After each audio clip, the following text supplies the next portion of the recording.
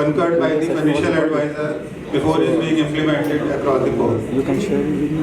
No. Yes. Because I have to pursue on that. Then you can share it. Just for the sake of recapitulation, the share of ABPMJ is 60-40 in all states and UTs with legislatures. In Northeast it is in 1910 and other 3 Himalayan states, and 100% where there is no legislature in these UTs. By what time you can share? Now this already covered by my colleague Basant, but to give you a complete picture, the total amount which has been spent in the last 4-5 years, RE is the basically revised estimate, and the actual expenditure which has been made is in the last column. So 2018-19 it was 82 crore. Now in 2022-23 up till now it is 350 crore. The scheme has progressed, though the budget allocation has always been around 650 crore and it has been reduced in RE based upon the expenditure. But the kind of expenditure in the last 2 years it has picked up. Now it is 350 crore and still we are having certain proposals with us for releasing these payments for Northeast states. Next. Now this is the fund release under this scheme for state-wise, and you can see the Assam is 192 crore, and you can see from the last 4 years it has progressed, and the final figure as of now is 352 crores. It may go up to around 375 or so.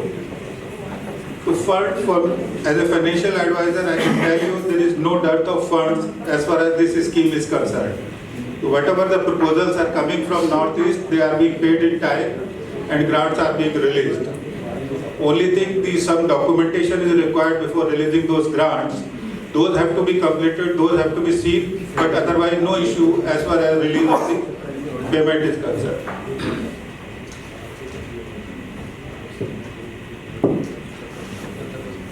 This is basically a sort of discretionary grant in aid for administration to implement this PMJY, where certain percentage has been defined by NHA that how much is within the admin grant, how much is spent on office expenses, infrastructure, HR and IEC.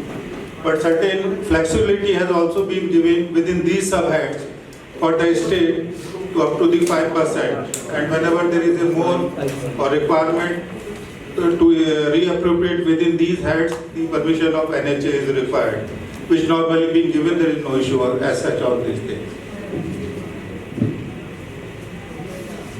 Since all the SHAs are getting the payment, they must be knowing these are the prerequisites, and whenever any of the documents is short, we feel very difficult to release those amounts. It should be a request from the state and this proof of state matching contribution, audited financial statement. This is a problem area where we are not getting in some of the cases in time. And the last is the utilization certificate. This is mandatory from the Ministry of Finance that you will have to give the utilization certificate before the release of the grant. These are the two points which I want to highlight, that all the interest which is being earned on the amount, the grant which is being released is supposed to be returned to Consolidated Fund of India.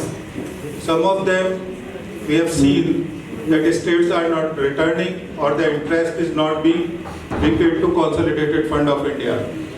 So this I request the state to ensure it. Wherever they are earning some interest on these releases, they must deposit and they should be shown separately. And this is a general rule of Ministry of Finance that when the 75% of the total amount is sanctioned, then only after utilization and audited statement the next grant is released. Wherever there is an insurance scheme, when the premium for the returned by the insurance company for the payment which is not being utilized, so the share in which the grant is released is also be released to the NHA bank.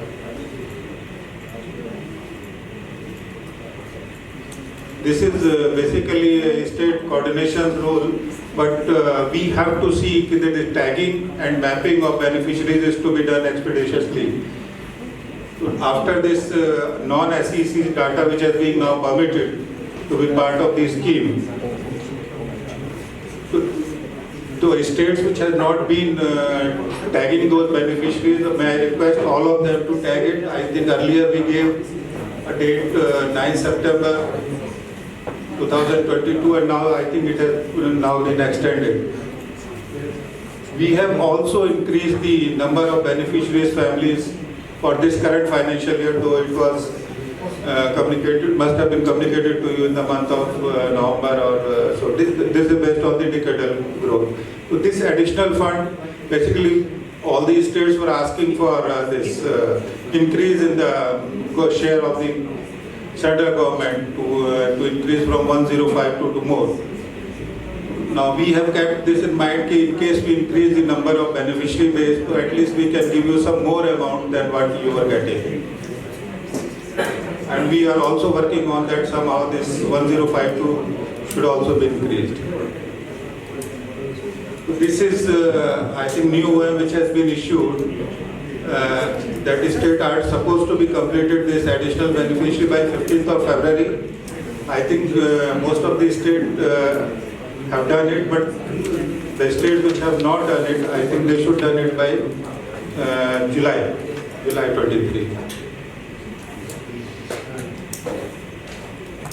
Now all of you are basically PMJ officers who are looking after the PMJ in the state. SHA is basically mandated for PMJ, but in some of the states the ABDM is also being looked after by as an additional charge, or some of the common officers are also looking after ABDM.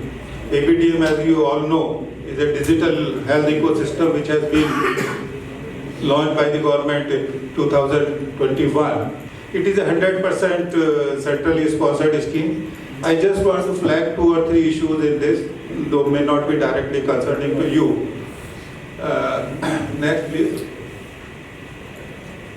This ABDM, we have allocated this IEC, CB and HR cost to all these states for next 5 years. And we are releasing it based upon the utilization. But what we are finding that most of these states are not utilizing these grants. Maybe they may not be having that infrastructure, or they may not be motivated to that extent to spend this amount. So these are the releases which are in some of the cases are still due, just for the want of expenditure from these states. So all these states of Northeast may request that they should look into it also, or tell their counterparts so that it can also be utilized properly. Next. So this is the position of ABDM we have released. This is in lakh, not in crore. So far we have released 70, how much? 275, that is 2.5 crore.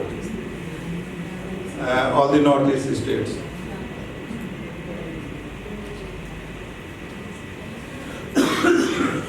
In order to promote ABDM, there are 2 schemes which have been launched by the NHA. One is meant for the officers who are in the field, who are implementing this ABDM. The one is for the capacity building, where we will be training them, we will be sending them outside. These are the schemes which has already been communicated from these 2023-24 onward. We will be sending state officers for training, and I think all the Northeast states should also participate, so that they can also have some sort of incentive and promote ABDM. And next. And this is the another scheme. This is for the implementation of this ABDM. We are giving some financial incentives to those who are the companies who are involved with this integrators generating digital records. Even for scan and share also, we have now started giving some incentives to all the hospitals, even for the clinics or the facilities having only 2 doctors, or earlier it was a limit of minimum 10 beds hospital. Now every health facility is being provided some financial incentive to promote this scheme even for scan and share. Whosoever is doing, which hospital is doing, we are giving them incentives. So right now we have some 25 crore in the last quarter of financial we have allocated, and 50 crore for the next quarter. So that this scheme, my request is all of you, if you are involved in any way with the ABDM, that to utilize these incentives and to promote this ABDM. Right? So this is all from my side. Being a financial advisor, I can assure you that releases and things like that, definitely we are not taking much of the time. We will any issue with regard to release or anything, we are here to help you. Thank you. This is the ABPMKY State Health Agency presentation.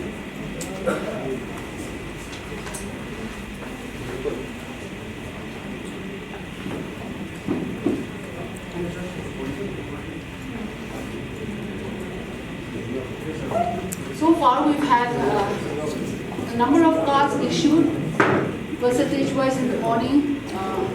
The Deputy CEO had highlighted that percentage-wise it was about 69%, nearly 70%. I just want to mention that we had embarked on the Ayushman card, Aapke Dwar Ayushman drive. However, we are doing it without the agencies. We are not able to have any agencies on board.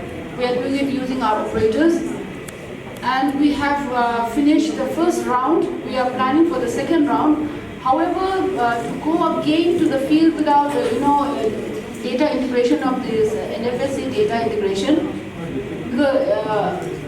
it is going to be, since the drive itself is very expensive, we are waiting for the data integration so that we can do the integrated NFSA data as well as the left behind SECC and RSBY data as well.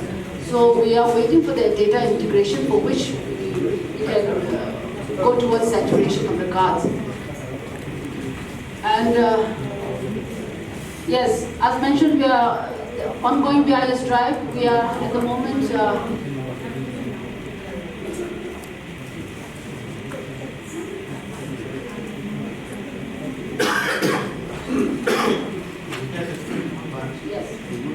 so, card saturation, as I mentioned earlier, we're doing it by the SHS using the operators. With regard to the IEC activities, the Aapke Dwar Ayushman drive has, increased, enhanced the awareness of the people at all levels, because whenever we go to a village or whenever we go to an urban setting, there is always an initial period wherein the staffs of SHA who accompanies all this drive, they promote the scheme prior to the generation of the cards. So side by side, IEC activities are also undertaken for this Aapke Dwar Ayushman drive.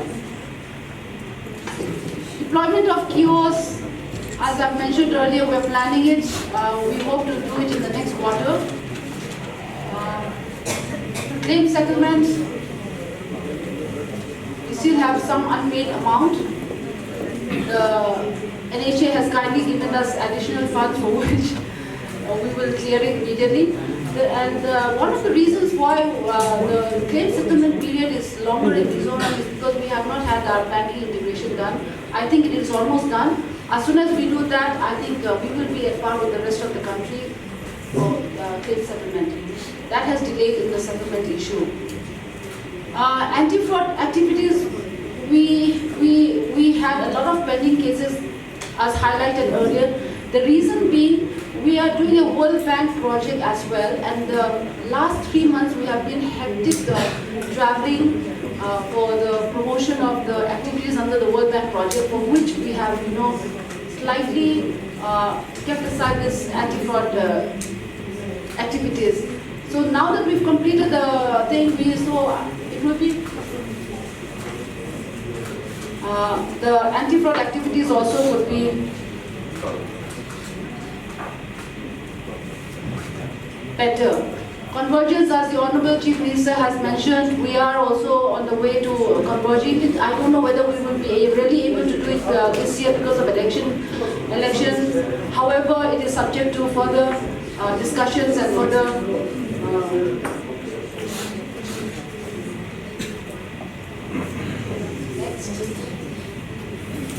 we have not engaged in PFA deployment. Strengthening the implementation at the state and district level, we have a TIU formed at each district. However, it's very limited at the moment. We have one staff in place at the district level. Mizoram being a small state, we feel that having a complete set of the TIU at the district level is a waste of resources, really. Because from the state level, we are able to centralize most of the activities. So I don't know whether that should be, yes. So, however, with the kiosk that is being done, uniform kiosk at the hospitals, this DIU also may be, enhanced. However, we have the support of the TPS staff at the DIU level. We are doing it on a trust mode. What the challenges that we are facing is other penetration is not yet very high. The reason being, in many of the interior villages, we have poor internet connectivity and it's very difficult. I don't know how we can go about. It's going to be very expensive because we were thinking of other plans such as bringing the whole villages to an area where connectivity is available, but it's going to be very expensive. Monitoring and evaluation is one of the issues that we have done. When we first implemented ABPMGOY in 2018, we were more concerned with card generation. And the second year, in 2019, we were also concerned with card generation. While we were planning to do on the final activities such as M&E activities, COVID came, and during the 2 years of COVID, during 2020 and 2021, we were not able to do any of the activities.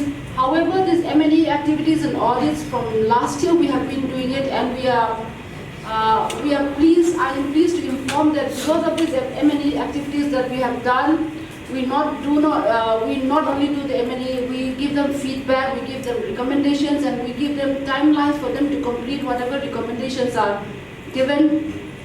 This has resulted in increased utilization at the public hospitals level. Previously inactive hospitals have become more active, and that has resulted in more utilization, and that has also resulted in requiring more funds because utilization has been very much enhanced because of these M&E activities. Awareness is still a challenge. The reason being ABPMGOY being a challenge in terms of awareness is because of the state scheme that we have. The state scheme was there prior to ABPMGOY, and people are used to the state scheme. Now this ABPMGOY coming into force, and the same society being the implementing agency, people are a bit confused regarding what is ABPMGOY and what is state scheme. So, however, we hope that this will improve, and with convergence there would not be any need for difference between the state scheme and the ABPMGOY scheme. So the scheme awareness would take up. Other key challenges are, yes, high utilization. Awareness is very good. Utilization is very high. So I request to enhance the premium rate because as it is too low for us. Now I would also request if there could be consideration for enhancing the premium, if it cannot be done for the whole country, maybe for a low population state like the northeastern states, it could be enhanced for the, because we don't have the economies of scale. So if that could be considered from the NHA level, it would be, I think, a welcome move for all the northeastern states, excluding Assam.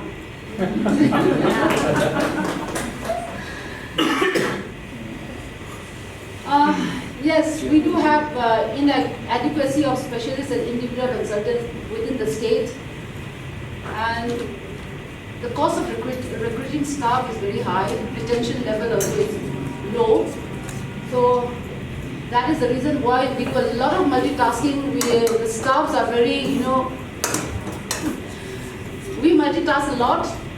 So that is one of the areas where we need to strengthen. However, the admin expenditures, specifications are there for the number of funds that can be utilized for manpower. This is a issue that needs a policy change.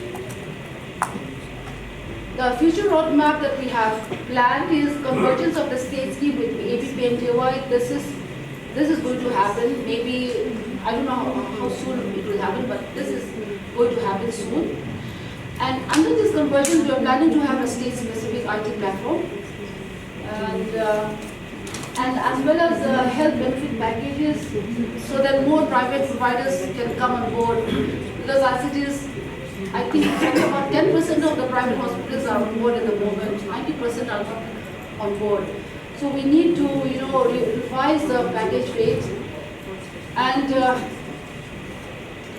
we need restructuring of the state health agency, and that is when the real decision for conversion comes into force, this also will be undertaken. For scheme improvement, again, we keep saying enhancement of the premium. Maybe if it is not possible, maybe with the correspondingly with if there's a higher utilization, if the premium could be enhanced, that option also can be ventured on. We're thinking of universal coverage as well when these conversions come. So that is another issue that we is pending. It's a big, it's a very ambitious one, but that is with our CM, the way he's, this is his pet project, this is his baby. So if we are having election this year and if they are still in power, I think it will be a dream come true for all of us. Thank you. Thank you, ma'am. Thank you for a very actually the presentation. The format we have shared, it really served our purpose. We didn't want that the states would come forward and just talk about the stats. We really wanted to understand the ground level challenges and few of the issues which you have raised, that data integration. IT is a very key, is kind of the core of this scheme, but I understand that we are facing challenge with that. But let me kind of forewarn all of you that it's really tricky to go ahead with a very smart IT system, and if energy is facing challenge about that, then I can literally tell you that we have more than 300 people working for the IT project. Okay, more than 300 people. And still we are facing, we have best of the companies, like we have TCS, we have ENY, we have L&T, LTI, we have there is no dearth of resources available with us. But all of you know the situation of IT. So even before you think about venturing something, exploring some other options, please think 10 times that whether it is really going to be, you will be eventually going to control that or not. The second point which you have highlighted is bank, and let me tell you a couple of states who have tried. They have come back, and who are still going on, they are facing even more problem. So you have always a choice to go to some IT platform provided by a TPA, which will have a very limited kind of option. One more thing with the IT, whenever someone is offering you IT platform, please do remember that if they are offering you free of cost, there is a very great vested interest about the data. So if a TPA is providing you an IT platform, they are definitely doing it on the behalf of getting data for you, and data is the new oil. Okay, so Google, Facebook, and everyone who is, so Google is providing you such a beautiful IT platform. They are not charging you any paisa, right? It's just because you are giving them lots of data, and that's one point. Second point is you have rightly pointed out this about convergence. That convergence will, in most of the states like Arunachal Pradesh, there is a very, very poor take, primarily because there is a parallel scheme going on there. So unless you converge both the schemes, and in all those states where there is a poor implementation, in Assam if I talk about, things will improve and things have improved, things will drastically improve as soon as there is a more, like now Assam has already converged and rolled out NFS and the results are very obvious. We can see we have 2 and 2.5 lakhs card every day with the converged platforms. That is really going to be helpful. The third point, that those states who are finding challenge in recruiting resources, please you have one smart option. That option is that when you are floating ISA tender, please include additional resources which you want to get. You can call it like a state headquarter to unit resources for managing at state headquarter. That will do away with the requirement of going ahead with a long recruitment process, additional financial approval and everything. So in the ISA tender itself, you can add requirement for additional resources. That's a very smart way of doing this. And these are circumventing the bureaucratic red tapeism and everything else. And many states are doing this smart option I have provided you. The second point is about data. So any state who is even thinking about going ahead with any expansion, please do not go with any expansion other than with NFSA database, because all other databases are thoroughly useless. Let me tell you, let me be as candid as about that. Okay, the fancy idea of going for an enrollment drive, going for a like some kind of franchisee and all that is totally will put you in a literally in a soup. And the states who have tried, I will tell you one example. States who have gone with the NFSA, there is a very good correlation with the poverty. But states like Kerala, who have not gone with the NFSA, Gujarat has finally decided to go on NFSA. There is a very poor, like rich people are getting benefits and poor are kind of, whenever you will think that enrollment ke liye koi aayega, enrollment ke liye rich people will come, poor will not even be aware that there is some enrollment drive going on for this purpose. So that is a very, very, very honest feedback to you. Please do not think about any kind of enrollment drive and don't suggest your leadership about that. That's a very fancy idea that we will go and we will reach out to poor people. You will never be able to reach out. NFSA data is established data. It may have some cases of exclusion and inclusion, but well, it is the most useful data in the country today. The fourth point about bank integration. Like those states who have done bank integration, we are facing some challenges. Now we have decided to change the technology. We were doing it through SFTP mode. Now we are doing it. Now we have planned to go for the API. So we are doing a pilot in Kerala with ICICI Bank. As soon as it will be launched and successful for Pan India, we will migrate to a API-based integration. Currently, what is happening when you push the data to the bank? Many times you are not even aware that payment has been done or not. If something is stuck, it is stuck.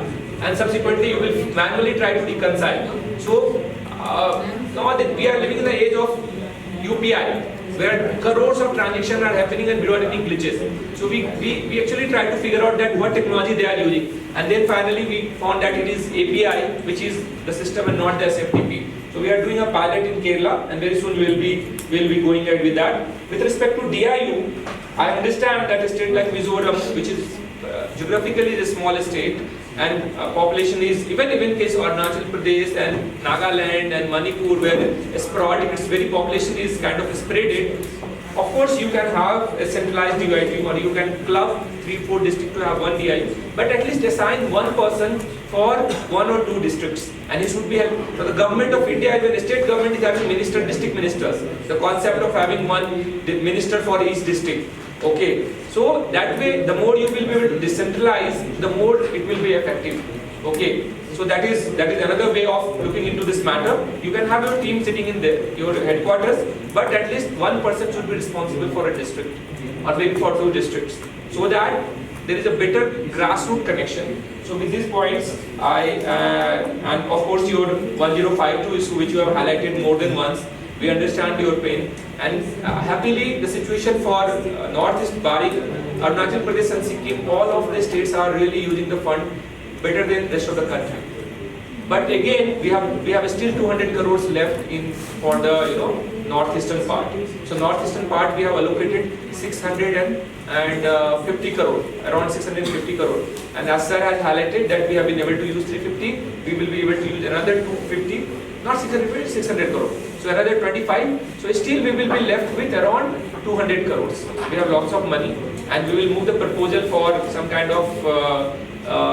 And it's not a commitment, it's just a, like we understand your problems and we will go ahead and see that if we can help you with the increase in the premium. So thank you very much. We can next one. Yeah. Thank you, madam, and thank you, Sri Rohija. Before we move on to our next speaker, we would like to give a token of appreciation to our speaker. So, is it ready? Alright, may I kindly invite Dr. Basan Garg, additional CEO, to, in that case,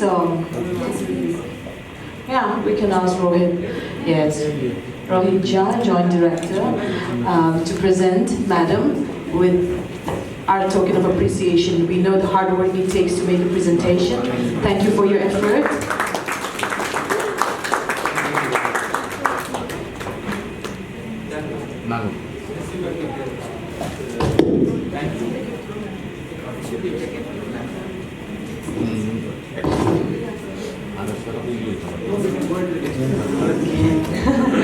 Well, we were about to give show our appreciation to Rohit, but then he chose to receive it later in the session.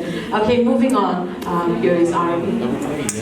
Okay, and now we should call on State Health Agency, Assam, for a virtual presentation on ABPMJY. So, Assam. The microphone then.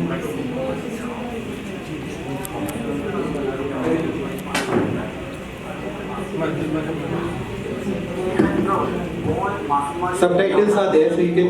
This person is talking about what help has he got from the PMJ.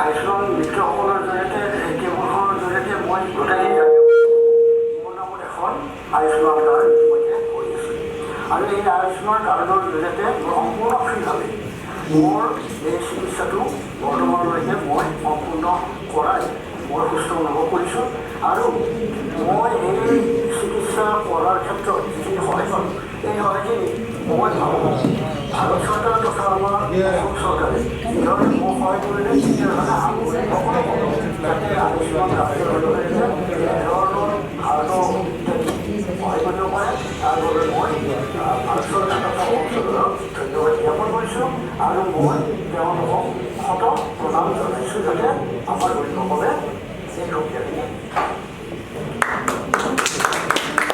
So this video just highlights the kind of support that everyone is getting in Assam and across the country under the program. If you see this person's talk, and we have almost 150 such videos. This is one of the videos, and we are making 500 such videos.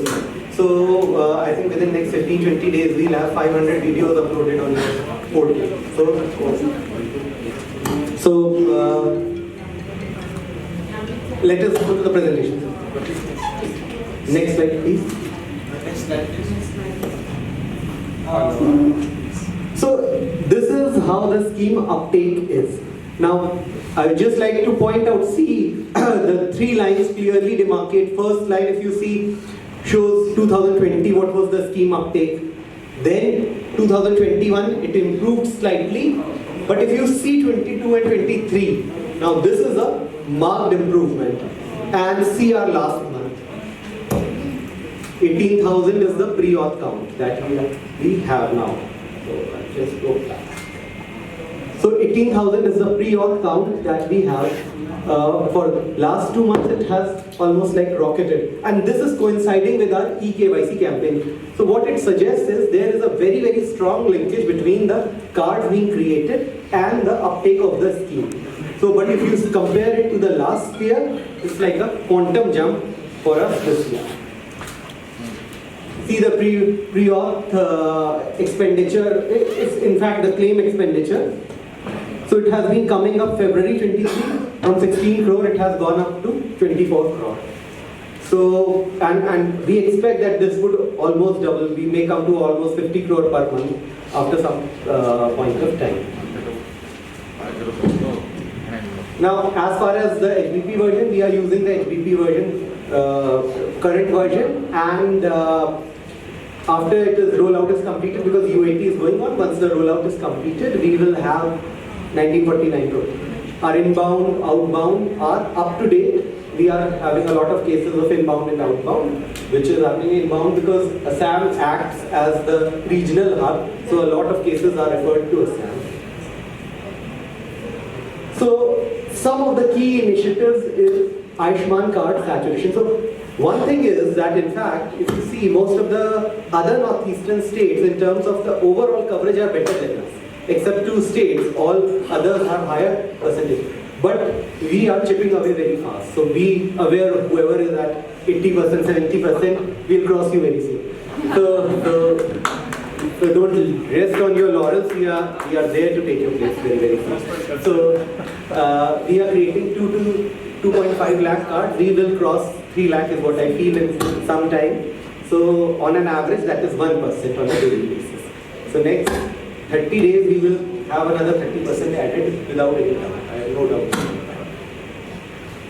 And now, and this is being done by field level workers. So we have a presentation on that. I'll elaborate more during that presentation. But my advice is, while beneficial agencies can be utilized, in case of Assam, one of the issues was there were certain issues of rent seeking and other complaints coming in. So we just continued with that model.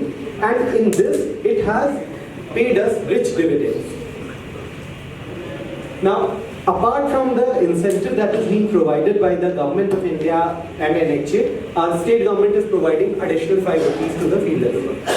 Now, this has galvanized the situation. So, for every eKYC that a field level worker is doing, she'll be or he'll be getting 10 rupees. So, if I go to a family of 5 and I do 5 KYCs on that day which are successful, I'll get 50 rupees. That is on card delivery. Otherwise 7 rupees upfront. So we have divided it into 2 parts. 7, 5 from the NHA, 2 from our own resources, and 3 would be once the card is delivered. So if you see 50 rupees per family, even if she or he, a simple ASHA worker or a multi-purpose worker or a Digi Sakhi or these kind of field level workers, they will be getting, if they even visit 10 houses in a day, they'll be getting 500, which is a huge amount, if you see. In fact, we were just checking yesterday, one of the field level workers has done something like 8,000 KYCs now. So I just calculated, so he is eligible for 80,000 rupees. So 80,000 rupees he will be getting from us. So it's a huge amount. And we have taken an internal target of completing this by 25th May, so we are pushing for it. Now, claim settlement.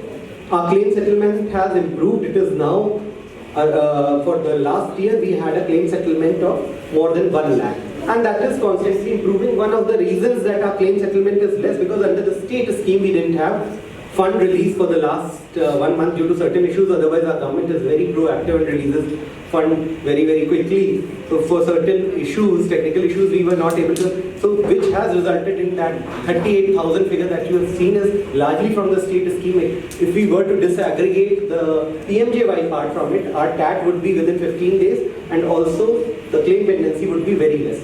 Largely the claim pendency is coming from the state scheme. Anti-fraud, once again, we have reorganized the entire anti-fraud. We have recruited a lot of district medical officers, which has helped us quite a lot.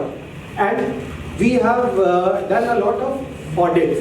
And I would encourage other states also if they can do this, because it's very eye-opening. Sometimes what happens is, this anti-fraud, you just require, most of you would be aware about the system. So what you require is just a bedside photograph.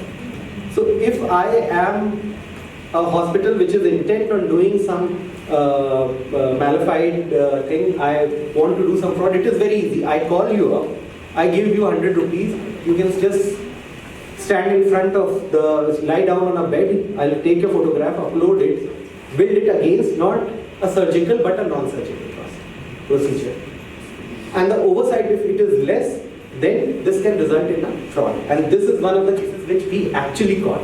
So as a result, we are now, last 3-4 months, we did a lot of beneficiary audit, both the desk audit as well as the field audit. And it was done very, very intensively. In fact, what we did was claims, even if it meant delaying the claims by slightly some time, what we did was we first segregated the claims. So all government hospitals, all reputed private hospitals, we released immediately. But for those which are smaller units, we actually did intensive beneficiary checking, and after that we released. So whatever we found was not admissible or we found fraud, action was taken.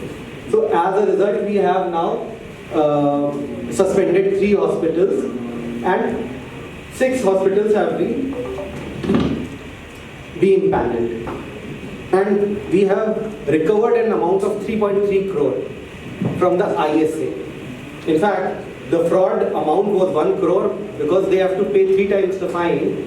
We are recovering 3.3 crore from them as fine. That is wrong acceptance. Right? The fine is for the wrong acceptance. Yes, so as part of the duty of ISA, they are supposed to ensure that the fraud does not happen as part of our contractual percentage. And if there is any instance of fraud, they are to be fined 3 times the amount. So our fraud came to around 1 crore, 3.3 crore we have deducted. Only on the IS. On the IS. How about hospital? Hospital days we have filed an FIR. So we got the owner arrested and all. That is beside the point, but recovery, we are trying to get the recovery also done. But if recovery happens, fine, otherwise the ISA would be good.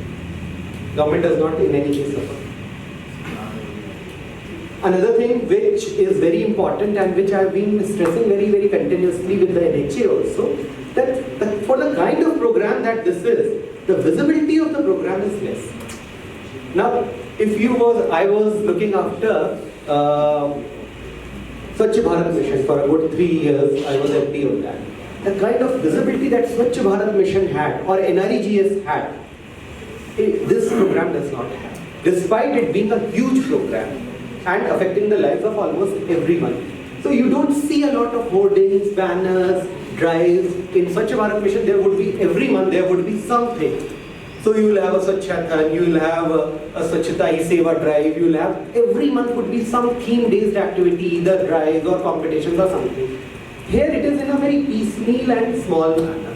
So NHA, I would request that probably they can from their side also take up these kind of every month or at least 2 months activities which will involve the entire country. And from our side, we have already started doing it. So every month we have activities. We are doing a lot of print advertisements. We are taking buses. So all these buses that are going around in rural routes, we have done bus branding on them. Then electronic media campaigns. Then beneficiary videos that we showed you. Social media, Twitter, Facebook and all, we have a daily engagement. So if you go to our Twitter or Facebook page, you'll see daily update. We have a monthly calendar of everything, so you'll see a daily update there. So if you see, this is a snapshot of all the kind of activities that we are taking up. So if you see, we have these kind of hoardings. This is in our ISBT, you'll see this bus branding, you can see airports. We have these van micings done across. So we are taking it up in a big. I've been requesting Rohit for a lot of IC and administrative funds because we will do it at a next level. We keep on holding competitions, online essay competition, painting competitions, different kind of slogan writing so that people get engaged in this. Our Honorable Chief Minister has given a message to everyone. So all these kind of things you will see have a lot of impact. And kiosks, NHA was talking about, we have already these kind of kiosks. If you see, this is in Tejpur Medical College, and some kiosks we have already deployed and others are in the process of being deployed. If you see we have a very big kiosk in GMCH. Any of you who have gone, this kind of branding you will not get, and you entire front part of our reception, one part is covered by NHA. So apart from your kiosk also, if you see, this is the kind of entire huge area we have given for state scheme. We have already converged with the state scheme. The state scheme already is going on, 58 lakh families. This keeps on changing because it is dependent on the NFSA database. But presently, 28 lakh families would come from our own side and partly remaining would come from the government of India. BFA deployment model we are not utilizing, so it's not going to happen. We have PMAM and PMAMs 429 are being deployed, and we have completed the recruitment of another 147. So another 1 month, I think we'll have another 147 PMAM. So we are trying to get a lot more manpower in strengthening the district and state units. And as they were talking about, we are hospital administrators. We are also working on a cluster kind of system, as Madam was saying. It's not necessary to have manpower for every district if you can cluster them well and ensure that your coverage and your purpose is served. So this PMJY first has given us a lot of results. So anyone who comes to our scheme hospitals, they have to be mandatorily screened for having an NFSA card and an Aadhaar card. If they have, even if they are in the state scheme, we convert them to PMJY. So as a result, if you see, in fact, I have not shown you comparison with our state scheme, which is a very interesting comparison. From our state scheme, we were just 1 year back. If from PMJY I was paying 1 rupee, from our state scheme I was paying 2 rupees. And interestingly, even the government of India funds I was not utilizing fully. So my eligibility is 284 crore. I was taking 87 crore from government of India and additionally pumping in 200 crore from my state scheme, which is as stupid as it can get. It is a drain on the state resources while underutilizing the national scheme. I don't know about the other states, but that was a major problem in case of Assam.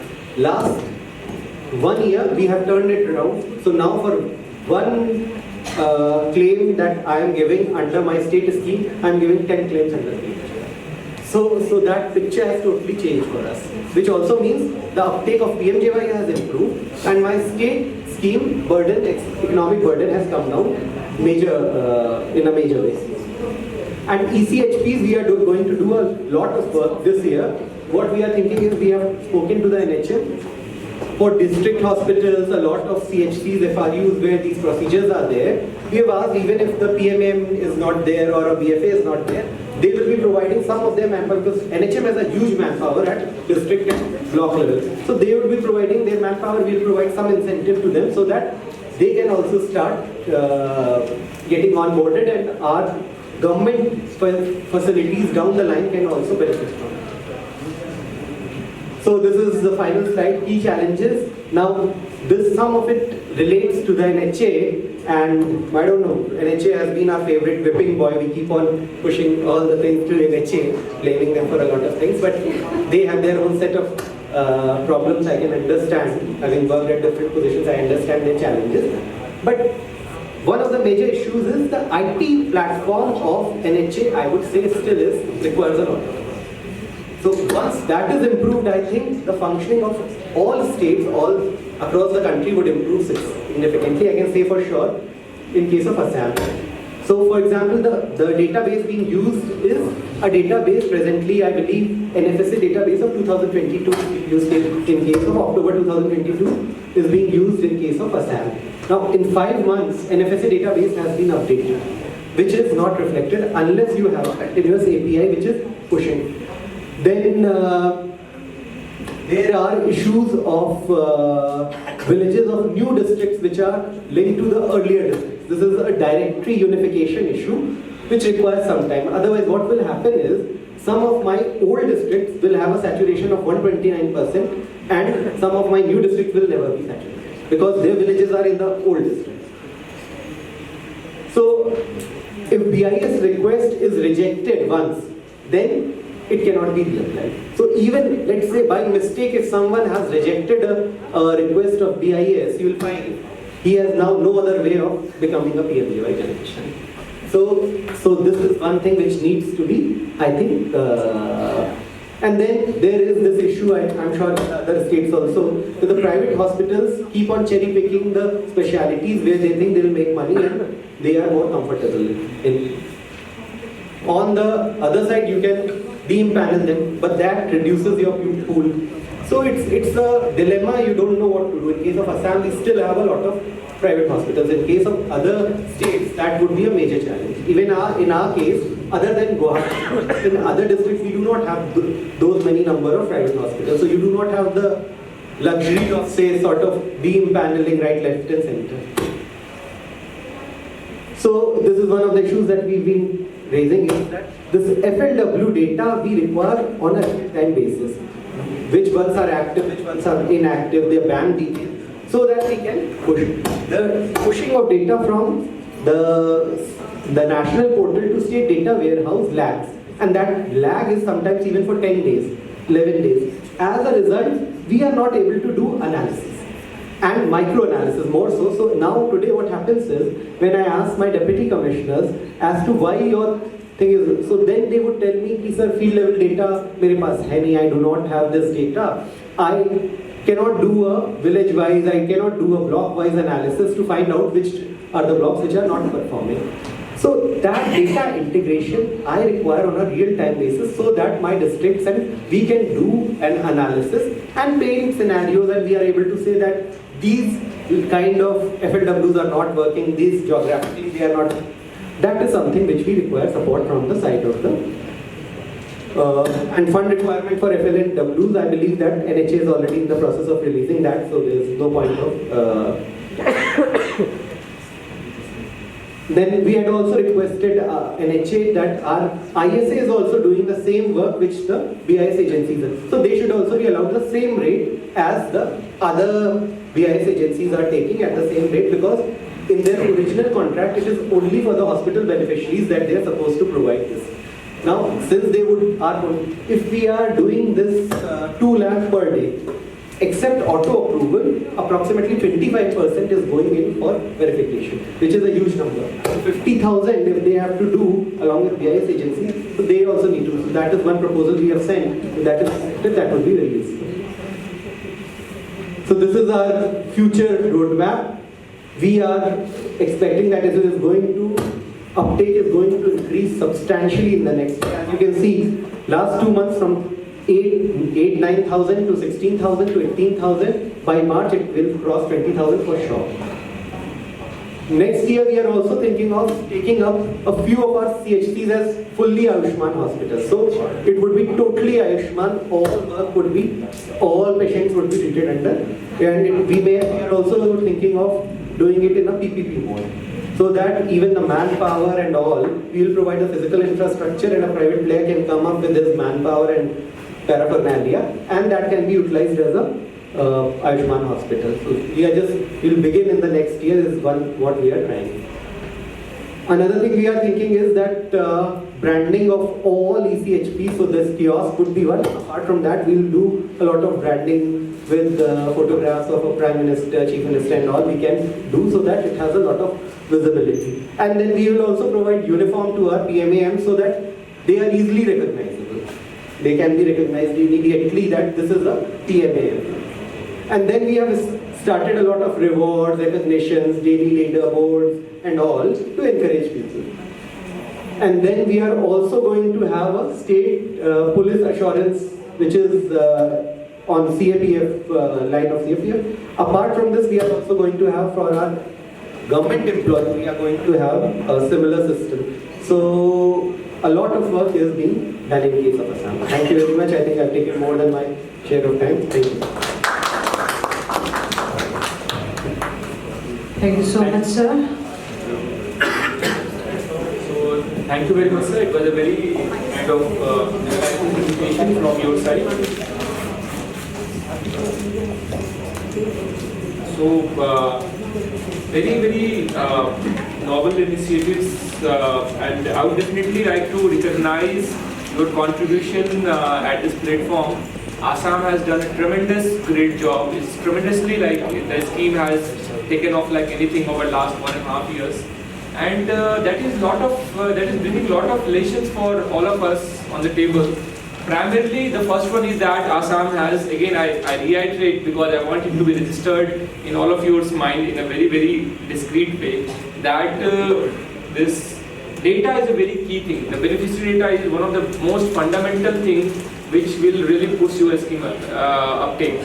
So wherever you are using a database which is kind of creating trouble in identifying beneficiaries, please choose to migrate to NFS database. And also look forward, please do not be apprehensive of your state scheme getting cannibalized by PMJY. That's not the case. The 3 states. Just on this very point, because I think a lot of states may have some apprehensions about the convergence. Now, Assam is converging with, it actually creates a lot of coordination. I would say the state schemes are better utilized, and your financial burden on the state scheme goes down drastically. If you start, because what we are doing is, we are trying to push everything. If a beneficiary comes, and if your scheme features, unless the scheme features are drastically different, then why should we pay from the state scheme? If you have taken every single penny from the government of India, then it is fine. But if you have not, and most of the states do not have an insurance model, so they are not taking, most of the states are on trust model, I would fully subscribe to what Rohit is saying, that use this convergence model. It actually gives better dividends than going alone, and using your own platform, I don't think is the best of ideas. Using the TMS is far better than using your own platform, unless you are a Karnataka or Kerala or where Tamil Nadu, where you can design everything better than even the national level. Thank you very much, sir, for really putting it very candidly. And yeah, so like Dr. Kika is from Nagaland, probably he would also like to say something. Sir Rohit, sorry, thank you, Sir Rohit. Sir Siddharth, just one question. We really appreciate the card issuance activity that has been taken up in your state, especially in the last few months. And then Sir Rohit has been sharing in the WhatsApp group every day how the Assam has overshoot even the bigger states in the mainland. So we all give a big applause to Assam. His leadership, that we are seeing this. And then for the first time, maybe the northeastern state has overtaken the mainland states also. So having said that, I just want to know one thing. What IT equipments you have provided to the operators, whether you have provided or they are providing by themselves. So because in the eKYC, some sort of IT equipment. Mobile is required. Yes, but that is only applicable for the set of group of beneficiaries, isn't it? For the beneficiaries. Right, but it is not for it. They do not have any enrollment catalog. You have an enrollment catalog. No, what I mean is that, yeah, because they also have a set of database, not the entire beneficiaries in the Assam government is with the NFSA. Right. So IT equipment we have not given anything. First of all, it's not only my leadership or anything. It is basically I have a very good team. The deputy CEO takes a lot of interest. My entire team puts in a lot of efforts, and last few months we've been putting in the very hard yards for. But I don't think actually you require a lot of equipment per se. Only thing what happens is you give incentive, people will start doing it. If you don't give incentive, what will happen? They'll tell you 100 reasons why not to do it. So they'll tell you mobile, Android version, you require this version of Android, I don't have it, so you purchase me an Android phone. So for doing a KYC, you will not keep on buying everyone phones. But if you give them, just like we are giving extra money, they recognize, they'll get the phone from somewhere. If someone, like in our case, if someone is going to get 80,000 out of it, he may as well purchase a phone. So we do not have any major equipment except for hospitals and all. We have given equipment, we have given them computer, we have ensured that all the places we spend some money so that connectivity is good in hospital situations. But others, they go and they keep on facing all these problems. So every day we keep on talking to Rohit, Kevin and all, if we face any problems, and they keep on solving. But apart from that, we don't give any other, we are just trying to motivate them, promote competition amongst themselves. So there's a, for example, in the district, we'll identify who are the first 3 performers. You set the cat amongst the pigeons and you'll see that the other pigeons also start flying. So that is what we are doing. Thank you. Just one particular situation that we face in Bhutan is that many people at the time of the eKYC by all Aadhaar application. So now that mobile number which was seated with the Aadhaar at the time of Aadhaar generation, they no more utilize. So now they have to go for yes. That is what we are facing. And then these people, especially in the rural areas, they keep on changing their mobile phone number. So that is why my question was that those people will be requiring at least a fingerprint device. But face what we have provided. No, that if it is not been captured by the time of at the time of fingerprint even your the fingerprint device is not very costly. Even if you were to procure it, 1,000 rupees you get it. Yes. The fingerprint devices, and if you procure services, it would be even cheaper. So if you were to talk to an agency, we will just provide you services, it would be even cheaper than this. But face scan is easy because even my Ashas are doing it. So if our Ashas is able to do it, I assume that it must not be very, very difficult to do it. And then iris scan no one does. OTP based authentication, your biometric based authentication, people are utilizing and face scan. So I don't see that. And another thing which is generally true for all of us is we tend to bring the last mile issues first. So what happens is that we will say that last 10% this problem would come, last 10%. So in Assam, the general take we have taken, let's reach the last mile and then we'll tackle the. Once we reach the saturation level of 80-85%, I'm sure we'll face a lot of problems for the last 15%. But when I was at 20%, I cannot give this excuse that every place is remote. So generally our mindset is let's keep on pushing. Those who can't do it would be left slightly behind. We'll keep on pushing them also. But last mile issues, if we bring up in the first go, then generally what happens, the sense is lost and everyone gets an excuse to not do things. Thank you very much. Very rightly said all this. So the point is that face watch, you do not require to have a face watch at the time of when your Aadhaar was getting made. The photograph which was taken will work. Right. So please try that. And one more thing, sir, I would request Assam to host a kind of event in the state for all the northeastern state. It may be 1 or 2 day event because you have a lot of things to share, and I'm sure other northeastern states look forward to Assam. That other northeastern states look forward to Assam, that how things have been improved over the years, over last 1 year. And let me tell you one thing: this is definitely driven by the leadership. That I can tell you. And if the COSHA would take interest, if the COSHA would drive that, it will be. Because as sir has told that, I think it's almost every day or every alternate day we have a discussion. Even on Sunday, last Sunday we have a 27-minute discussion on the issues of car drive and everything. So I'm not telling you that of all the priorities you have to set this as also as a priority. And if you will be able to do, then definitely it is going to take off. Another thing about the IEC, so apart from the admin funds we have given you, and the admin funds almost all the states are poorly utilizing, all the northeastern states. So we look forward to you that you use the admin fund for IC activity. If you exhaust your admin fund by using IC activity, you can propose to NHA, come up with a plan, and we will sponsor it from the headquarter budget as well. So if you have a great plan for IC, there is no dearth of money about that. So come up with a plan which is specific to your own state, and we will support that. There is no challenge about that. Now look, this is innovative, that 5 CSCs to be designated as Ayushman hospital. So you have to come out of your routine, mundane thing where we are every day exhausted. I know this is, we have to state coordination. Every day we are getting exhausted in the routine thing. But we have to look forward to new initiatives. That this new initiative which Assam is doing, this 5 CSCs to be Ayushman hospital, is really great. Again, a dress for PMM.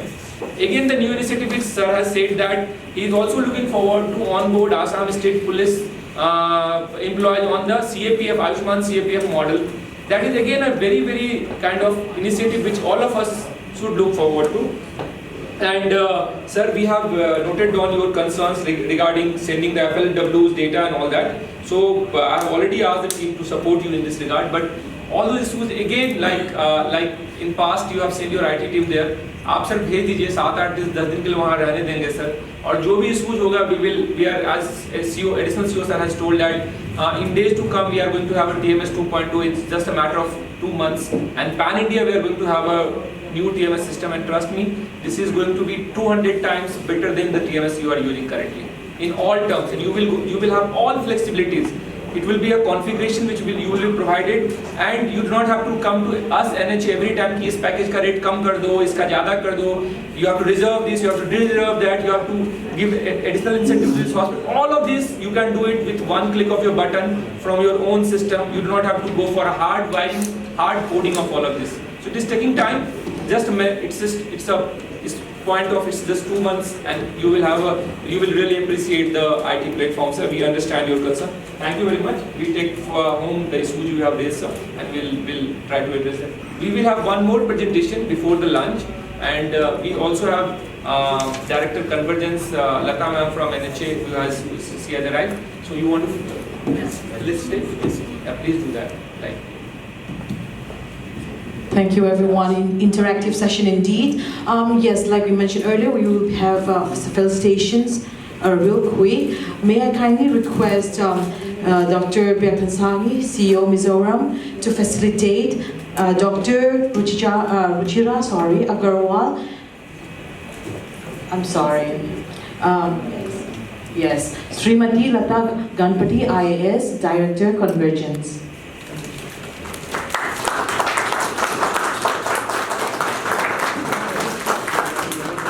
Thank you, everyone. And may I kindly request Dr. Siddharth Singh to facilitate Dr. Ruchira Agarwal, Principal Consultant, MNR and NHA.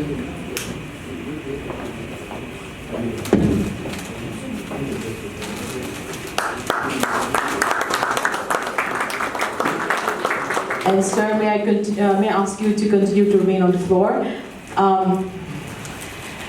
Yes. May I call upon Sri Rohit Dioja, Joint Director, SPC NHA, to be facilitated by Dr. Siddharth Singh.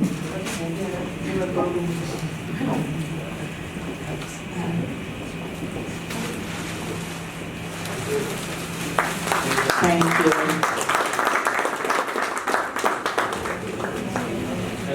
Thank you, everyone. Yes, we have one more presentation left. Please bear with us. We'll have our lunch shortly.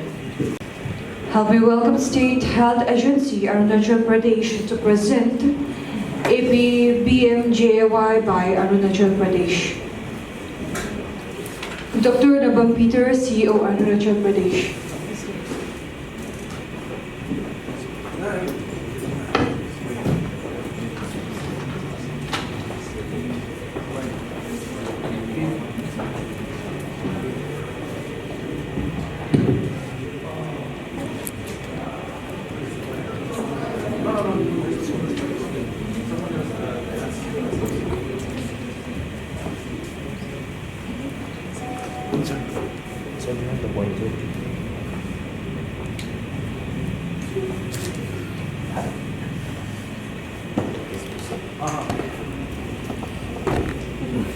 Good afternoon, and thank you for this opportunity to present. So after Assam's presentation, Arunachal's will be a very minuscule in terms of all the figures and all. But as an elder brother, we always look forward to learn from Assam, and in fact, of course, the Assam's beneficiary drive that they have shown. Like we always see in the group, and Assam is doing tremendously. Okay, then I also wondered, okay, how it's being done, but we also would like to follow the footstep, and I think we have given our request. We have sent the details of ASAs, but I think the request hasn't been. Maybe there are some communications gap. So we will like the National Health Authority to maybe consider giving us that opportunity also to perform. As for Arunachal Pradesh, yeah, because we are, of course, we'll always be making excuse if I tell the reasons. But then, like when I was just looking at the number of beneficiary base we have been given, like 88,900, now it's expanded to 98,000 families. This is spread across 83,000 square kilometers.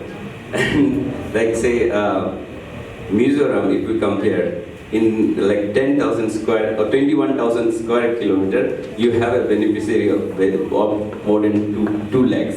So like my area is more than 4 times, but my beneficiary is less than half of what is given to Mizoram. So if I were to the SSS database, if I were to look for these people, it's very difficult. And we, of course, we tried, and we have like tried all our efforts, because we also understand that identifying beneficiary is the ultimate success.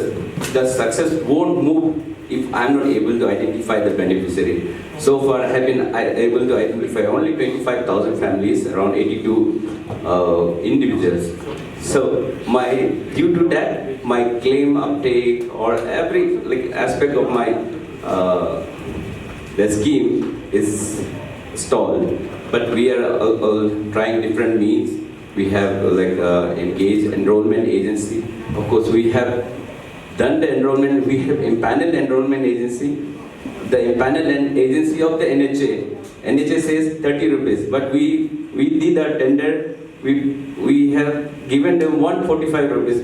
Still they surrendered. Okay, in Arunachal hum nahi sakenge. So that is the scenario. So, but I think with maybe we can think of giving the self-registration to Arunachal. Yeah, that's right. For that reason, we have sent the details of ASAs with all the details. I think that response hasn't come. So with Assam doing such a wonderful work, now when I'm stuck with mine doesn't getting attended, I think that's a little unfair. Okay, now I think I'll go to my presentation. So as I've said, we are very small in terms of other states, northeastern states, only Sikkim. But Sikkim's area, again, Sikkim population is lesser, and proportionately the beneficiaries also is lesser than. But I'm from the figure that was shown, Sikkim is doing a lot of pre-authorization compared to whatever number of identified. So incident ratio seems to be more in Sikkim. So we would also like to understand how Sikkim is having more hospitalization with lesser number of identified members. So that is one area we'd like to learn from Sikkim. So of course, this is a figure, and we have, as shown here, we have only 62 hospitals, but these are mostly public hospitals. And without, as Mizoram said, this without facilities. So only then 11 hospitals are performing. The rest, they are not performing. We are trying to encourage them to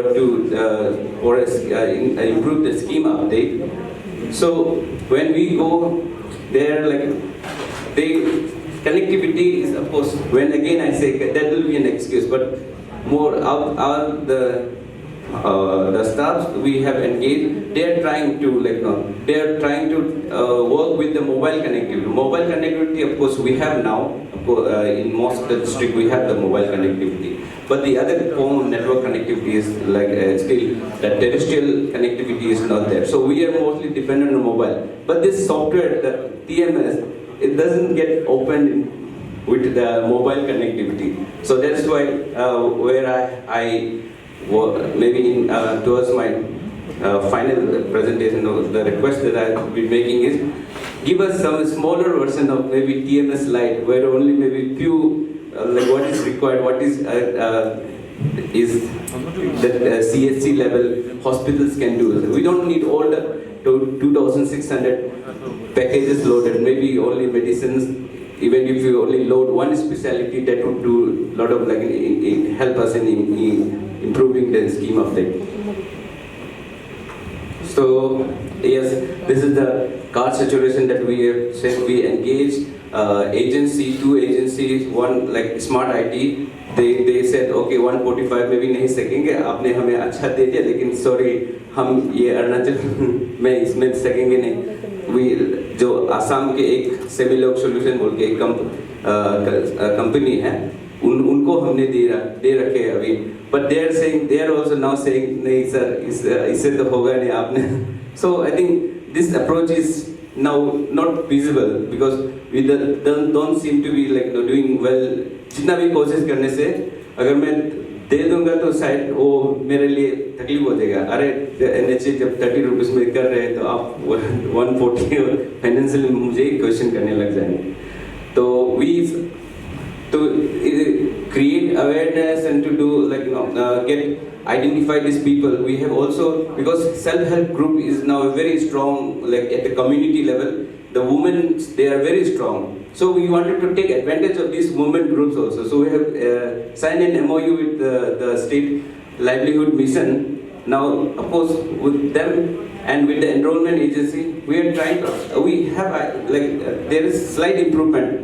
But now, because of this Aadhaar-based and again enrollment, we are again stuck. Now, after this, we were doing well, but suddenly non-Aadhaar based को जब हम बंद कर दें तो हमारा direct फिर shut हो गया. हमारा जो एक्टिविटी जो है खत्म, मतलब उसमें जितना डॉक्यूमेंट कलेक्ट करके रखा है वो Aadhaar based हिसाब से enrol.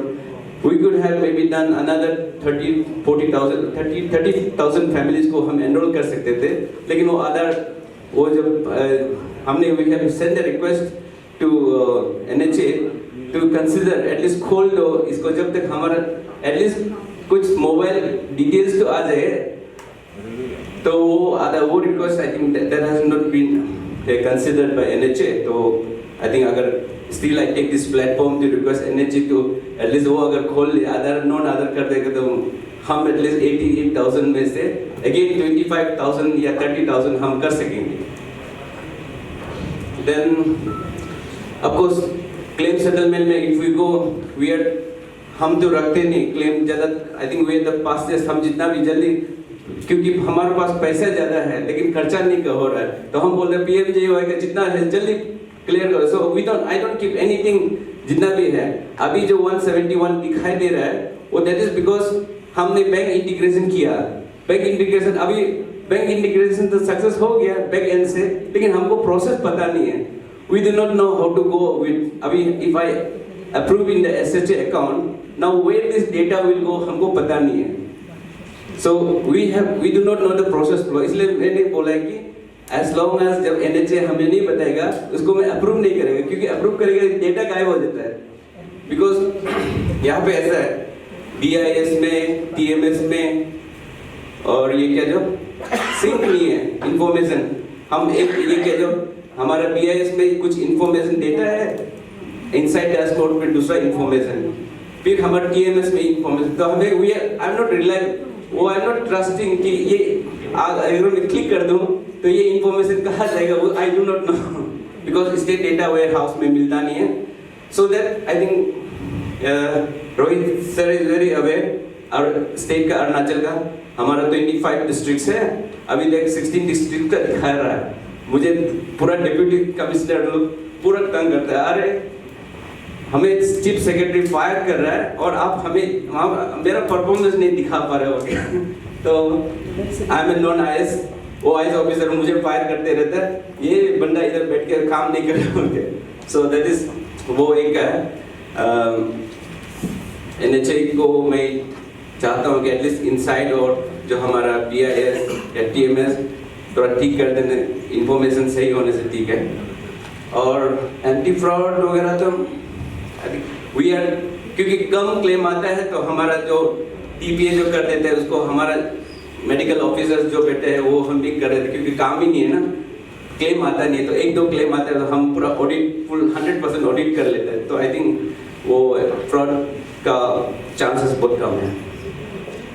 IC activities of course as part of the state scheme के साथ हम we are also trying to lot of IC activities, लेकिन we are like NHA Rohit sir को मैंने लिखा, आपने हमें तो बताया 200 रुपीज पर फैमिली देगा बोला है, लेकिन हम एक्सपेक्ट कर रहे थे ओके हमको 1.7 करोड़ एडमिन अकाउंट में मिलेगा सोचा पैसा, लेकिन हमें जस्ट रिलीज किया है 9 लाख, तो हमने बोला तब तो ये 9 लाख को रखते हैं, I do not know what is the instruction, क्योंकि ये 9 लाख से मैं एचआर के लिए दूं, आईसी के लिए दूं, ये कैपेसिटी बिल्डिंग करो, तो हो गए वी विल नॉट स्पेंड, हमारे स्टेट स्कीम से स्पेंड कर लेते हैं उनके, तो आई थिंक दैट इज वो एनआईसी और एनएचए अगर हमें बताए कि ये जो एडमिन का फंड जो है आप कैसे कैलकुलेट करके रिलीज किया है, वो मुझे हमें बताया 14.10 लाख आपका स्टेट शेयर है बोला है, हम उसका मुताबिक हमने स्टेट शेयर रिलीज किया, लेकिन दैट मीन्स 10% ये है तो 90% मुझे मिलना चाहिए था, वो गड़बड़ हो जाए, नेक्स्ट टाइम हमारा फिर कैलकुलेशन मुश्किल हो जाएगा, we'll ask NHA again कि हमारा स्टेट शेयर कितना देना चाहिए बोलेगा, फिर आप देगा फिर वो I think that in coordination will be there because we do not know how this is calculated, आप कैसे रिलीज कर रहा है हमें पता नहीं है, किस एक्टिविटी को आप अप्रूव कर रहे हैं किसको नहीं अप्रूव कर रहा है, that is not clear. Then kiosk वगैरह डिप्लॉय करना ये सब पैसा चाहिए होता है, पैसा नहीं है इसलिए हम जुगाड़ करके तो कर रहे हैं, हो जाएगा शायद। Convergence I want to know क्या पैसा नहीं है कियोस्क में? नहीं कियोस्क आप जैसे 8.8 फीट बाय 8 फीट ये पीवीसी का होना है बोल के, तो अरुणाचल में जो भी है अगर वो करेगा तो 1-2 लाख तो लग ही जाएगा, उसका पैसा कहाँ से आएगा, डीआईयू को आपने बोला पैसा देगा, लेकिन वो डीआईयू को कैसे हाउ आई विल गेट वो फंड कब मिलेगा, we do not know. I would like Rohit to come in, otherwise I will come. So, Dr. Peter, I think you have raised this issue of 9 lakhs with me. So I am examining the issue, and the issue is that you have not spent the money which was given to you previously, and that is why we were not authorized to release you, because it is the release is we have to see that the release is based on the trend of utilization. It can never be that we give you the money and it will pass. So when you are saying that you are not utilizing even 9 lakhs rupees and sitting on that, then that way you are creating another situation where probably we will not be able to release you again, because when you will come back to me and telling me that 9 lakhs rupees which you have released and I am still sitting on that, that makes a case that absolutely you do not require the money. Yeah, so उसमें क्या है वो PMJY से वो का beneficiary engagement जो हमने we are PMJY का बेनिफिशियरी एनरोलमेंट एजेंसी को भी हमने स्टेट स्कीम से ही पैसा बुक कर दिया, अगर हम उसको बुक करेंगे तो पैसा उसमें आते नहीं है because it won't be sufficient, तो state is wearing for even जो हमारा ये जो टीपीए का फीस है जो हम 71 लाख देते हैं फॉर द PMJY सेपरेटली, वो भी हम स्टेट से पे कर देते हैं, अगर हम क्योंकि हम उसको बुक उधर नहीं कर रहे हैं, we are not booking it under TPA का fee has to be from GI implementation and not from admin.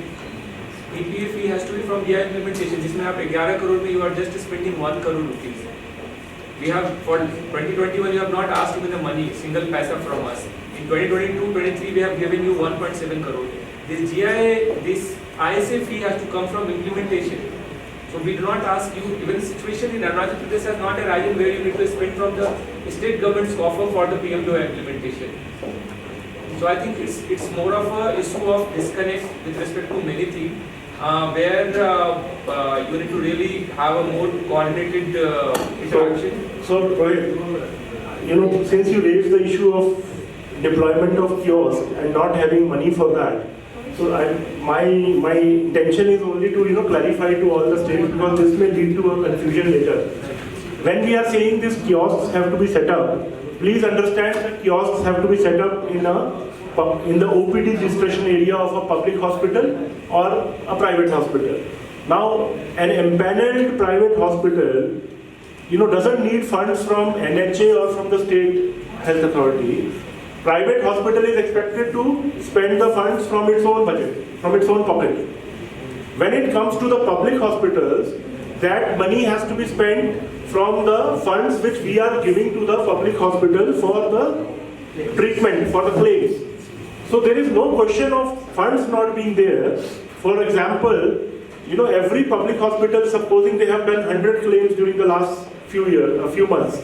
So for those 100 claims, amount must have been paid by the state to the hospital. Now that in a public hospital, that money would be going to, say, a Rogi Kalyan Samiti or a patient welfare fund or something. Now that money can be used for setting up the kiosk. So if you carefully read the letter, the circular which we sent to all the states to set up these kiosks, that circular gives you the size of the kiosk, the material of the kiosk, as well as from where you will get the funds. So for private hospital, the hospital empaneled has to provide for the funds for this kiosk. And that you can ensure, I think they will be very happy to do it. We are already getting it done in Assam. And for public hospitals, there would be funds in the Rogi Kalyan Samiti. I understand that with some states, there could be those public hospitals which are not active at all, which have not received any funds. They are not treating anybody. But there are many hospitals which are already active and they are treating, so please do set up kiosks here. So kiosks need not and should not face any funds constraint. So that was my only point to come in. Otherwise, this would have been a lot of confusion. Thank you. Yeah. So that is I got the reason. But then as आपने ही बोला है कि जब claim ही नहीं हो रहा, public hospital में fund ही नहीं जा रहा है, तो मतलब बिकॉज जो जिस क्लेम से जिस यूटिलाइज करना है उसी पे फंड है ही नहीं, तो इसलिए अभी ऑफ कोर्स जैसे हमारा ट्रिम्स एक मेडिकल कॉलेज है, that maybe will be able to afford, लेकिन वो ही the hospital is crying saying कि ये फंड जुड़ता नहीं because the medicine cost इतना ज़्यादा हो गया, आप जितना पैसा देते हैं उससे ज़्यादा मेडिकल बिल हो, तो that's why we discussed about Jan Aushadhi, जहाँ पे हम we can lower the cost through implementation of Jan Aushadhi. तो of course I think we can, yes, we will उसको देख लेते हैं सर. ये सर आयुष्मान कार्ड जनरेशन हो, ये नॉन आधार जब से हमें बोल दिया हम तो डाउन हो गया, तो claim of course that will जब से ये क्या if we increase beneficiary base claim should also go up. की चैलेंजेस सर डिस्कस करते करते बाद में बोल ही दिया सर.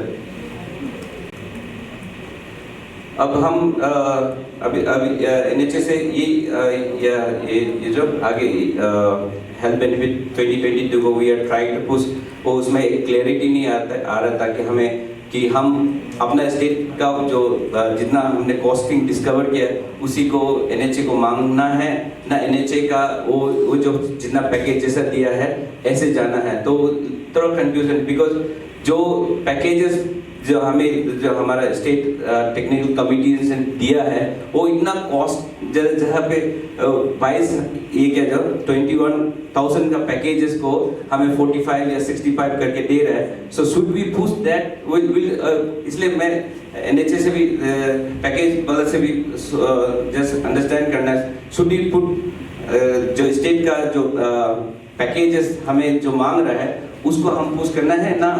हमने बोला है कि हाईएस्ट टायर 1 का जो है हमें दे दो बोल के, तो टायर 1 का अभी ये क्या जो इफ वी गो जस्ट चलो बाद में एक ऐसे may be the easiest approach will be tyre 1 का हमें दे दो, इसके बाद एक बाय वन पैकेजेस को हम कहाँ करना है इंक्रीज करना है वो कर ले. अदरवाइज इन 193 पैकेजेस हमारा स्टेट गवर्नमेंट बहुत मतलब ऑलमोस्ट ये जो आपका 300-400 टाइम्स ज़्यादा मांग रहे हैं.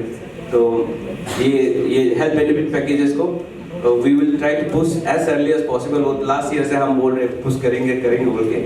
देन कैपेसिटी DIUs का अगर जैसे बोले हैं, अगर हमें आप एक OM में लिखा था कि 1 लाख तक दे देंगे बोल के, और वो कैसे देंगे अगर आप दे सकता होने से then we can may be DIUs को हम थोड़ा एक्टिवेट कर सकते हैं. करेंटली हमारा DIUs हम बोल रहे district deputy commissioner is the chairman, DMO इज द vice chairman, then medical superintendent of the district hospital और medical officer incharge of the district hospital, they are the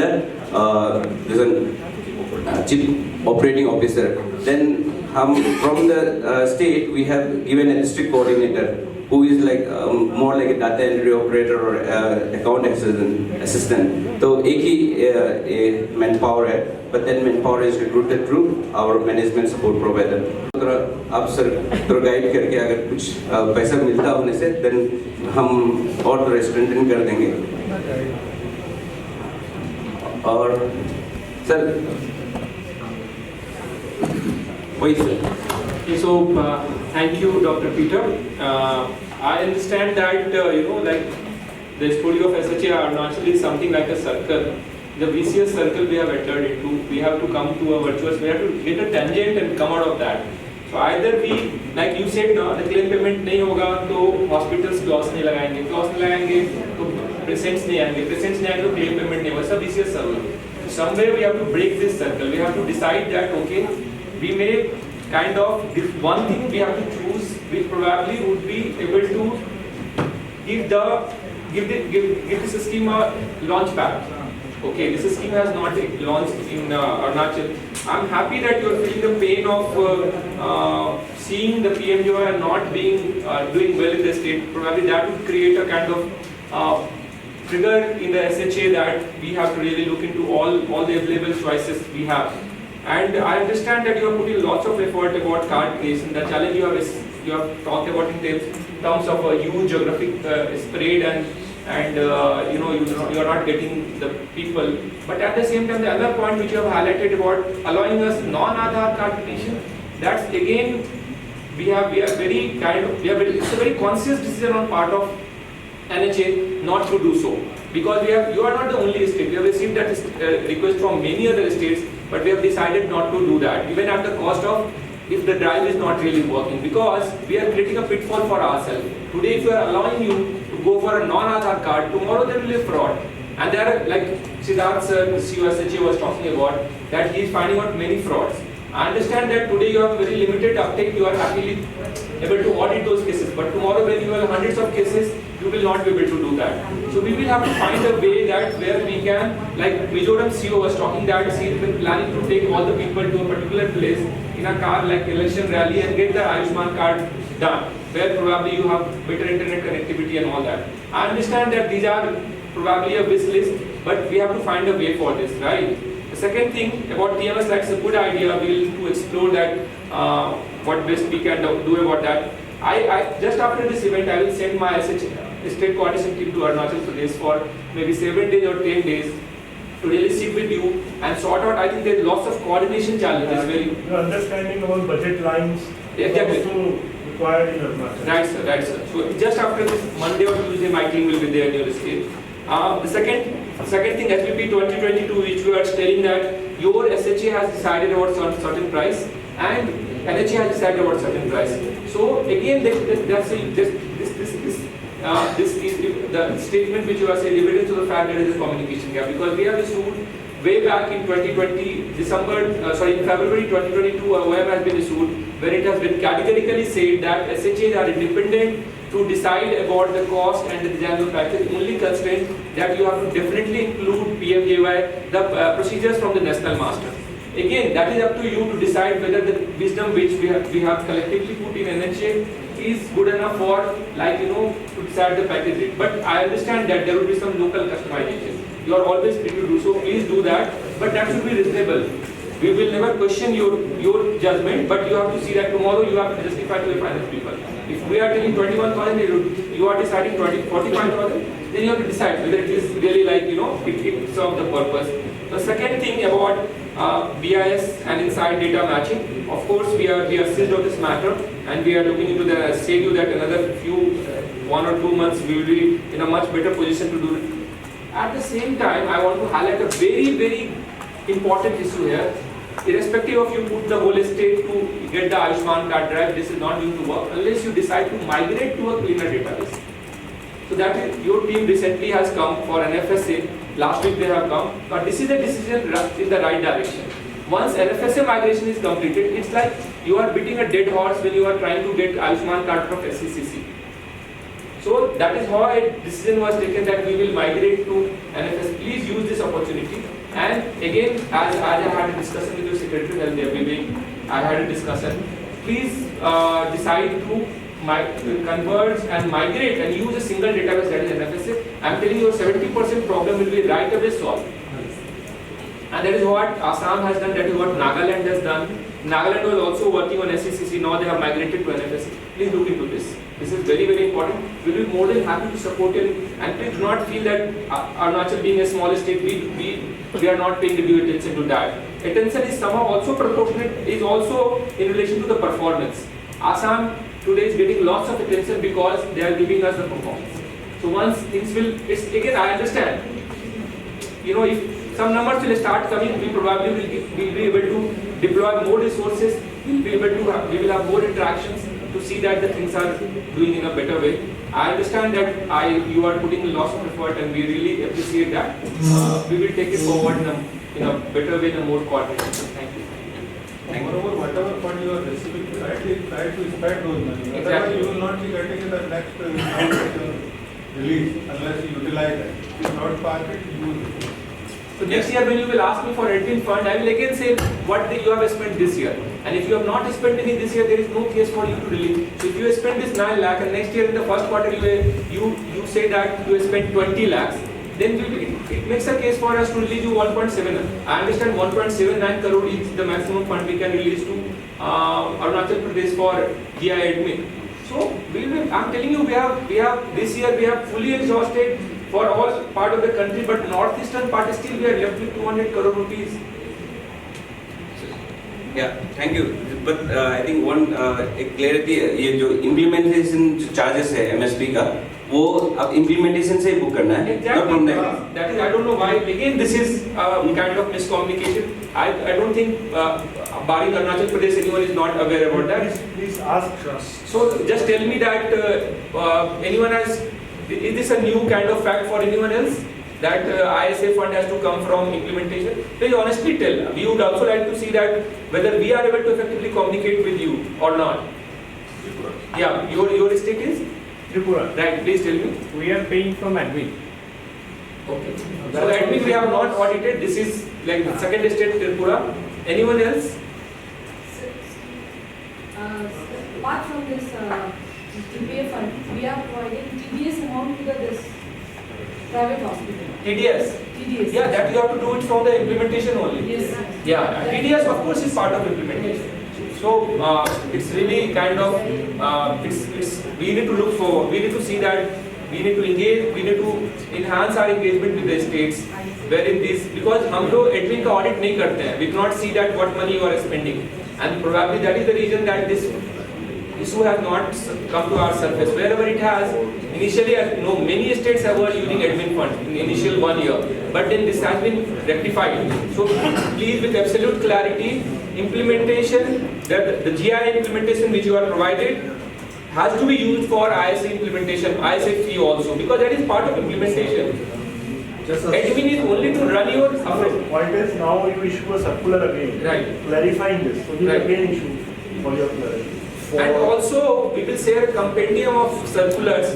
This is again the part. This is very, very clearly written that ISA. If you see that admin, what FSR was presenting in the morning today, the 4 heads, there was no head for ISA. There was head for IT, there was head for HR, there was head for IC, and there was contingency, and there was one more head. But none of these heads included ISA fee.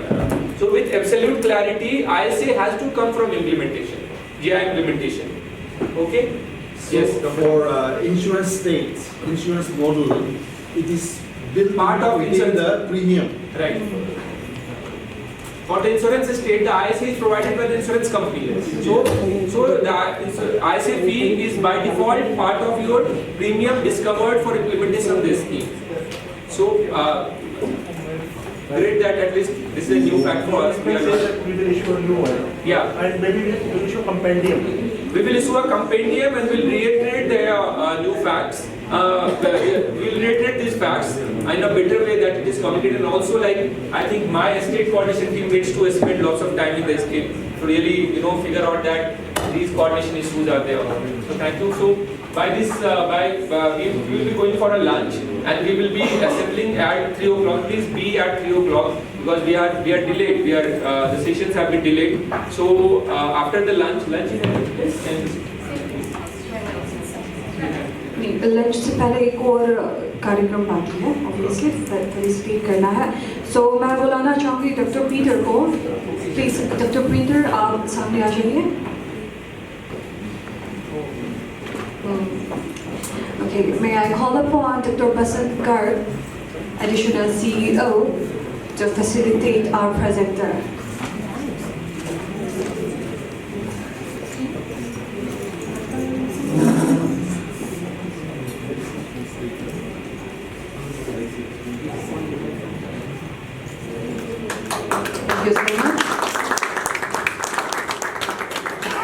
Thank you. Ladies and gentlemen, let's put our hands together for all the presenters today. With that, we've come to the end of the first session. Like Rohit sir mentioned, we'll be back at 3 o'clock here to continue with the second session, all right? Since we are a bit short of time, press on time, let's make sure we are on time at 3 and enjoy your lunch.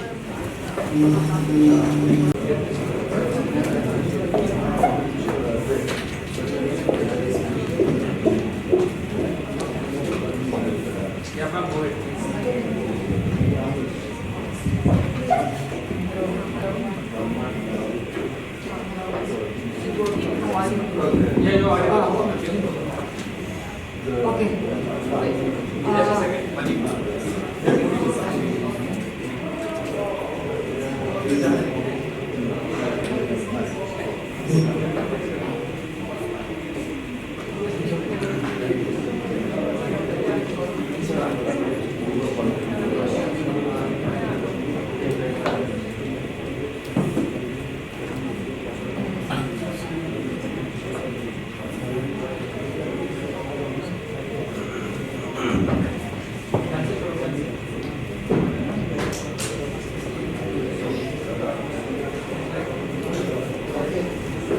This is a presentation from Manipur. I want to clarify one thing. In the morning, in additional CEO sir's presentation, our number of panel hospital it was shown as 48, I guess. Actually, it is 59. This is the correct figure. And then, it was also showing that we have lots of inactive hospital. The inactive hospital, mostly they are those GOI empaneled hospital, those Arnica and all, which are not willing to accept cardholder in spite of our repeated effort. And of course, yes, in our state we have some CAC PACs which are inactive, but then for one of a hospital in those places, since there are no private hospital, we don't want to de-empanel them, and somehow we are trying to do hand-holding and somehow bring them as a empaneled hospital. And the other problem is like many other states are facing because of the infrastructure issue and the kind of packages that can be booked. Those hospitals, they are not able to handle those packages. That's why they are inactive also. For example, we have Wango Hospital before normal birth can be booked, the normal delivery, I mean. Those days, that hospital was very active, but that has been removed. So, the packages which is available now, many of them cannot book the thing and handle it. And though our enrollment is not very high, but our Aadhaar verified is quite high, which is 88.7%, though we are not 100%. So these are the overview of our PMJY. You can see total hospitalization is 91,127 and total utilization from inception till date is 119 crore. And in this, let's move to the next. Yeah. These key initiatives, Ayushman card saturation. Please don't talk. Actually, we want to make one request to NHA. Sir was also mentioning about the fraud by allowing non-other enrollment. But our target initially was, we have quite a high number of family with at least one caste. So our target was, we'll call up those people and ask them the family document to share through WhatsApp, and then we'll enroll them. That was the plan. So sir, for us, at least allow us for another 3 months or something, give us some time, because actually we have a dedicated team to call those people and we have started collecting the comments also. Then NHA has removed that Nanada thing. So the comments are lying like that. If you kindly allow us, at least for a few months, then our enrollment will definitely go up. And there's no question of fraud, sir. Because we are targeting only those families with at least one car. So if one member is eligible, then all the others are also eligible. And then we are following this outsourced operator model. And through this, our maximum enrollment is happening. And right now, we have active 156 outsourced operators, which are recommended by the deputy commissioners.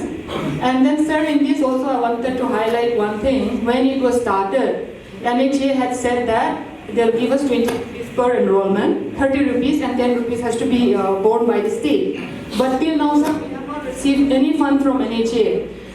Because those which we have already enrolled in the BIS card is issued, that means card is actually issued, but now later on we heard from NHA that we should have obtained the receipt. But the thing is, it's already done with and it's so difficult, it is kind of impossible to go and collect the receipts, sir. So please accept the BIS, whatever result is giving, and if you can kindly, give us that 20 rupees for whichever is enrolled, that will be a big help for us. And then we also utilize for enrollment that Zephyr and that MedSafe. But I'm very sorry to say they are a big disappointment. I would not say much. They are a big disappointment.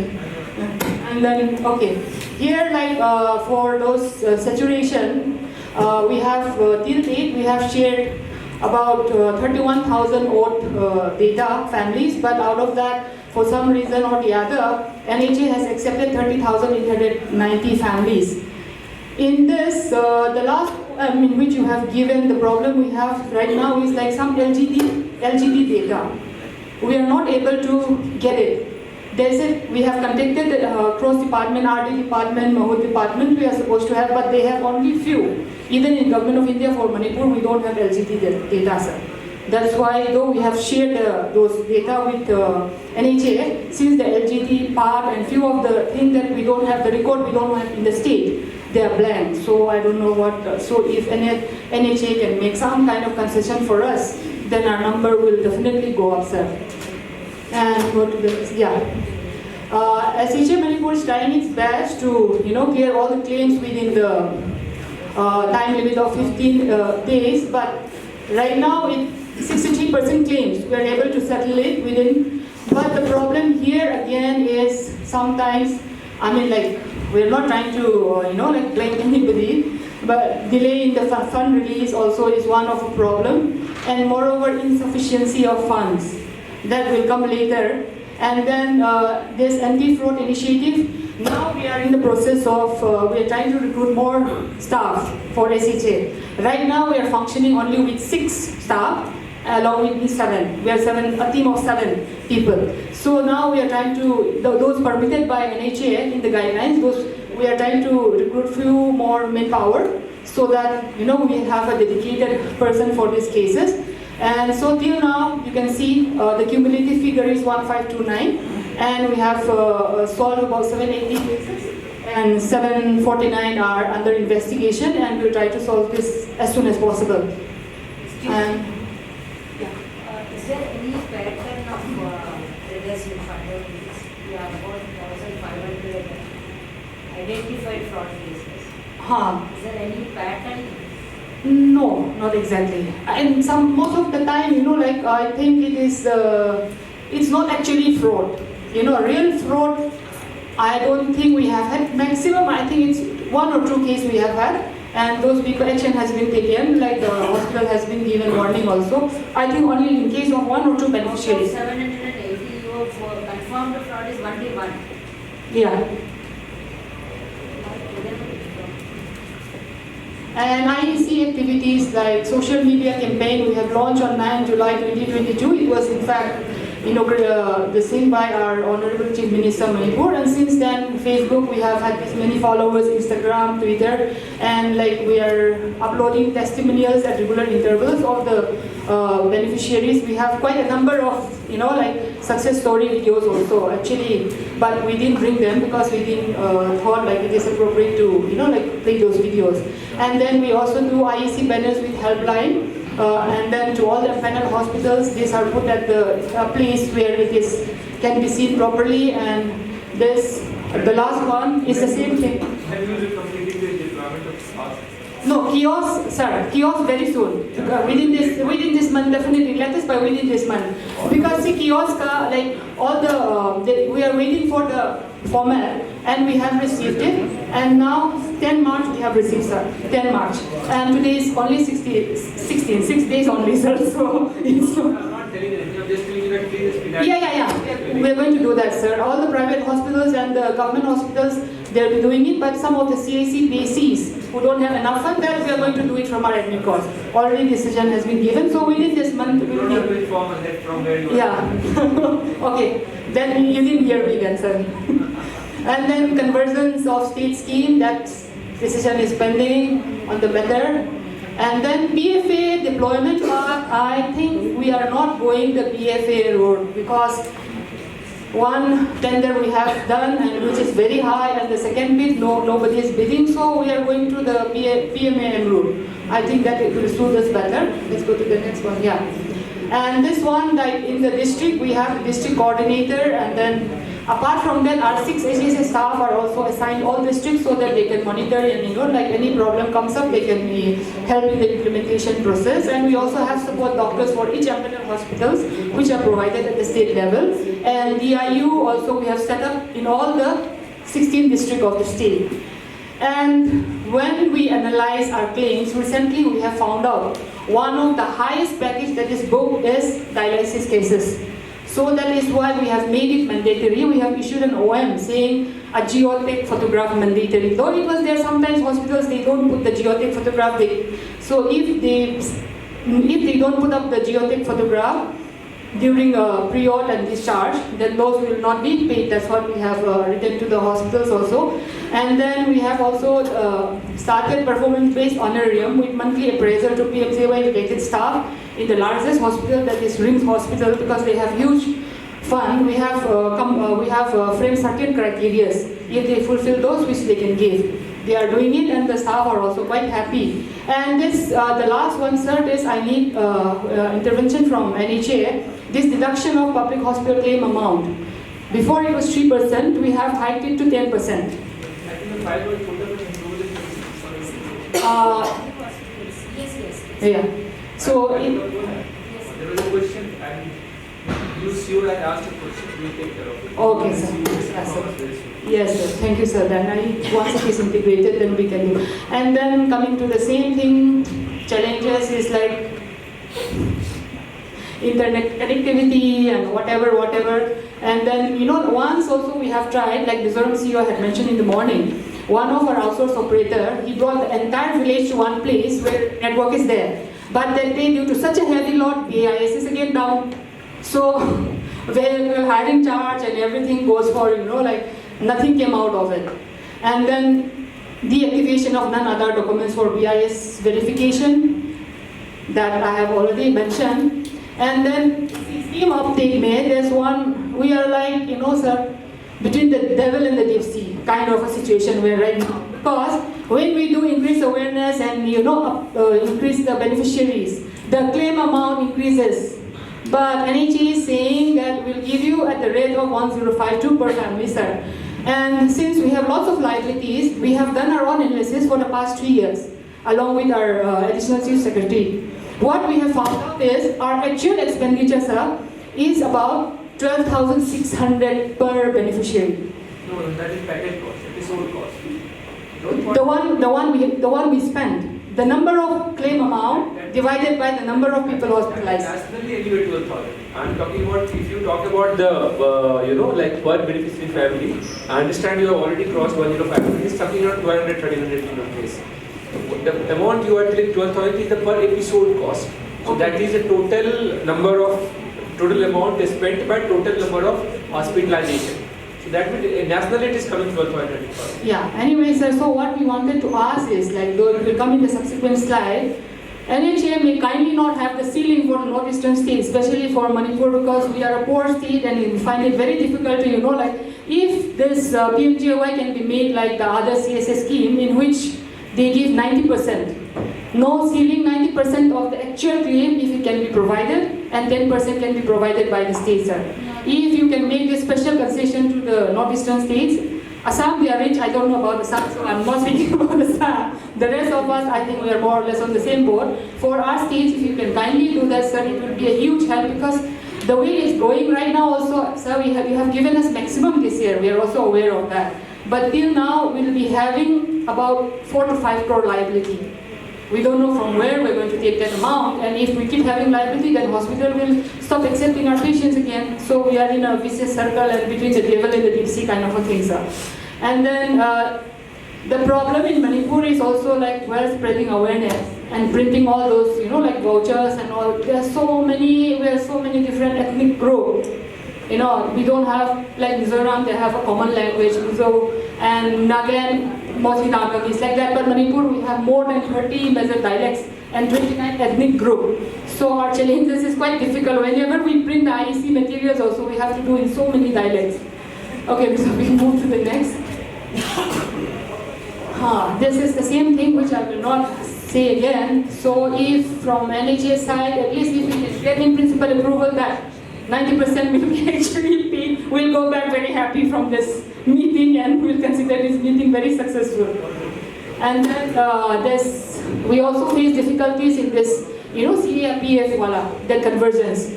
Private hospitals, in spite of our repeated requests, they are not willing to accept. Many a times, I myself also repeatedly spoken to them.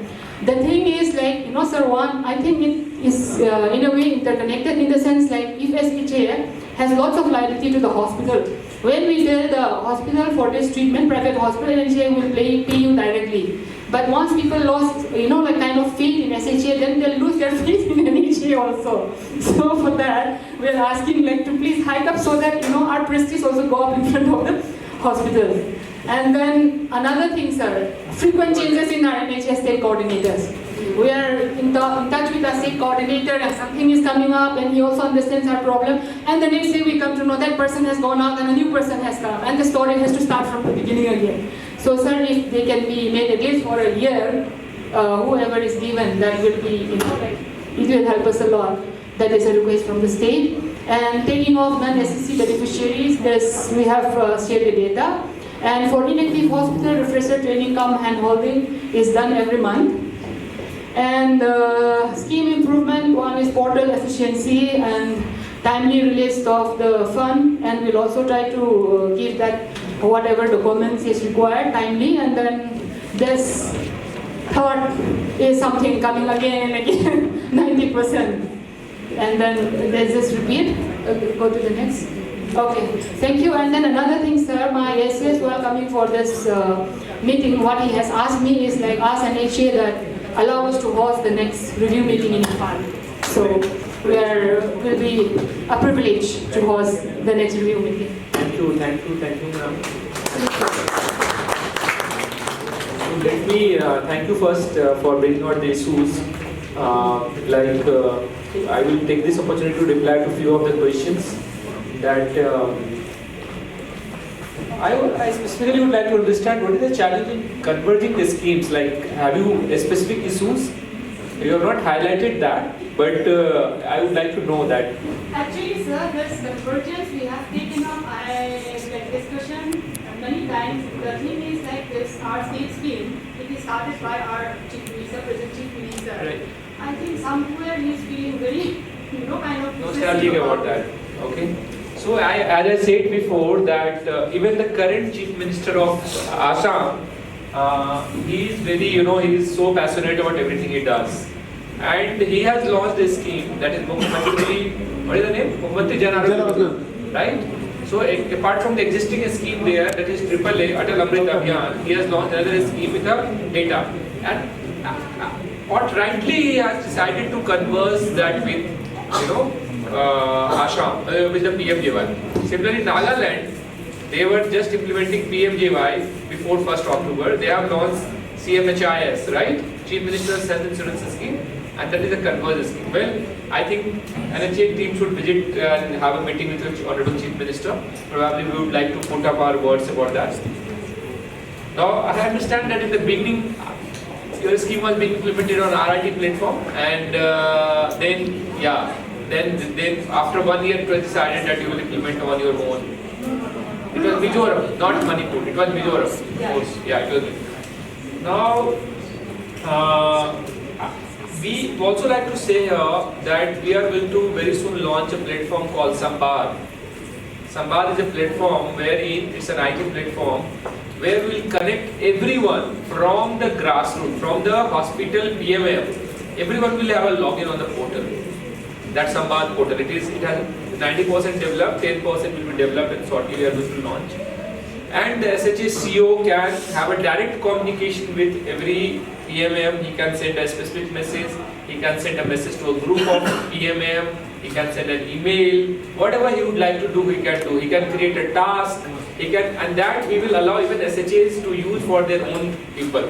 So SHA, like SHA CEO wants to give a task to his own person, he can create a task for his own team on the platform, and he can track the kitna hua, kitna nahi hua. So this platform is almost done, and it will also, and then similarly NHA will create tasks for SHAs, and SHAs will also create tasks for NHA. Okay, and everything will be, so the current way, I am currently receiving almost 600 emails every day from all the 33 states. Now that task will be taken care of. Now many times it happens that few things are lost in the tracking, so that we are going to deploy, and we will be, I'm sure our conversation will be better. Now about normal delivery being excluded from PMJY, I want to highlight one thing here, that PMJY was launched with an intention to provide financial support against catastrophic healthcare expenditure, right? Services which are already available as part of government scheme, like we have PM Janani Suraksha Yojana, we have Matritva Bandhana Yojana, Janani Sisu Suraksha Yojana, and so many. So there is no point of, using the same, for same purpose we have multiple financing. That should not be the right way. Now those states who are facing the pinch of 1052 ceiling, I am requesting you kindly, at your highest level possible, please write a letter to us. Okay, highlighting the factual status that and how it is difficult for you to run this scheme. Okay, so that would help us to create a case for, before our leadership to put it in a more candid way. About another point that you have told about hospital impairment data, we'll look into that. We'll see that LGD data is missing. That is again a point. We will. I think Manipur has quite a good number of 5 lakhs around NFSA families, if I remember, right? And we are providing you support for how many? 1 point something or 2 point something? 2 point? 2.7. Right. And you have your own scheme of roughly around 6.8. That makes a very strong case that you migrate to a consolidated database of NFSA. And it is the duty and it is the responsibility of bureaucrats to make a good case for the political leadership to really appreciate the proposal, that what you are really talking about. Otherwise, there might be a situation that you are depriving couple of families, but there may be a couple of families who are availing services under both the scheme, right? They might be entitled for just a 5 lakh rupees package, but they would be kind of using 10 lakh rupees. That is another thing you have to. Now your expectation about allowing us a non-Aadhaar card, I don't think we'll be able to do that. I mean, upfront I want to tell this. It will be a difficult choice for us to make, because it's almost like, you have seen the 3 Idiots movie now, where there was a guy who was sitting in the director's room and during the placement, and then he was told that, okay, why cannot you at least tell on the face of us that we will be able to do this? He said, बहुत मुश्किल से सीखे हैं sir, we will not go back, right? So I have learned in the hard way that non-Aadhaar is a bad thing, and we will, irrespective of the fact that you are telling me that आज नहीं होगा, we have to see the scheme, we have to make it sustainable for 20 years henceforth, 30 years henceforth, and we do not see a case for a non-Aadhaar. I understand there are challenges, we will have to, together we will find a better way of doing this. Okay, thank you. Thank you, everyone. Kindly requesting Madam Lata Ganpati IAS, Director of Convergence, to facilitate the speaker from Manipur. And right after this, we will move on with our next speaker.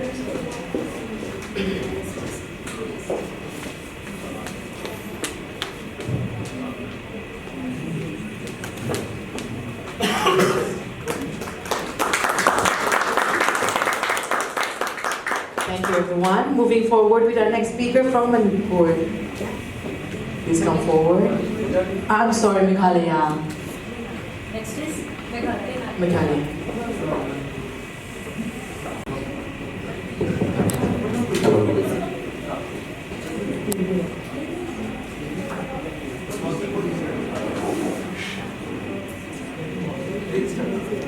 Good afternoon, everyone. First of all, I'd like to thank SHA Mizoram for hosting this program.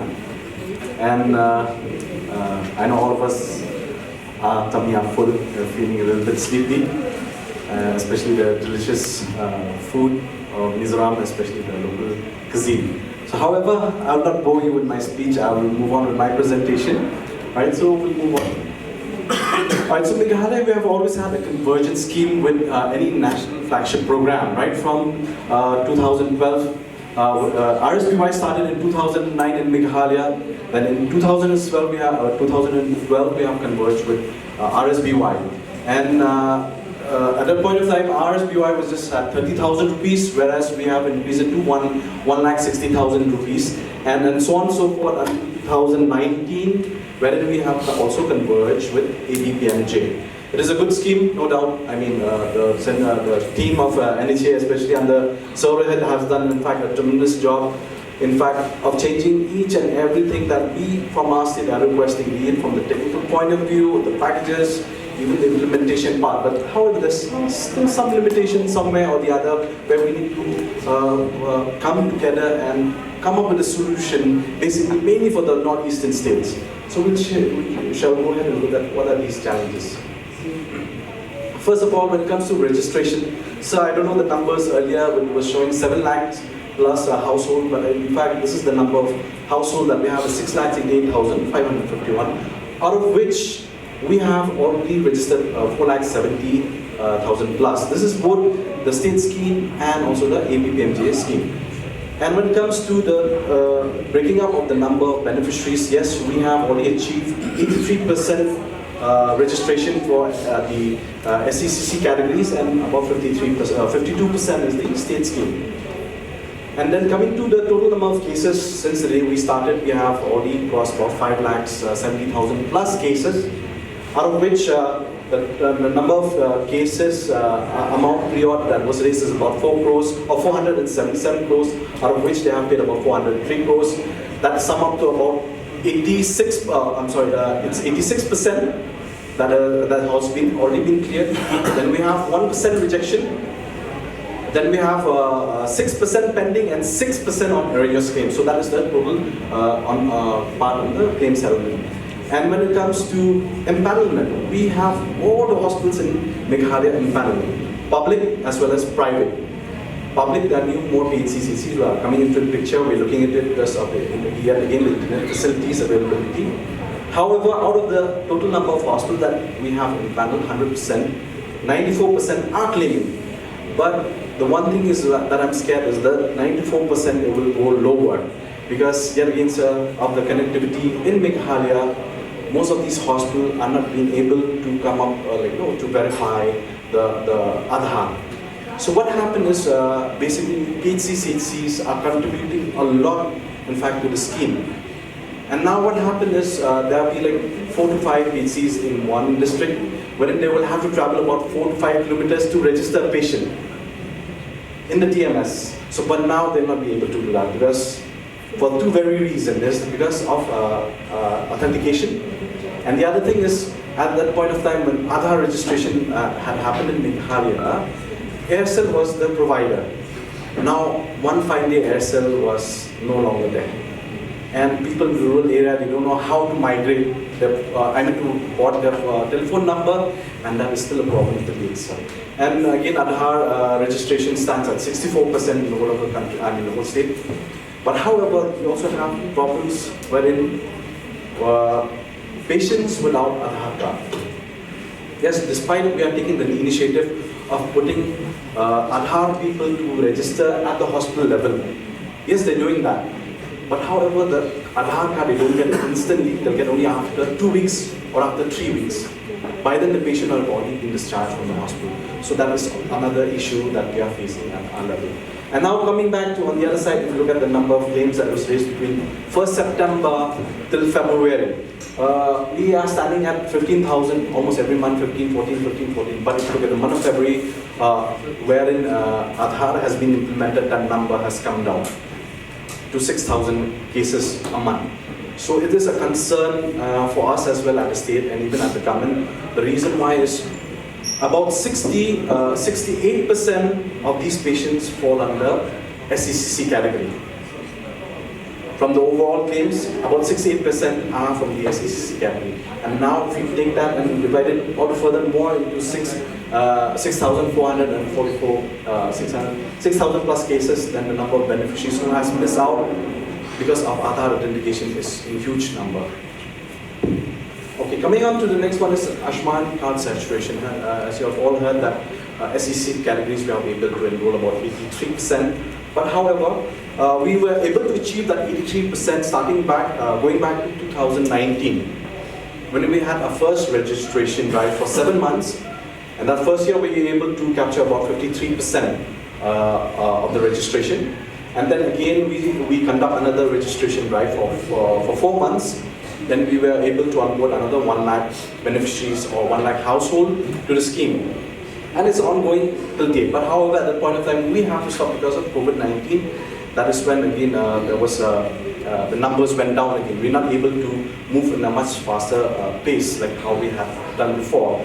But till date, we still have small registration drive that we still undertake, especially in those villages where there is a low percentage of enrollment. And then for no connectivity, till date we're not able to do anything anymore. We are just waiting for these patients to come to the hospital. Then we register these patients at the hospital. And then Aapke Dwar, Ayushman Bharat drive also is going on. And also the other thing is we are not implementing the beneficiary facilitation implementation agency. The reason is because we have already reached our saturation point. And also we all have, all our PHCs, HCs, district hospitals and private hospitals, they do have a PMAM. And they have been undertaking the registration process, even including Aadhaar linking with the ABPMJ card. Then we also have a district implementing unit, which we have, which has already been there since 2012. We have 2 person under the payroll of the state nodal agency. Then the DC also is involved, the deputy commissioner is also involved. And then we have the D-managers also involved, and the additional D-managers also, the other district key managers of the scheme. Then the state of Meghalaya also has achieved, with regards to the SECC data, we have such a huge problem when it comes to the names. We're not able to, in fact, locate these household basically because of the names. There's an issue with the name. And we also not been able to map along with the state data. In the state data, suppose my name is Stephen, S-T-E-V-E-N, but sometimes in the SECC data they'll write S-T-E-V-E, Steve. They'll not complete, so you'll not be able to match the 2 things. So that's why we still have a huge problem when it comes to the data. Moving on. When it comes to medical or the initiative of the state nodal agency, yes, so we have always undertaken the audits on a serious note. Because we don't want claims, fraudulent claims to come into the picture. And we have always undertaken 3% of the claims every quarter to be audited. Not only desk audit, but also physical audit to the hospital. And then evaluation and assessment of observations. Calculation of the pendency of a percentage of discrepancy. So there is a percentage that we have kept. And that is also called defining a tolerance level. Okay, so based on this tolerance level, we eventually take action on these hospitals accordingly. And also adoption of financial penalty. So if they have crossed this tolerance level, then there's a penalty imposed on these hospitals from the claim. Okay, so that is being done. And another one is the beneficiary audit that we always undertake. Beneficiary audit of 21 household per week or 21 beneficiary per week, out of which 70% from this 21 should have also audited on their claims part. So at least the two will match, be it claims part as well as beneficiary audit. Then corrective measures were taken accordingly as per required by the guidelines. And coming to the IEC part, so we, on your right hand side, you will see all the IEC activities that we have completed, like the awareness program, road shows. We have also completed a block level workshop, district level workshop, to make the people at the district level, district authority, understand about the scheme, how the scheme works. Because in Meghalaya we have a convergence scheme, and also it's not up to, the coverage amount is up to 5,30,000. What is that 30,000 all about, and what is that 5 lakhs all about? So we have also completed the level workshop as well at the district and block level. And then awareness when it comes to health camps and health melas, newspaper insertion, billboards, etc. And on the other side is the IEC activities that is undergoing at this point in time.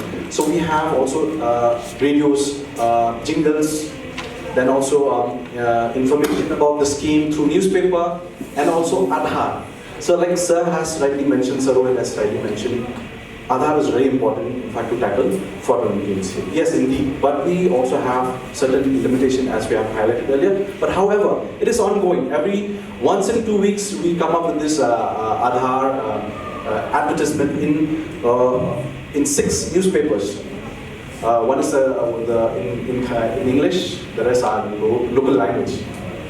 And then leaflet distribution to all the public to give more awareness, and also posters in all distributed in all the districts so that they can be pasted in and around the districts. And also the other thing is what we have done is also the hospital kiosk branding.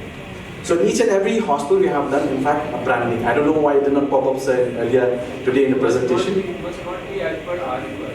Probably, sir. But we have always had a hospital branding since the day of inception in 2013. It was like after this, this asked you to show me some. It's there, I can mention. So this is how we have branded. In fact, this is a district kiosk, not a hospital kiosk, but they are similar. Apart from the hospital kiosk that we have in every panel hospital, we also have a district kiosk wherein any beneficiary can go to this district kiosk at any point of time, not necessarily only to be admitted in a hospital that they will go and get a card, but also at any point of time they can go to these district kiosks and register themselves. So this is what we have done, like a kind of a branding as well. So we have shared a branding, we need to do that. That's a co-branding, and also has the photo of Honorable Prime Minister and Honorable Chief Minister. So that is what is required. So maybe you can replace the flexes on this part. Sure. It's very easy because you already have a physical setup. Sure, can you do that? Moving on, and then which I have already mentioned about the card saturation, the correct names and the null names in the SEC database, or however we have also sent a letter to you, sir, with regards to the NFSA data, so that we can look into that as well. Then the other one is the target population in Meghalaya is primarily concentrated in the rural areas, and they have their own beliefs, sir. Beliefs. So if they used to say that if we get a card, probably we might be sickness. That is also kind of a taboo. And some of them, they say we don't want, they prefer probably the local medicine. So these are the kind of things that we have that is going on. If they forget the card means that they are inviting sickness. So that is kind of their own beliefs. And then yet again, so the other thing is the connectivity issue, which is ongoing. Probably you will have not connectivity issues, but even electricity problem. We may have like 1 day of electricity in that particular hospital, but 1 week there's no electricity. That is the problem that we are facing. And that is why it again comes back to the claims pendency and everything and such. Then low turnout of beneficiaries at registration centers. Like Madam from Manipur has mentioned, we have to bring all the people in one, gather one, so many people in one area, but nobody turn out because why? Low turnout of the card conversion is because electricity problem and connectivity problem, or probably the PIS sometimes does not work. Moving on. Since the inception of the scheme in 2013, 2013 is when we have implemented. These are the various issues that is still persisting till today. Internet connection, and then we don't have an offline BIS registration yet again because Aadhaar is mandatory. So my sincere request is, if in case you start accepting the Aadhaar enrollment number, and we have already put up. So that we have put up a file wherein I think it will be approved. What we are doing is that for the first time of treatment, people can get the treatment. This is the enrollment, but that card would be automatically deactivated after 30 days. Okay. So next time when they will come, they will have to compulsorily give the Aadhaar number, because when you have enrolled, that would mean that within 30 days you can avail treatment as many times as. But after 30 days, you will have to compulsorily provide us the Aadhaar number. So that file has been put up. We are exchanging something. if we can get some kind of approvals, yes, then I think we'll resolve the issues of. And then moving on, challenges like providing cashless treatment in the hospital, especially at the peripheral areas, wherein the medicines are not there or diagnostic centers are not there and all that. It's very hard, especially for the people at the rural areas. Even to spend 30-40 rupees also, I mean, it will kind of touch their pocket basically. And now what happened is basically they have to purchase medicines from their own pocket and they get reimbursed at a later stage. But some beneficiary, even to get that 50 rupees or 100 rupees, they have to spend another 150 rupees to travel to that hospital. So that is also another challenge that we are facing. Then the other thing is the outdated SECC database we have already spoken about. Then the other one is the high premium rate. Currently in Meghalaya, our premium rate is at 2,403.4 per household. So, and this has become a little challenge for us basically, because why, as you are aware, so yet again I will not repeat, but I have to say this, it's the national ceiling is 1052. Despite we have received an OM in 2021, first Feb 2021, that will be at 1500. We have raised our premiums at 1500, but we are paid at 1052. Then when it comes to the challenges and the awareness about the scheme, we have a few of those challenges, like the scheme ownership, either by the public sector or the stakeholders. They're not really taking the initiative, like how we have seen earlier today about 18 of the panel hospitals are not yet undertaking the scheme. So we have like 10 HCs and the rest 8 are military hospitals, which were in panel under NHA, but however transferred to us. But till it's again I request, which we have requested earlier, kindly share with us that MOU that we have signed with these military hospitals, because it is important for us also to have a record of such. And till date we have not received, sir. And again, for these other 10 public hospitals which have not undertaken the scheme till date, we have already sent letters to them. But the kind of feedback that we get from these hospitals is that sometimes their MO is already on doing the higher studies. And then that's what they come up with. So now in that particular hospital there's no MO. Or sometimes that MO who's under PPP board with the National Health Mission, they have not completed the MCI. Also, those are the cases that we come across. Right now, when it comes to the communication gap amongst stakeholders, like for example, we have already prepared like to which date we can go to this village for registration. But however, at the end of the day, either the BDO forgets about the date or the headman forgot about the date, and they have not informed the people in that particular village. So these are the kind of challenges that we face. Moving on, and then the claim settlement. This is mainly when it comes to the insurance company or the TPAs. They have their own, I would say, their own game in which they are playing to avoid the TAT and all that is sending back the claim to the query, to the hospital. And the kind of queries that we have received is just a single dot or approve, but still go back to the hospital to avoid the TAT or to avoid the pay the settlement on time. And this is not just about 100 or 200, we have seen in thousands. So, with the new TMS, if something like this can be highlighted, like how, for example, like in emails or Gmail, if you have, if you're trying to send somebody an email to somebody like attachment, finding attachment, and if you have not attached that particular file or any file, The email will say you have mentioned something about attachment. You want to send a file without attachment. So something if the TMS also can pick up these words, like a single dot or approve, but still send it back to query. So that will help resolve so many issues of insurance company trying to play games with the claims. And then irrelevant queries for something, some other treatment they're questioning something else which is not related to that treatment. That is what we have seen. Then query raised by processing teams are beyond the national average. So the national average is at 10%. Yes, ma'am. Police or based on the guidelines only, it can be. Yes, ma'am. But can be dropped down. Yeah. When they be relevant, they can put. But they, correct ma'am, what are you saying? Correct ma'am. But If the police can be based on guidelines only. According to the guidelines only, the drop down has to be there. They cannot be making some remarks in the by way of typing. Rather, they should be forced to select the police. But they do have an option also, madam, of remarks. So that remarks also they just keep it down. You have to make the remarks as a drop down. Drop down. So probably we have to look into this as well. And then when it comes to query raised by the proceeding team beyond the national average, we have seen recently, sir, wherein the insurance company, the TP of the insurance company, they have raised queries be like to a percentage of 52-53%. Which is really high. And we have also addressed this at our SDRC, chaired by our principal secretary. Then they're working on it, but still we have still seen these queries are beyond the national average. Then settlement of claims beyond 15 days. And the common excuse as well is always that TMS is slow. TMS is always logging them out.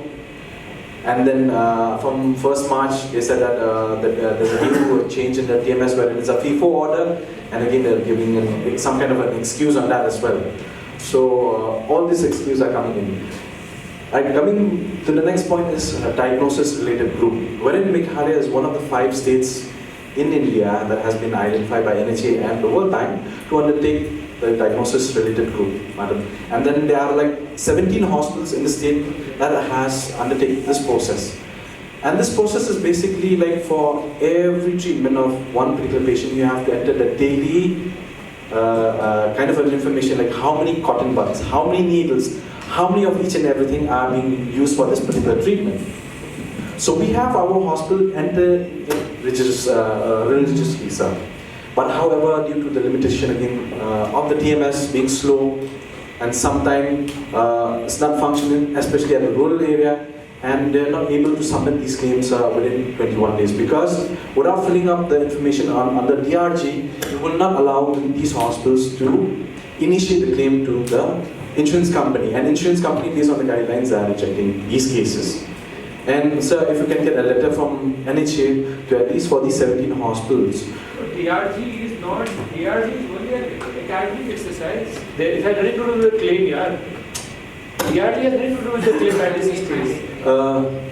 True, sir. You have made it mandatory just for the data collection purpose. But if any person is using DRG for the purpose of claim adjudication, that is not done. They're not using it for education, sir. But they're not being able to submit a claim within the time frame of 21 days. So that you send us your observation about that, and we will take up the matter. I have already spoken to. Send us the right of that. What are the challenges? Because DRG was mostly started as an academic exercise. Of course, it is intended to make some major change in the policy scheme implementation. But we need to also evaluate, and that is why we are right now in a POC kind of thing to understand that whether the exercise we are doing is going to fetch us the intended outcome or not. So if you are facing any challenge, we will do a course correction. This is the right time to do a course correction because it's just a POC. Right, sir, because why I want to highlight this as well, sir, there's one hospital, it is a non-profiting private hospital, it's a mission hospital by the name of Nazareth, and it's a well-performed hospital since 2013 and also has received one award from NHA as well. And their claim amounting now has reached to 1 crore that has been rejected and it has passed. Yes, sir. Because it has passed at 21 days. And because they have the highest number of patients as well in the state among the private hospitals. They have about almost 600 bedded. And in Meghalaya, sir, we have not reserved any beds to PMJ or anybody. In fact, all private hospitals in Meghalaya, they have opened their specialties, and all private hospitals in Meghalaya have opened their beds in fact. Got it. So that is why the claim Send us a initiation. detailed kind of your observation. Sure, sir. Right, and then moving on. Problem faced with NHA. We have a dependency of tickets. I know NHA also at the level sir has mentioned we are another 2 months away for the new DMS. Not only DMS, the BIS as well has its own challenge with all the other big companies in place. So yes, we still have a lot of tickets which has been raised, still pending. Frequent issues with the BIS and DMS. Whenever we try to link Aadhaar, it gives an error. Saying that it's not fingerprint is not captured properly, despite trying 5, 6, 7, 8 times. And now, just imagine if one center is trying to capture the fingerprint 5, 6, 7 times. There'll be like another 10 people standing behind them with the same issue. So it will create a lot of problem. And then moving on to the other one is the figures in the BIS dashboard is not as per the figures that we download the data from the state data warehouse. And this offers the same thing with the claims. It's not matching. That's why we always take the data from the state data warehouse and we kind of do our own analysis on that. Then diagnostic care empanelment. So there's one hospital, one diagnostic center, which is a state-of-the-art diagnostic center of the government, wherein it's been pending in the systems for 9 months now. So still it's not yet been empaneled. And the other things, like I have already mentioned earlier, the one-way traffic, why I have highlighted up there, is that yes, we really need the task management software system to identify what is pending at an NHA level and what is pending at SHA level. Because most of the time, we're getting information from NHA at the last minute, and then we have to reply back by the end of the day. Yes. And sometimes also we get emails on Friday at 4 in the evening, at 5 in the evening, and Saturday and Sunday, Meghalaya, we don't work. And most of the people who work for that particular report that is requested, they have already gone back home, and most of them, they travel like 2-3 hours to get home.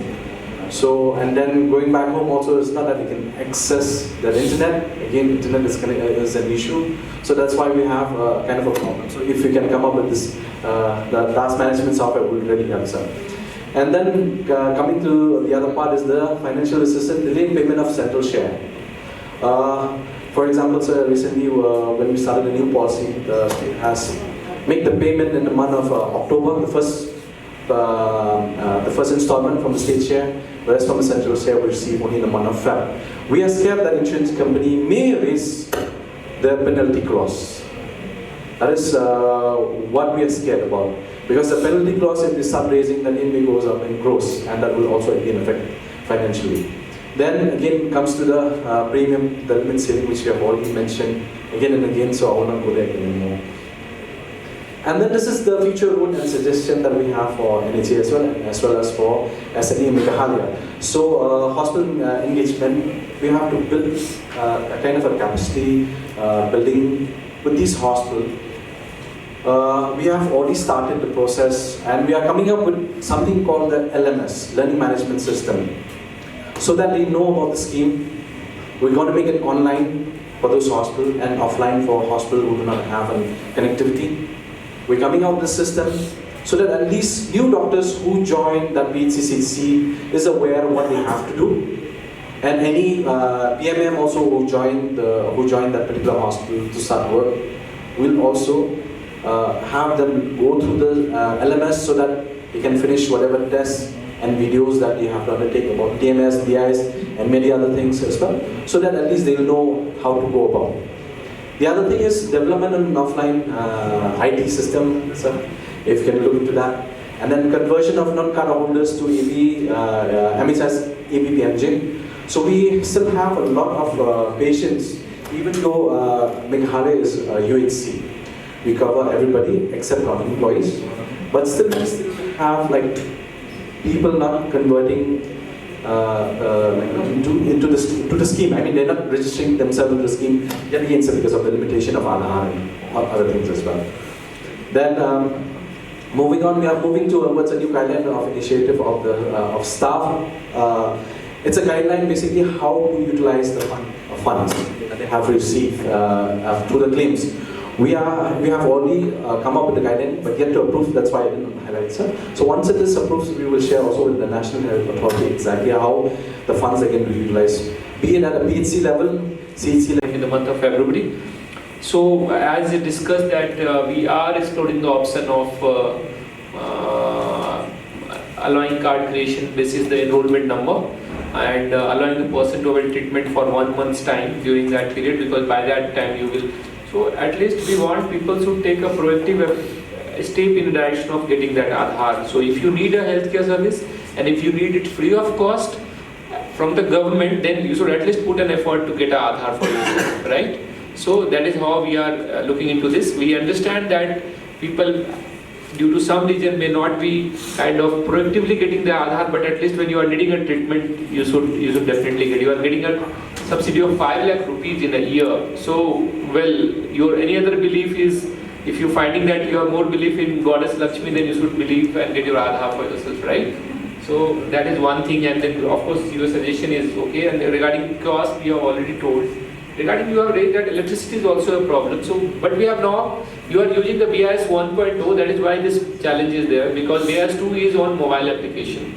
So then many of your issues like will be, you may not require a dongle or anything, it will be mostly driven on a cellular tower and all that. So that will, once you decide, regarding this NFSA integration, will be more than happy, and you don't have to really depend upon SCCC. We need to discuss and figure it out that how we can, and other than the families who have, recently we have also additional, we have allowed additional families in the state. So for the new families and those SCCC numbers, SCCC families who have not been identified, please migrate to NFSA. We'll be more than happy to support your this initiative. Anyway, you are a USC state, so you will be more than happy to go for a clean database. Okay, so if you have multiple data like SCCC, then your own state data, then NFS, and you think that since it is universal, it doesn't make matter. It does make matter, because Aadhaar can ensure uniqueness of individual. Aadhaar will never ensure uniqueness of family. So even when all members of a family have verified themselves, it may happen that 2 of them will enroll in a particular database as a separate family, and 2 of them will enroll in a separate database as a separate family. System will never be able to figure it out that both of them belong to the same family, and you will end up paying premium for 2 different families. Okay, so that's more importantly when the state is telling that you are investing so much, 2,000 rupees as your premium, you have more reason to see that you are putting all these small checks and balances in the system, so that like there will cumulatively it will have a positive impact on your setup.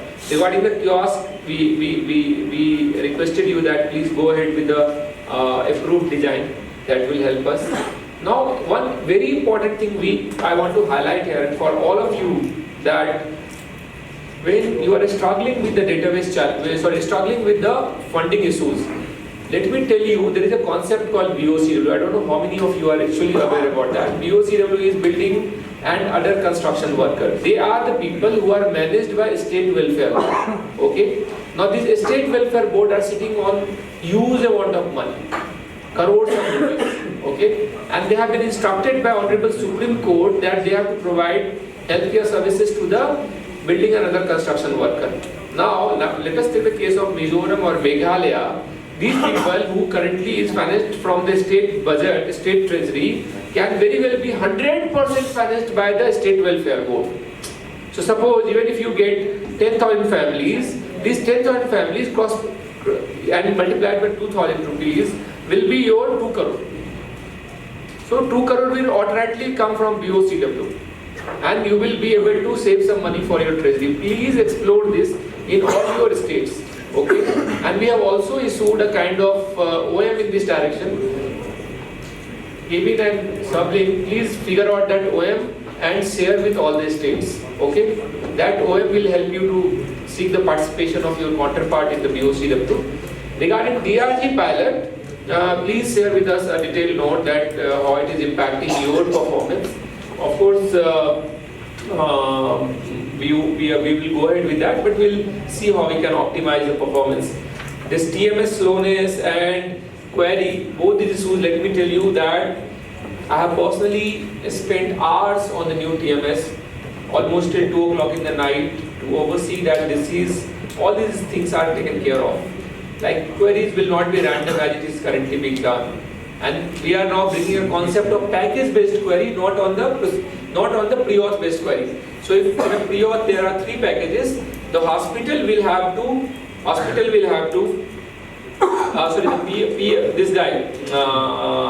the PPDs and CPDs can raise query against each of the packages. They cannot raise a general query about the whole set of packages. Further, they cannot raise more than one query of similar nature against a package. So we are kind of bringing lots of changes, and there will be, the KPIs will be very much visible. Tomorrow also there will be a session by Ruchira ma'am on Impact Portal. Please see that portal. That will help you, whereby you can manage and see whereby you can measure the performance of each of these TPAs, that what is the general percentage of query raised by them. You can figure out individual people who are involved in such activity. So it may be that few person are involved, there will be a general instruction from the insurance company, but there will be a case where only few people are doing it repeatedly. So please better use the Impact Portal, but all of these concerns are addressed in a better way in the TMS 2.0, which we are planning to roll out we'll start a POC in the month of April, and pan-India rollout we are targeting to finish by end of May, June kind of thing. We'll be able to quickly roll it out. So thank you. These were inputs for your presentation. We'll take home the points you have raised, including the offline TMS, and discuss. Just for the LMS, since that came up, right. NHA is also making an LMS, which will be available maybe in 2 months' time. We are trying to expedite it. But all the courses, as you were saying, all portal demos, and we are making specific modules for PMAMs, for DIUs, online courses which we will be uploading and will be available to all the states.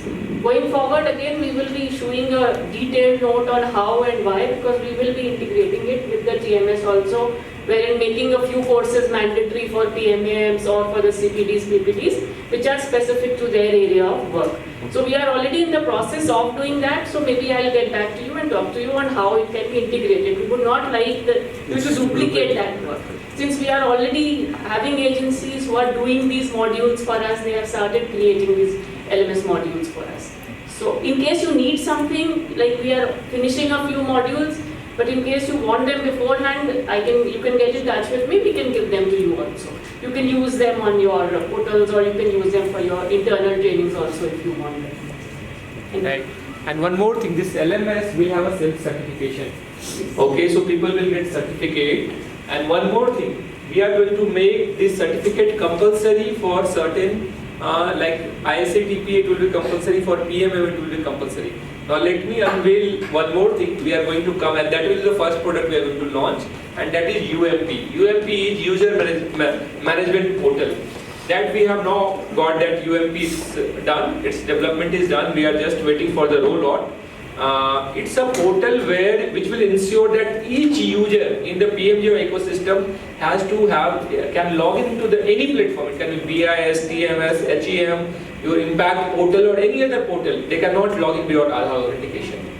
So what if we are finding right now that one person is working for 2 states?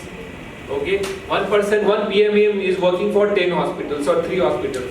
Even in private, we are not going to allow that. Okay, so and as an administrator, you will be able to track everything, that how many hours one person has worked on which application. They'll give you complete access with a very transparent way. You can track that this ISA agent, the ISA will tell you that I have deployed 100% for claim clearance. You can see of these 100 people, how many of them has today logged in, how many of these people have spent how much time on the system. You will be able to blacklist people who have been participating in the fraudulent activities. Okay, and we are also kind of decentralizing the role creation. Like every hospital will give an admin login. Hospital themselves can create logins for the PMM. They will not have to be dependent on a state, or the state subsequently on NHA. So every PMM, every hospital will have an admin login, every ISA will have a login. They can create logins for their operators. Okay, similarly SHA will have a login, admin login, and they can create admin logins for hospitals, admin logins for ISA, TP and everyone. They can also create logins for their own people. Thereby it will be a very federated architecture, and currently अभी भी आपका होता है कि आप TMS में नया login create NHA को लिख के, अभी आसाम का एक request आया था कि there was a hospital who could not get the PMM login and therefore they have done 300 pre-auths offline. Now we want to regularize that, right? So, and as an NHA we believe in decentralization. We do not believe that we should have all the authority, and that is why we have decided to decentralize this whole business of user creation and user management. This is the first product which is going to be rolled out anytime. It will be another 10. So let me kind of also tell you that please ask your all officials, also your ISATP to get their Aadhaar ready. If they are there is no exception. Like no one will be able to log in without Aadhaar. They can also get their mobile updated and everything what they have to do. This I am declaring upfront here that you will not be able to log in into the ecosystem without Aadhaar. And all of these are in the interest of transparency, interest of accountability, in the interest of more,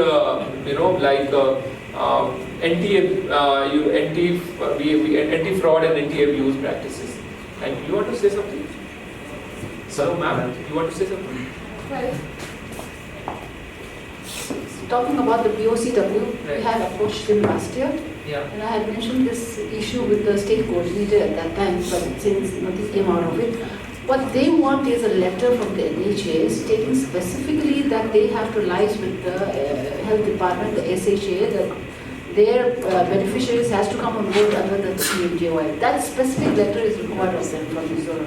We have a letter, general letter. General letter I showed them, but they said that is not conclusive. So Mizoram, they want a specific letter. Specific letter stating that because as of now they are giving them some form of cover under the BOCW thing. But if they are to come on board, that specific letter that they have to come under ABPMJY. Thank you. BOCW is a convergence scheme, no? BOCW is like these beneficiaries are availing PMJY benefits on state platform. Like they may be even already existing beneficiaries of the state government under PMJY, but now the funding will come from the building and construction work, state welfare. So yeah, it's mostly like they want, because these people are getting saturated in terms of the funding. They will get some funding support from the state welfare board. So 99% of these beneficiaries will be under your scheme, because they are the poorest and the most vulnerable people. So it's just you are tapping their pocket. That's it. System level पे कोई चीज नहीं होगा. Beneficiaries already exist करते हैं. Services already ले रहे हैं. You just have to kind of tag them as BOCW and ask your counterpart to pay for them. In fact, what we have done is we have already approached BOCW, the department, to that, but they said that they don't have the funds. They don't have the funds. You please come. They don't have the fund. They are sitting on a huge fund. They are sitting on I think 30,000 crore rupees pan India. Okay. So that is number one. And yeah, they get a cess, 2 or 3% cess every day. Rohit, my point is, this BOCW is subset of BMJ beneficiaries. Right. So 99% they are subset because they are the poorest. So they have to be part of the PMJY. Only thing we are trying to get funding for. My point is that if the funding is already available with their agency, they have their own agency which is funding, right? Which agency? Labor Welfare Board. State Welfare Board. State Welfare Board, no? Only budget. If they are covered in that directly by convergence, if other persons who are not finding part of the data, that is PMJ, but if they can get in uncovered people. No, so like that, so that is what we are telling. We have two options. The first one is that like the states like Mizoram and Manipur have exhausted they are filling their treasuries and stressed. They are finding fiscal management difficult.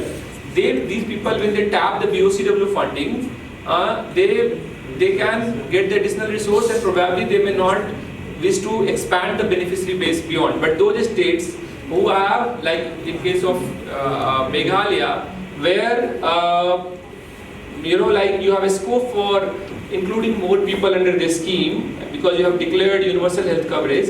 In that case, when you are able to offload the expenditure corresponding to the BOCW to the state welfare board, you can include more people under your network, more deserving kind of people. That's what I've been telling you. Our experience. I will just share our experience on this BOCW.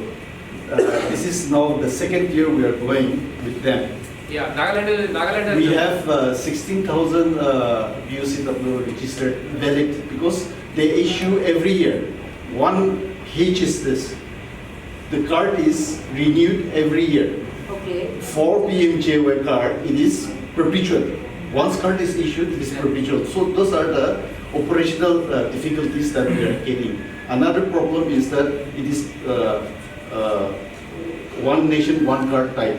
One may be from Bihar, UP, working here in Nagaland. The Nagaland board will issue the card. So those things are the operational issues. Okay. But the thing is that when we were with the ACC, our listings was 2.33 lakhs beneficiaries. Now we have added another 16,000 from the labor districts, and they are paying the discovered premium. So we are covering more people now without expenditure of the health, expenditure from the health department. We are getting from them. So that is the benefit. And then for them also, they have the scheme, but now they are just funding. So all these procedural processes, they are not involved. Already we have converged. So- BOW is in our convergent platform. BOCW is nationally, they have issued an OM, but state level convergence has to happen. Yes, That's and why then we can read them. Right, state the two ministry have jointly issued. Right, NHA as well as Ministry of Labour has issued an OM jointly. Yes. But no, it is up to the state to take the lead. And the labor themselves also, labor ministry has also We can issued. give the handovering support for convergence, that will be easy. So here, our problem now, what we are facing is that they don't have a family database. I know. The card is They have only regular a database. single worker only. So now we have to add families. Now under the latest BIS2, that functionality is not yet made available to us. We have raised the ticket for this, but we are still awaiting. And because of that delay, we have the chance of splitting the families within that family. And in that case, our expenditure will again increase. So, Thank you. The issues you have highlighted, okay, so first of all, you have highlighted 3 issues. The first one is that these are the migratory population, and the rule is that BOCW board has to cover, state welfare board has to cover any beneficiaries from any state if they are working as a BOCW in their state, okay? So this is one thing, because they are paying, so it should not be a concern for you that beneficiaries from which state, right?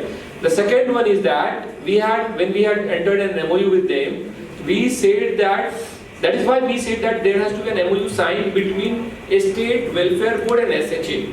So we were just an enabler. In BOCW, NHA's role and Ministry of Labour role was just to enable the kind of provision whereby basis which you can seek the support of your state welfare board. Now for 60,000 beneficiaries, if you are getting 1100 rupees, now that is almost like 1.7 crore rupees you are getting a support. That is worthwhile to take up the pain. Now the fact that I understand pan-India level pe BOCW people do not have the family construct, right?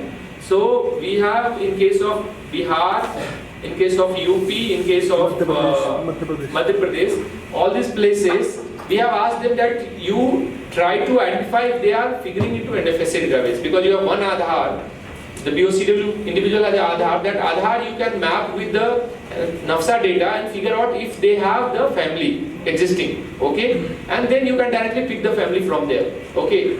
Regarding the facility to enroll or add members against an existing families, so the add member is already live in the BIS 2.2. It is not even today also. Today also it is not there. No, it is there. It may have a glitches. It may not be working. That's a different thing. Sir, SCCC only. Rohit, what Yeah. I will do, let them write all the issues. Right. We have already, I will we take have the date when we have Please, raised the SHS, ticket please also. listen. Please write up these BOC issues specifically point by point to us, we will take up the issue and try to give solution each area. So we will enable. What we have done is many of this, as you have rightly pointed, many of this PUCW, the valid card holder, they are also a ration card holder. Right. So we are taking them under PMJY. Those who are not ration card holder only, we are asking them. But we are collecting that much premium. Yeah, premium. 16,000 Right. or whatever we have settled. Right. So that much we will take. It may be at the end of the day, PUCW, these things will be lesser than 16,000. But they will pay us for 16,000 along with admin cost of 50 rupees per family. Yeah. If I am telling you that even this state welfare board would not like to leave their fort, okay, they would say they would try to do everything possible to, even if the money remains unutilized, they will try to see that कि अच्छा कोई बात नहीं हम नहीं करेंगे. So now you have to use the good offices of your minister and your principal secretary to see that these people are converging with you, okay. Because the state welfare board ultimately comes under the purview of state government. So if there is an instruction at the top level and if there is a concurrence from the top level, probably they have no choice other than to go ahead with that. Okay. And the small issues which you are facing, you can write to us. We will look into that. The convergence nodal point for the insurance scheme, so you can write to us. We will pitch in and give the hand-holding support to get solved all these issues. So this can be our wonderful idea. Thank you so much. Okay, thank you so much. May I call upon P. Jadpui Vansung, IAS CEO, SHM Manipur, to facilitate our presenter, Mr. Steve, State Manager, Meghalaya.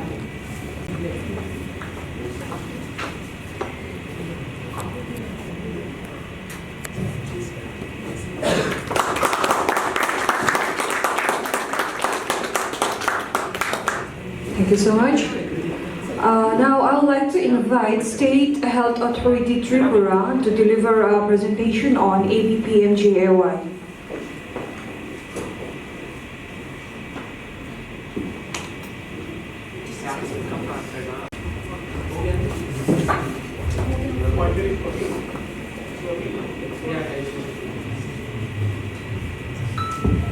Yeah, good evening.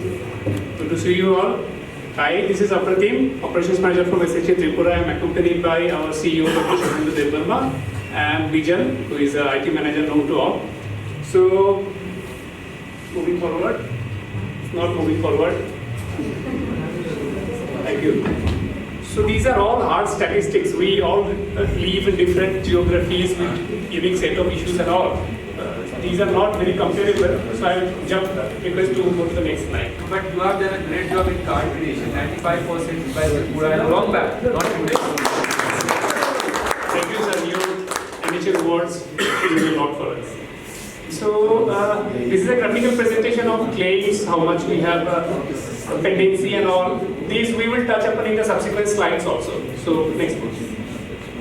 Saturation, as Rohit sir said, that we are at 94. We have already covered 95% families, and as far as individuals, we have already we have covered 97% families by now, and 94% of individual beneficiaries are in possession of cards. That is at least one card in the family. For claim settlement, it has just doubled from last year. Statistics are here, from 35,000 we have gone to 68,000. Hospital admissions per lakh beneficiary family stands at 36,500 something, vis-a-vis national average of 27,000. This data we have taken from the monthly scorecards that NHS circulates. Rejection rate has reduced from 8% when we had our last review meeting, regional review meeting at Shillong, to 5.98% in 1 year. Claim settlement details are again hard statistics, doesn't mean much, so next one. Anti-fraud initiatives, that is our Achilles heel, because we have only one doctor at SHA. Since long we have been trying to have more doctors, but someone sent the file to the State Finance Department for approval of a doctor with 7 years of experience with a salary of 40,000 rupees. So the file definitely came back after 5 months, but then again that is unfeasible. So we have again resent the file with higher salary. So with that struggles, we have managed to do these kind of audits. In TMS, out of 2,115 cases referred by NAFU, 26% could be looked upon. In BIS, though, we have we have found and we have disabled 4,649 cars. All 14,157 cars have been audited. Very recently, state government has deputed two state anti-fraud officers, and they have started working under this. IS activities, I would go pictorial. This is one initiative taken by the state. What we have done, as I said before, that about 92% families have 100% PMJOY cards. All members are covered to have the imposition of PMJOY cards. So we have pasted these stickers, if those stickers are actually visible in white and green. It's in Bengali we call Amader Ghar Ayushman, that is our home is Ayushman. So it's kind of the COVID vaccine sticker, we are vaccinated kind of things. That we have done. Next. In traditional fairs, and Bengalis have, there's a saying that Bengalis have 13 kinds of festivities in 12 months. So fairs always keep going on and on. So we always tap the opportunities, and these are pictures from rural Tripura. These had been actually utilized for both Ayushman and ABD Aadhaar ID generations. Next one. Rallies, and these are vans. We have called for tenders, and then we have put up this kind of IC materials. These are the rallies we take out on special occasions, like Ayushman Bharat Divas and all. Next. We have roped in the auto rickshaw unions, and we have put stickers. The yellow stickers are the IC materials. And these are the auto stands. Actually, during office hours, auto stands are very populated. So we have utilized those opportunities, captured those opportunities. Next, please. Street dramas in local language. Apart from Bengali, we have other dialects also. So we have tried to, apart from Bengali, Kokorok is the mostly speaking tribal dialect. So we have translated, or rather we have made street dramas in these two languages primarily. Next, please. So key initiatives or achievements. Deployment of kiosk. Actually, we had kiosks at all hospitals. In districts and state hospitals, those were very well built kiosks since beginning. Actually, by the time we had the wave from NHA to put up the kiosk, we had a model code of conduct due to the then ensuing state assembly election. So the model code of conduct was withdrawn on the 3rd of March. We have issued memos to all hospitals and CMOs to undertake their work immediately. Next, please. We don't have a state scheme, so convergence of state scheme is not applicable. BFA deployments are like to submit that we have the objective of BFA was to increase scheme uptake. So we have already doubled our scheme utilization, and we have actually overshoot our yearly state implementation quota also. From 55 crore of yearly allotment, we have already sought additional 10 crores from NHA. So we have decided not to go with BFA, because in that case hospitals have to pay something extra to the agency also. So the hospitals can save that money, and probably PMMs can be better remunerated. Strengthening implementation structure at state and district level. Two key positions are still vacant at FHA. We are trying to fill it up. We have called the tender. Actually, we have finalized the tender. Award of contract will be issued for deployment of ISA. Here we have stipulated that ISA had to deploy one person at each district unit at least for 3 days a week.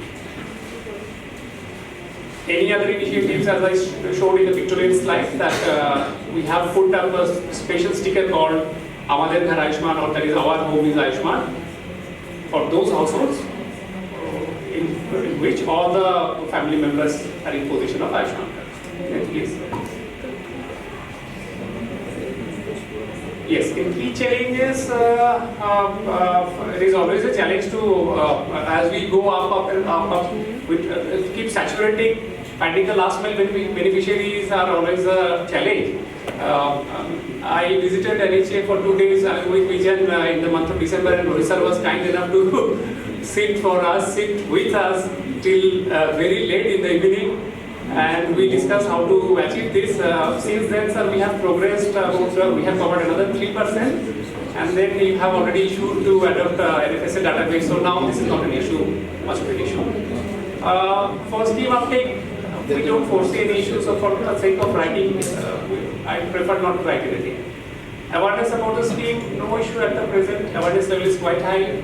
Claim settlement, again, most of our brother states have spoken about it, that release of central share is an issue. With smaller amount of fund and at a larger interval, I just try to reflect what are the intervals. So that would be our request, that if we can work out. If we need to do something, please ask us, we will do our best so that we can squeeze the gap. For SHA strengthening, there is no such issue apart from recruitment and all. So that is absolutely state's issue. Next, please. For future roadmap, as I said, NHA has already issued an OM to induct additional households, the expansion of beneficiary database. So Tripura has 55,000. We could not start the work because we had election and we had the model code of conduct. Now, since things and formalities are over, we have started identifying the families. We will soon share the data with NHA. We have NHA, and we've actually written in the month of January, I think, to NHA that why we could not undertake nation, we need some time. Future roadmap for us, that's a challenge, as I said, regularizing the audits. Though ISA has conducted its part of audit, then again we have to audit the ISA audits and de novo audits also, that is usually pending. And quality certification of hospitals is an issue. These two manpowers actually we are trying to rope in since long, but we hope that this will be pulled off soon. Next, please.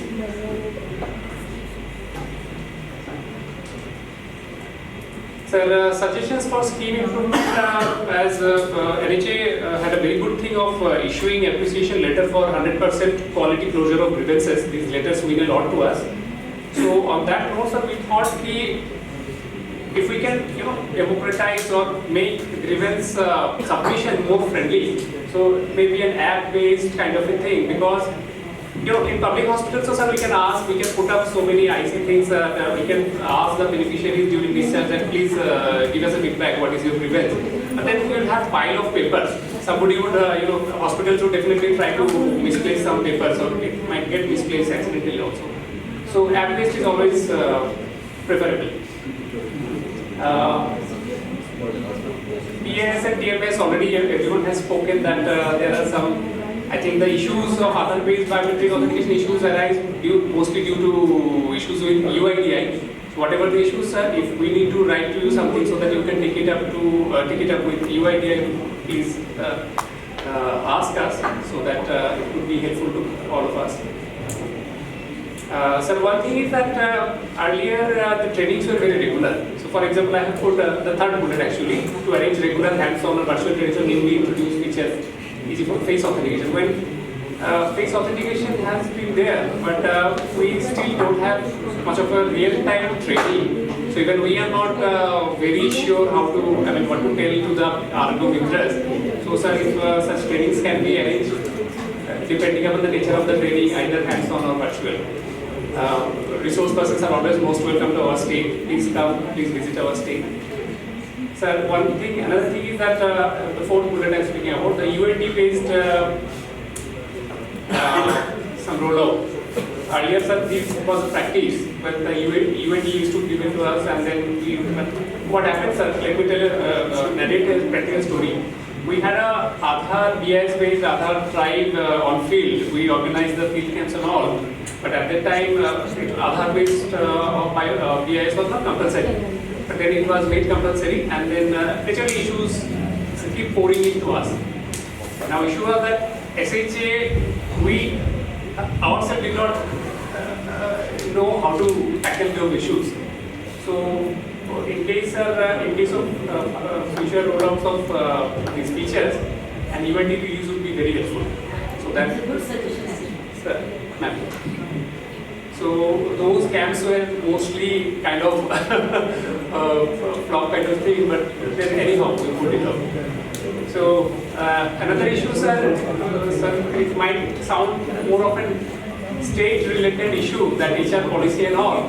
But sir, you know, in National Rural Livelihood Mission and National Ayurvedic Mission, they have clear-cut centralized HR policies. Then only states nudge. Otherwise, so sir, if we go to state authorities say it's your interest, you want to increase your salary. But then again, I know how difficult it is to work. We also have a very small unit, only 8 people. These people work like anything. So it will be very difficult, sir. Actually, we borrowed this point from last year's review meeting. Last year also, that was there. People sir was there, sir said, sir, we used to do it. Just sir. And second last point is not to blame anyone. I think we should have reframed it. It sounds little harsh and odd, increasing manpower stakeholder things, sir. I call settling in the morning with one issue, afternoon with another issue. Then it strikes to me that Sabri is looking after probably 5 states. So she is already done it with 10 issues. So by evening, if I have another issue, my third issue, I'm very hesitant to forward her. So I think, sir, it will be very helpful if more people can be grouped. And sir, the third issue also, the last point is also borrowed from last year's review meeting, sir. Kind of an exposure visit, or rather, kind of these meetings. We learned so many things from almost all the states. What issues they are facing, we are not facing, but then again we came to that we will be facing those issues. So in the future, and then the good practices are always good to learn from. So that would be our submission, sir.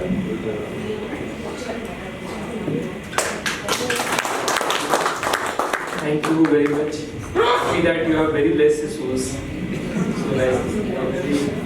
we have been listening to that, and I understand that. Okay, so we'll take forward a few things. I don't want to kind of comment over here, but few of your issues like HR policy, like NRLM and NAM, I don't know where you add for the state. So we'll look into this, that how we can institutionalize this one.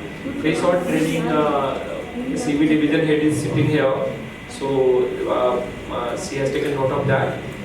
Regarding this fund release, in fact, this is very troubling for us as well, that we have to release the fund in 4 tranches, 5 tranches. We want to, because every time, trust me, for us, it is a 20-page note we have to prepare every time a fund release has to go. I'm absolutely on the same page. In fact, if we can go back to my that slide, I've written that it's a cumbersome administrative exercise for everyone. Right. So what we'll suggest that states like it is.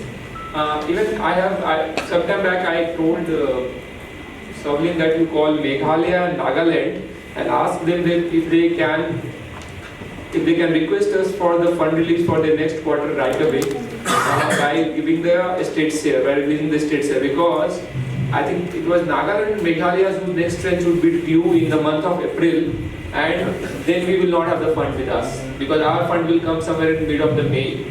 But today we have the fund. Still, if you can send us a proposal that by depositing your states here, we will release upfront amount for you for the next tranche. Okay. And with respect to other states, I would say that instead of क्या होता है ना, आप लोग के यहाँ से भी 2 लाख रुपया, 3 लाख रुपया, because you have to just do 10%. If you will give 2 lakhs, we will be giving you 20 lakhs. Okay. If you will give 20 lakhs, we will be giving you 22 crore. Okay, so you can also request your SHA team to release at least half the year fund in one go. So if you will release 20 lakhs, then I will be happily releasing 2 crore to you. If you will release 2 crore, we will be happily releasing 20 crore to you. Okay, so that would request, because this is the most headache wala kaam, you know, and because this is matter of money, so you know that everyone has to take due care. So the file goes, this is the only file which goes through at least 10 people in the office. So first of all, it will be the finance team under me who is working.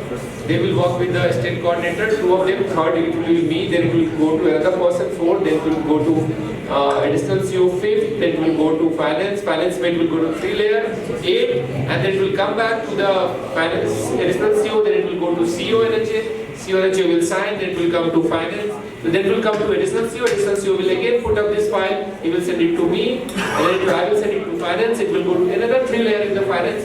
So trust me, it goes to at least 50 signatories before the fund is released. It's an extremely cumbersome process for us. So we would request you that even when you do not need the money, you share with us proposal twice a year, not more than that. That is in our interest, okay? So as of now, my team has to process, you know how many requests?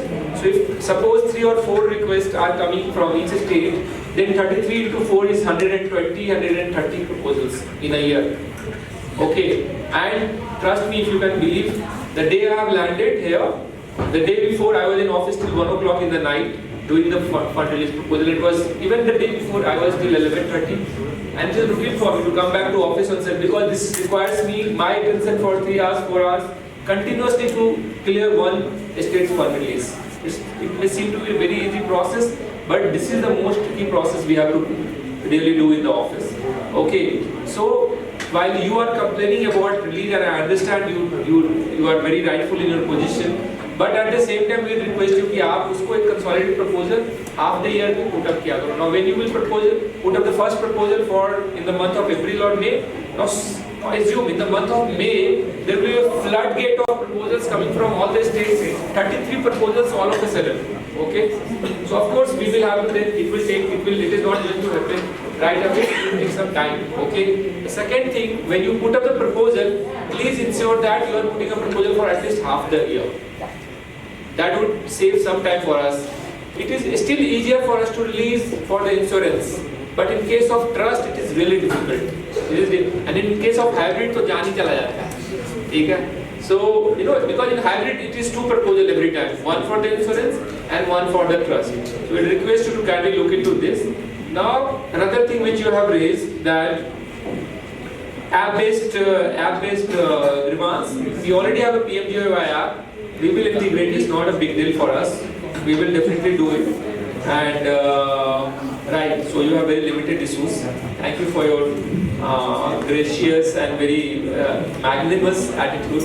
I understand that you must have many more. You have not raised all the occasions. Not really, sir, because NHA has been very responsive, and if we don't have issue, why to raise issues? And we'll ensure that you are still fewer. Okay? Thank you. Now you have to do the presentation.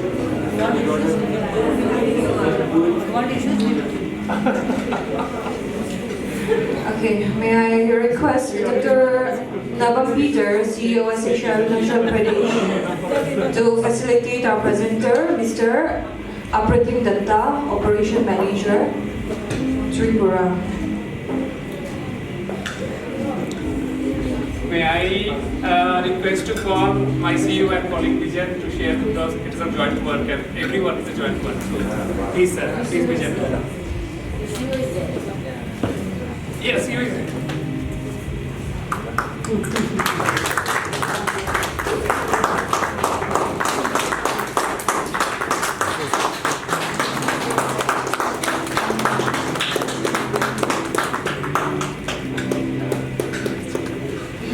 Thank you so much. Friendship of Tripura and Arunachal.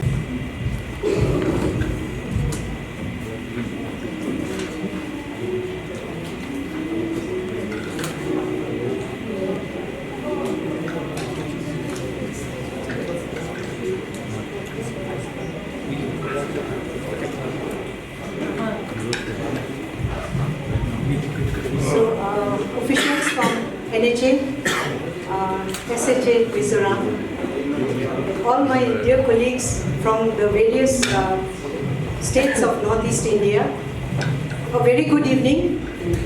I think we are already 1.5 hours late, and we are all very sleepy also.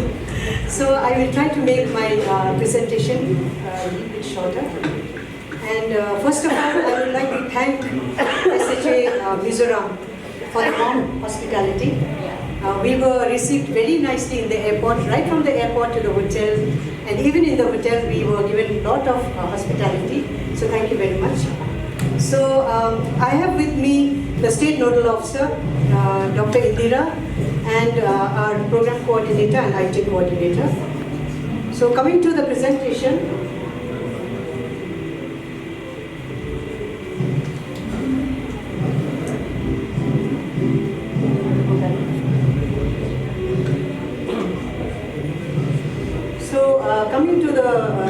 performance, if we compare it with Tripura, we are much less. Like we have till now, till February 2023, around 17,171 families have been covered out of the 39,791 families.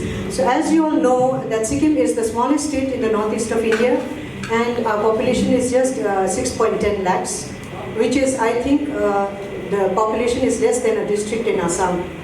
So, yes, and out of this, we have, till now, we have 7,200 hospital admissions. And regarding the hospital admission, I think Arunachal had mentioned how we get so many cases. Because in each ward, we have instructed all the ANMs or the the nursing cadre or the doctors to make sure that all the patients go to the kiosks and get themselves registered. So that is how we are trying to get around 100%. Till now the claim paid is around 5 crores, and portability of cases, inbound we have just 4 cases, 69,760, and outbound around 32 cases, which is around 13 lakhs plus. So the key initiatives or achievements of the state in different areas. Regarding the Ayushman card saturation, 43% family card saturation has been achieved in coordination with the BLEs and designated employees of BACs and UTISL, Zephyr Card Creation Agency. However, we are having a lot of difficulty in getting all the families because most of them were migrant workers. So when the SECC data was taken in 2011 census, most of the migrant families we could not find, and those whom we have found also, they are without documents. Another thing is that, so in order to increase the card saturation, we are trying to use the NFSA data, and we have already sent 16,497 households of Anna Antyodaya Yojana categories, which we have already sent to NHA, to Delhi. So we are waiting for that to be done. We have already sent it, I think, almost a year back. So if it is expedited from NHS side, then we will be able to saturate at least 100%. So regarding the claim settlement, if we see, over the years, over the 4 years from 2018, we have been able to increase from 1,11,200 in 2018-19 to 1,51,68,558 in the last financial year. However, there is still claim of 1,43 lakhs, which is pending at SHA level till the first week of March. So regarding the anti-fraud initiative, till now, whichever suspicious cases that were triggered, I think there were around 168 cases. 43 we have already dealt with it and it was found to be alright, but the remaining it is in the process. IEC activities we have done a lot. I am also MD NHM, so through NHM I am trying to utilize our right from the grassroots level, districts, PHC, subcenter, to the MLHPs, as well as Jan Arogya JAS scheme in the subcenter level. We are trying to give a lot of IEC to the public as well as to the stakeholders, the panchayats, everyone. And also we are also using the IEC through social media and local FM. And Jan Arogya Samiti members on the health and wellness centers and other schemes platform are also being used for the IEC purposes. Regarding deployment of kiosks, we are in the process. The only problem is that some of the facilities like the PHC and the CHC, which have very few cases. So because of that, the monetary amount is not enough to set up the kiosk as designated by NHA. So, however, we are trying to do it in the main referral hospital, STLN, as well as in CRH. And here I would like to point out that in the morning, I think there was a slide saying that the private hospital, CRH, it was showing negative, but actually they are doing lot of cases in CRH. It was showing 0.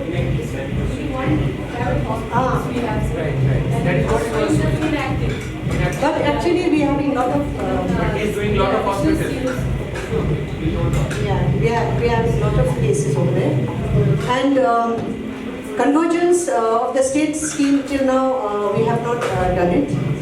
And BFA deployment in public hospital. Do you have any state scheme? I don't think you have it. We have one state scheme, but that is only for referral of cases for the public, for BPL categories, as well as for the officials.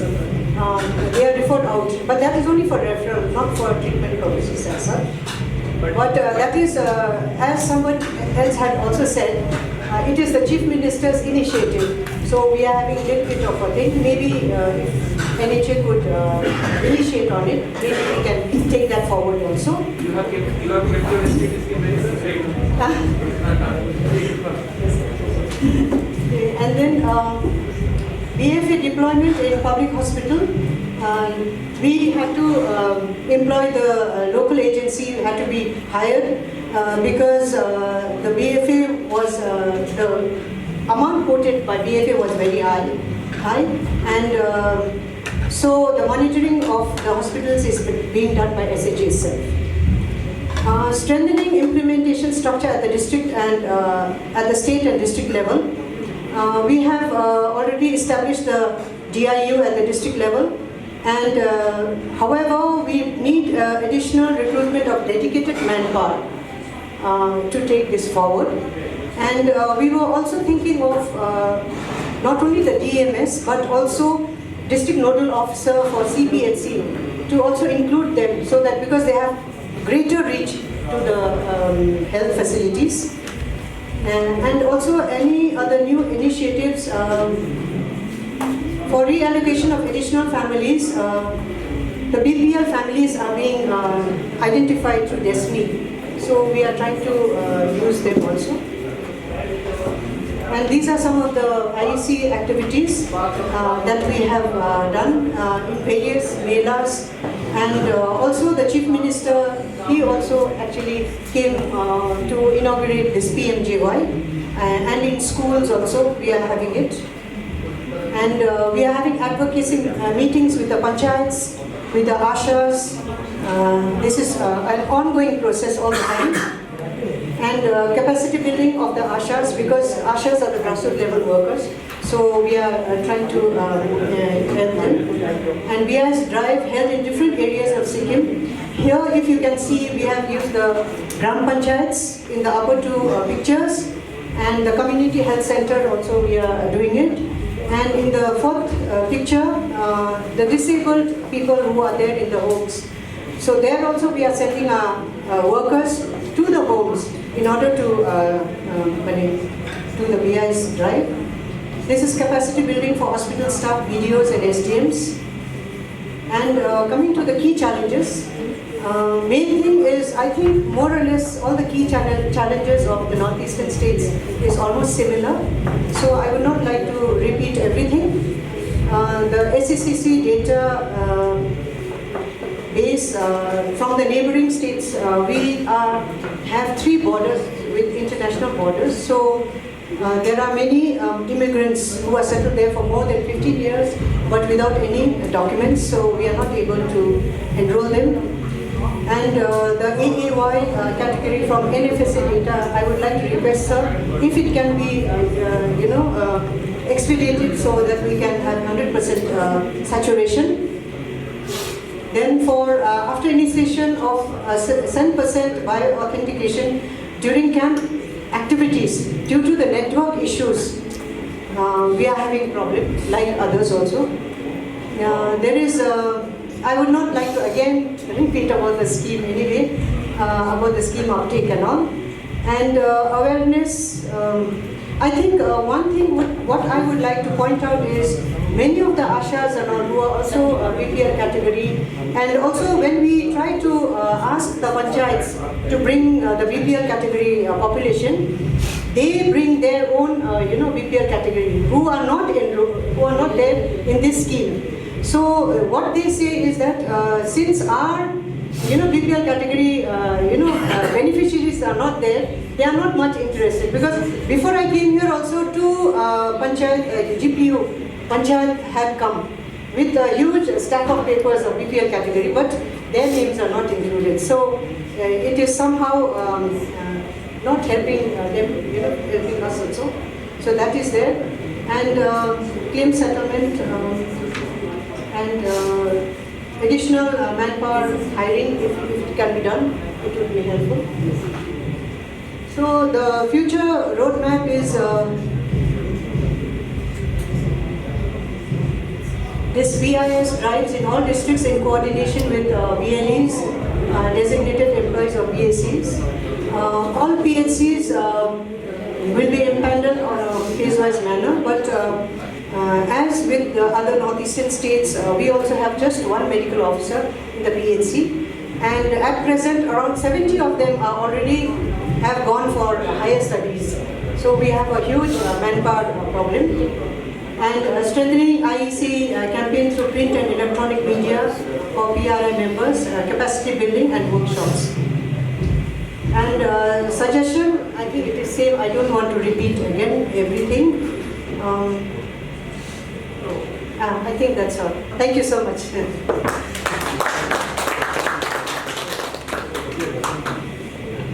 Thank you, ma'am, for a very, very... There is one suggestion. You want to pause and each hospital. Go back to the slide.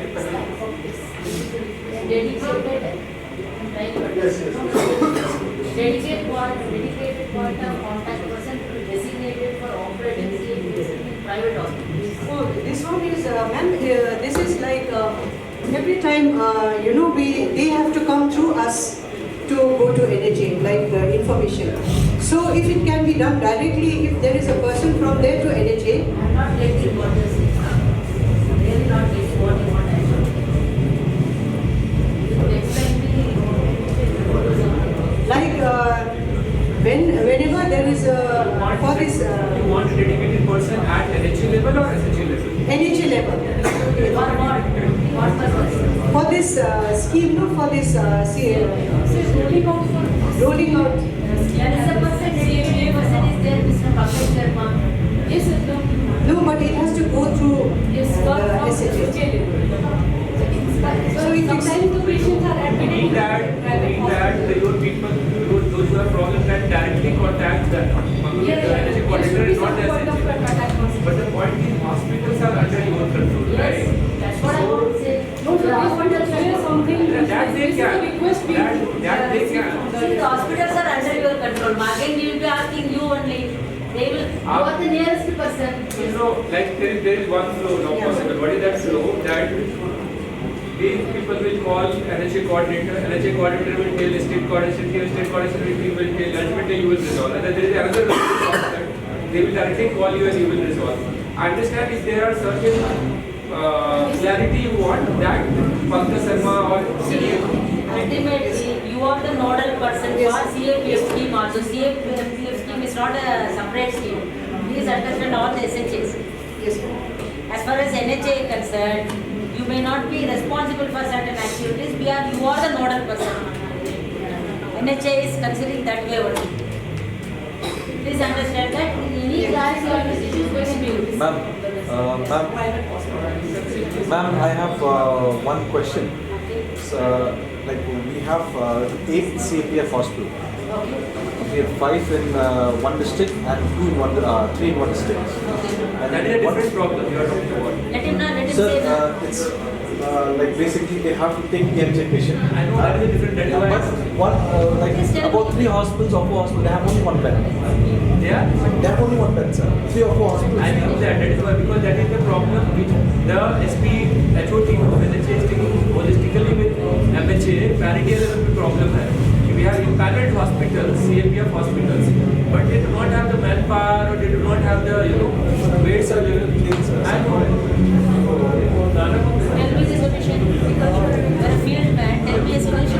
Madam, suppose now, if a patient goes to that hospital and their own patient is already in bed, so they cannot raise a claim because they have one bed.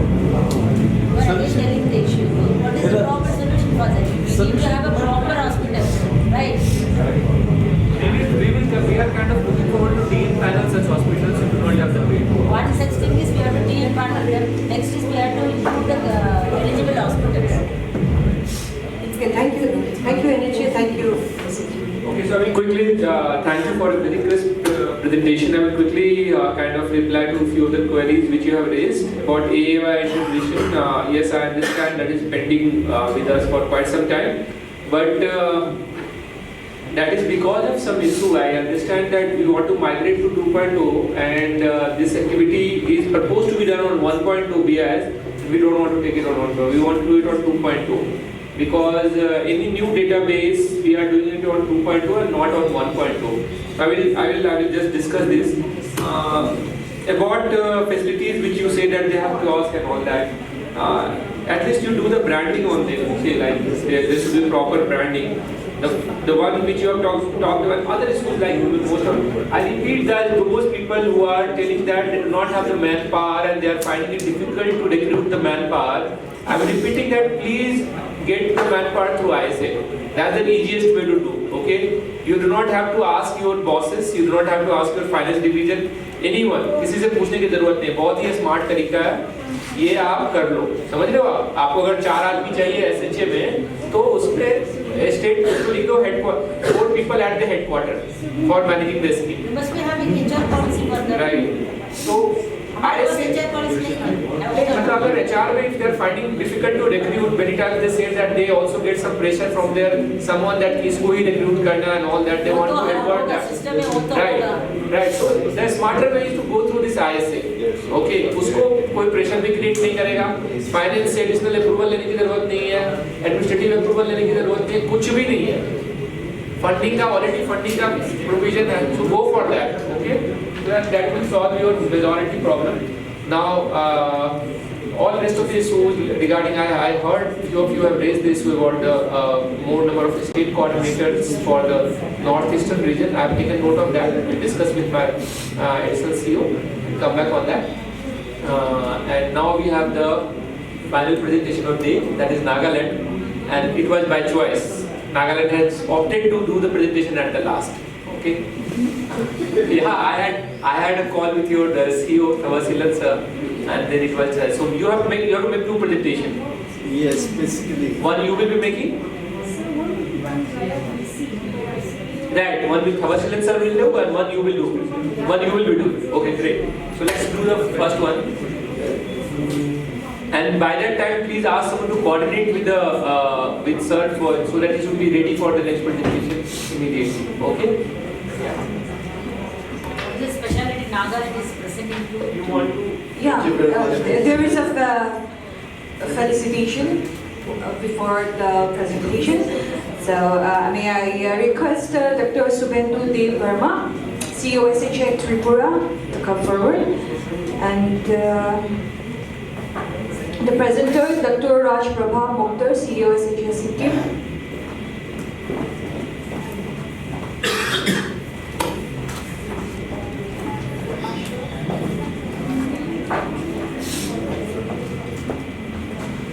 Where is the Asha?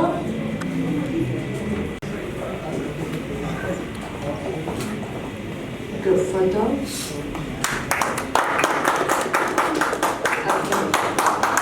Thank you so much. Now, with pleasure, I request State Health Authorities Dr. Kika Longkumer SNO SHA Nagaland. I'm so happy about the last presentation.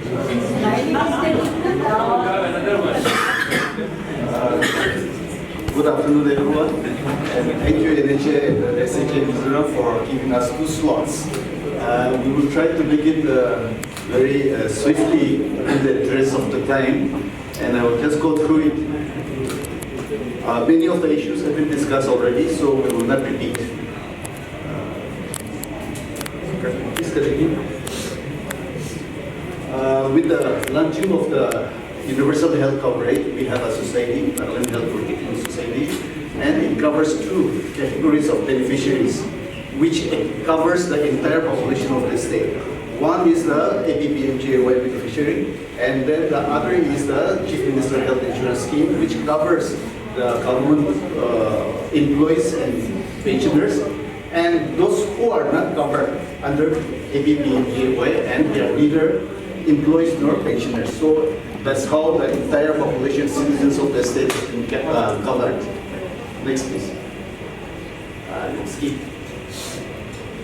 This we are implementing in the insurance mode, and then the premium is even for the present policy period. For the 5 lakhs category, it is 1199 rupees per family, and then for the EP group, same HAS EP group, it is 1,195 for 20 lakhs coverage. The household cover total is given at 3.5 lakhs, and then household with at least one e-card is at 40%. We have issued about 4.23 cards to individual beneficiaries. Next. Presently, we are implementing the Nagaland specific health benefit package 2022, and then for the APPMJY, and then for the CMHIS EP group, we are following the CGHS, but for the general category of the CMHIS, we are following the Nagaland specific. Next, please. Next. So for pre-authorization, this is since launching of the APPMJY, this is the coverage. A total of 35,000 pre-authorization has been raised, amounting to 16.49 crores, and then the average claim size per event is 16,000. Claims rejection rate is now we are reducing it, as we see over the years. Next, please. This is the claim submission. A total of 35,500 has been raised over the years, and then about 56.47 CR has been submitted, and then unsettled claim, it has also been, we are trying to maintain, and then presently this unsettled is at 400, and it is mostly related to the IT TMS portal issues. Now, why we could maintain this claim settlement at 0 level is because of timely release of the premium. Because insurance company, we in the insurance mode, if we don't pay the premium, they will not release. So the key for the release is, claim settlement is, we have to give them in time. And then if we fail, most likely again, as our friend from Meghalaya has raised, the penalty issue will come, which will be in a big way. So we don't know if it is raised, then how we will handle. So we don't have to repeat about the delay, but please let us also see that the premiums, the candidates are released in time. Next, please. This is the settlement of the claims. It is still within the specific the guideline, so it's okay. And this is the revenue generated. This is the best part of the insurance being implemented, the scheme being implemented in the private hospitals. This so far about 15.33 crores have been retained in the public hospital. How to use it though? So I will come to that. So next please. So this is inbound and then outbound. Our people are going, and then the neighboring people from the bordering area is also coming in. So there is an exchange of patients. Next, please. Premium over the years. So this is one slide I would just like to start. We started our ABPHA with 444 per family. This was the first policy period, and then over the years it has increased as you have seen. Yeah.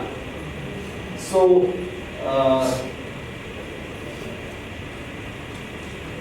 yes, I think that.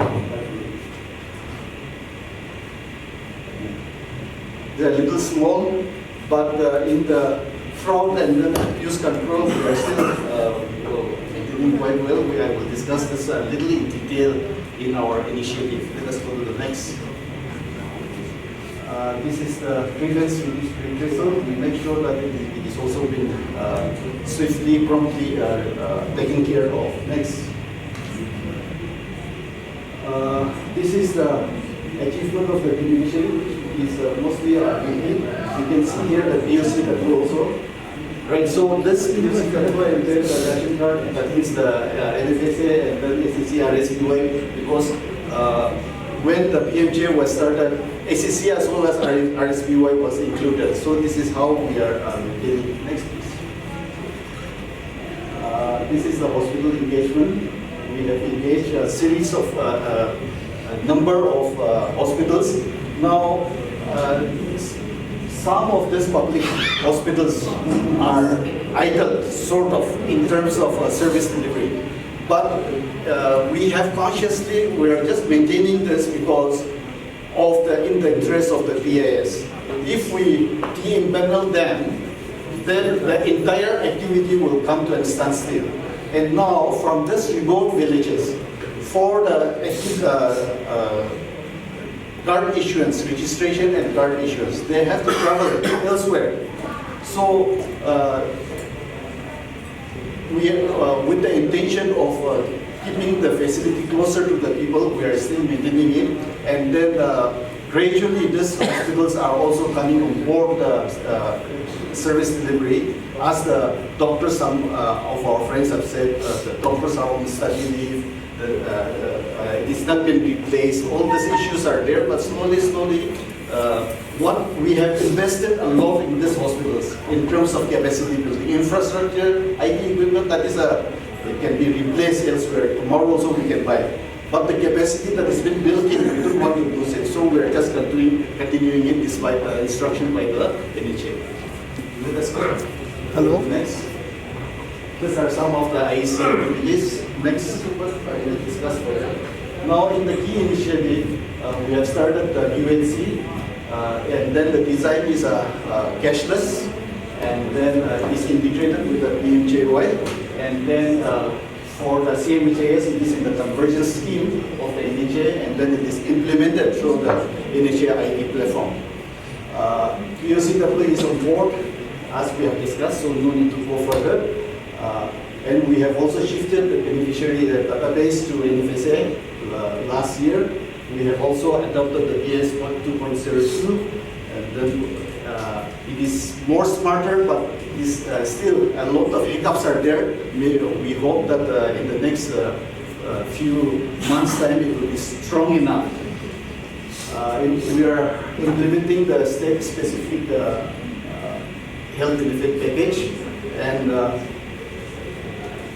here, I think this or like the next one I will just give you. We have rationally revised the health benefit package 2022 because the reason being the hospitals, the private hospitals, they are always complaining that the package rates are very low, and that because of that they are not coming on board.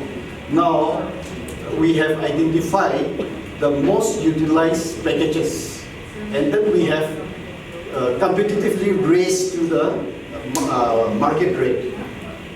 Now, in the process, it was the premium has also increased. Supposing in the last policy period, the premium was at 226 for 5 lakhs, 228 rupees for 5 lakhs coverage. Now, with this revision of the health benefit package, it has increased to 1139 rupees. 99 rupees. So, and then we all know that NHA will cover only 1052. So the remaining is purely on the state side. So we have to balance this one also when we are revising the health benefit package. Registration, card registration, there are so many problems which has been prevalent across the states, and then we have tried to come up with multi-pronged approaches, various means. So these are some of the initiatives that we have taken care of, including performance incentive to the mitras and double projects. Next.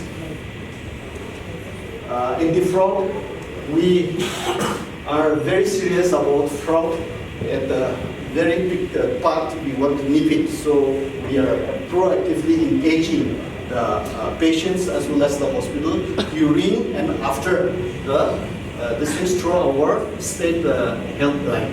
So while having this engagement, a lot of issues can be resolved, and that is how all these grievances and then the frauds can be avoided. Motivating hospitals to come on board, rational revision we have discussed.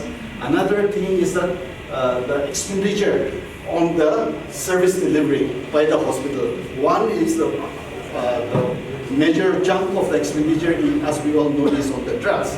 So we are actively promoting implementation of Jana Shauti stores in all our hospitals. Jana Shauti, this has been the things of the Department of Pharmaceutical. Yes. Yes. Yes. What do they do? This is generate low-cost quality medicine. In the principle of affordable medicine. So supposing paracetamol. This is a scheme under the pharmaceutical. Yes. So by opening this one, for example, paracetamol 580 tablet, one strip may cost in Jana Shauti store 2 rupees. If you buy Crucin, it is 10 rupees. So the expenditure comes down, right? So that is one part where we are pushing, facilitating with the drug control. Where you are sitting at this day? In the hospital. The hospital will run these facilities.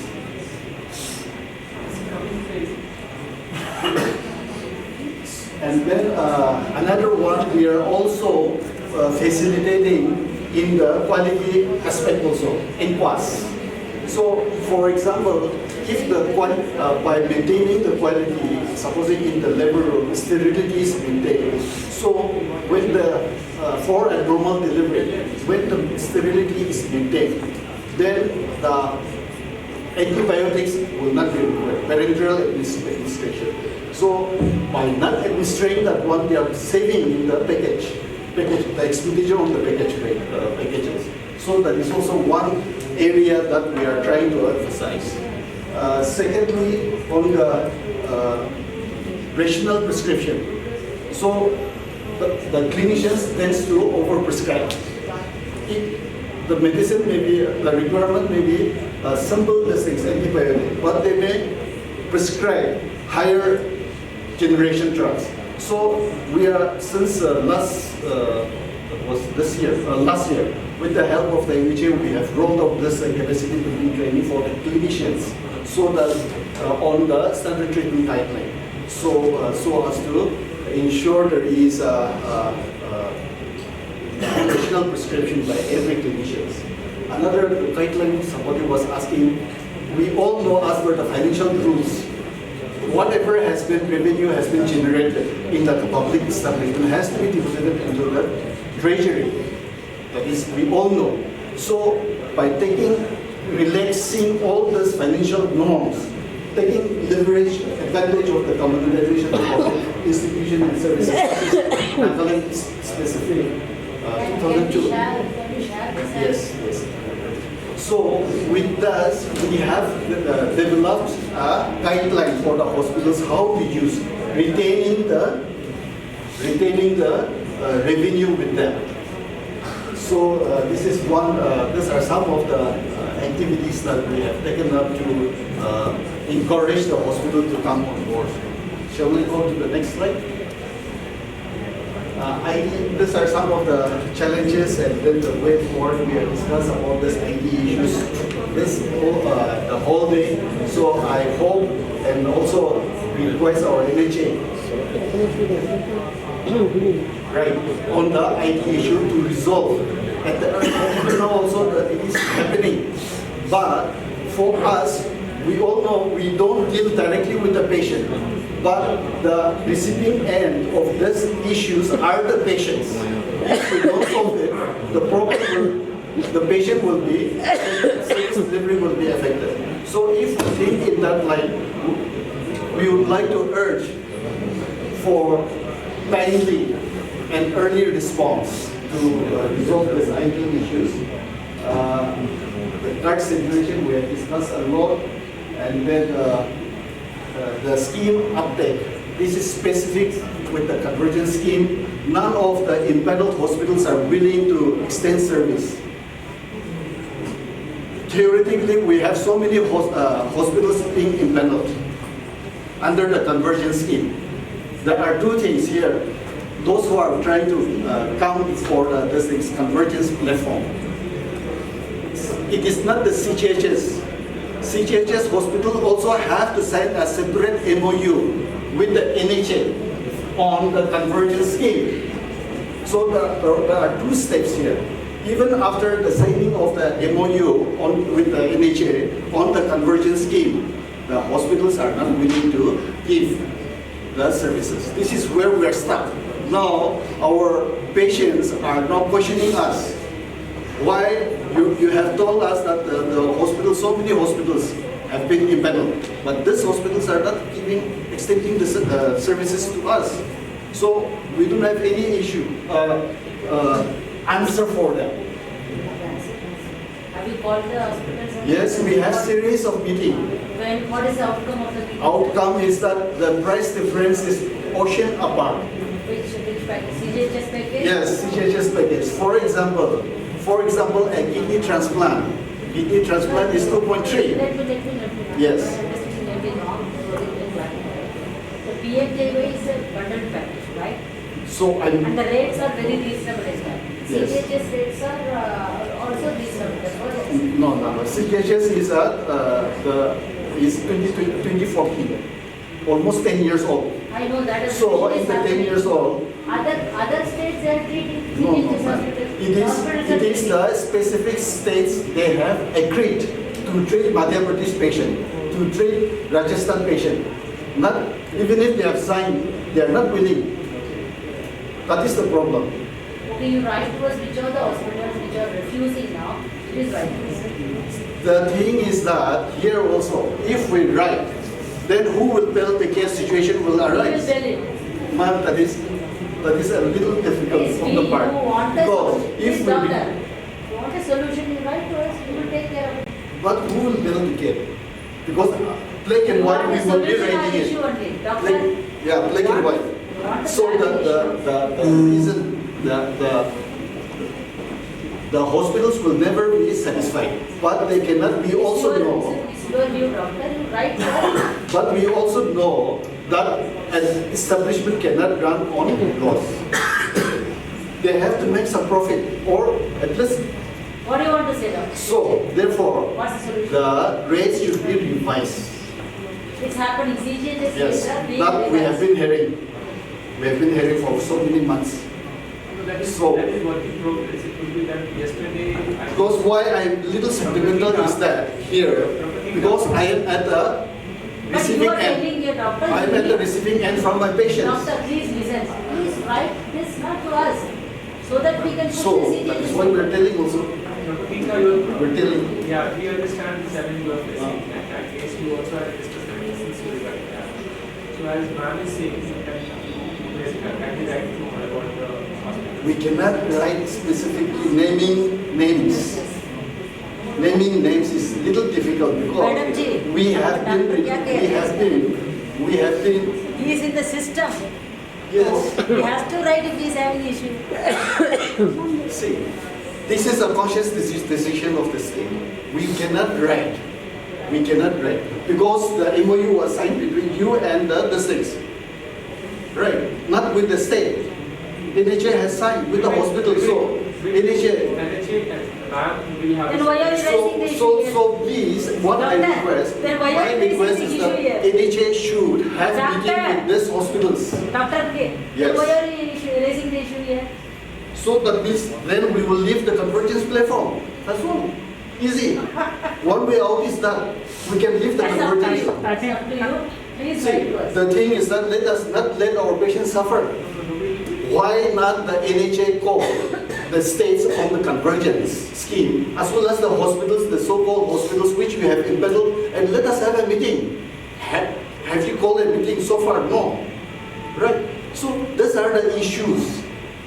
It can be solved once we start discussion. But by writing complaint letters, it will not going to solve. No, it must not be complaint letters, sir. Actually, You are not this reading is an down issue that. also You need to in raise our the state issue. also. So in the platform we are raising the issue. It is knowledge only. It doesn't percolate into action in the file. But the state will not write. Actually, Dr. K.K. we are also facing the same problem. Our private hospitals are also saying that the rate is CGHS 2014 RD rate, which is so absurd. So, but in our capacity, SHs are well placed to we are doing write to even last week also we were there in Delhi. We can very well write, not naming anyone, that see, we are also a consulting agency, that hospitals come to us. We are their first point of contact. We are their first point of counseling. So they say that they confided upon us that rates are not sufficient. That's well, that's a good thing.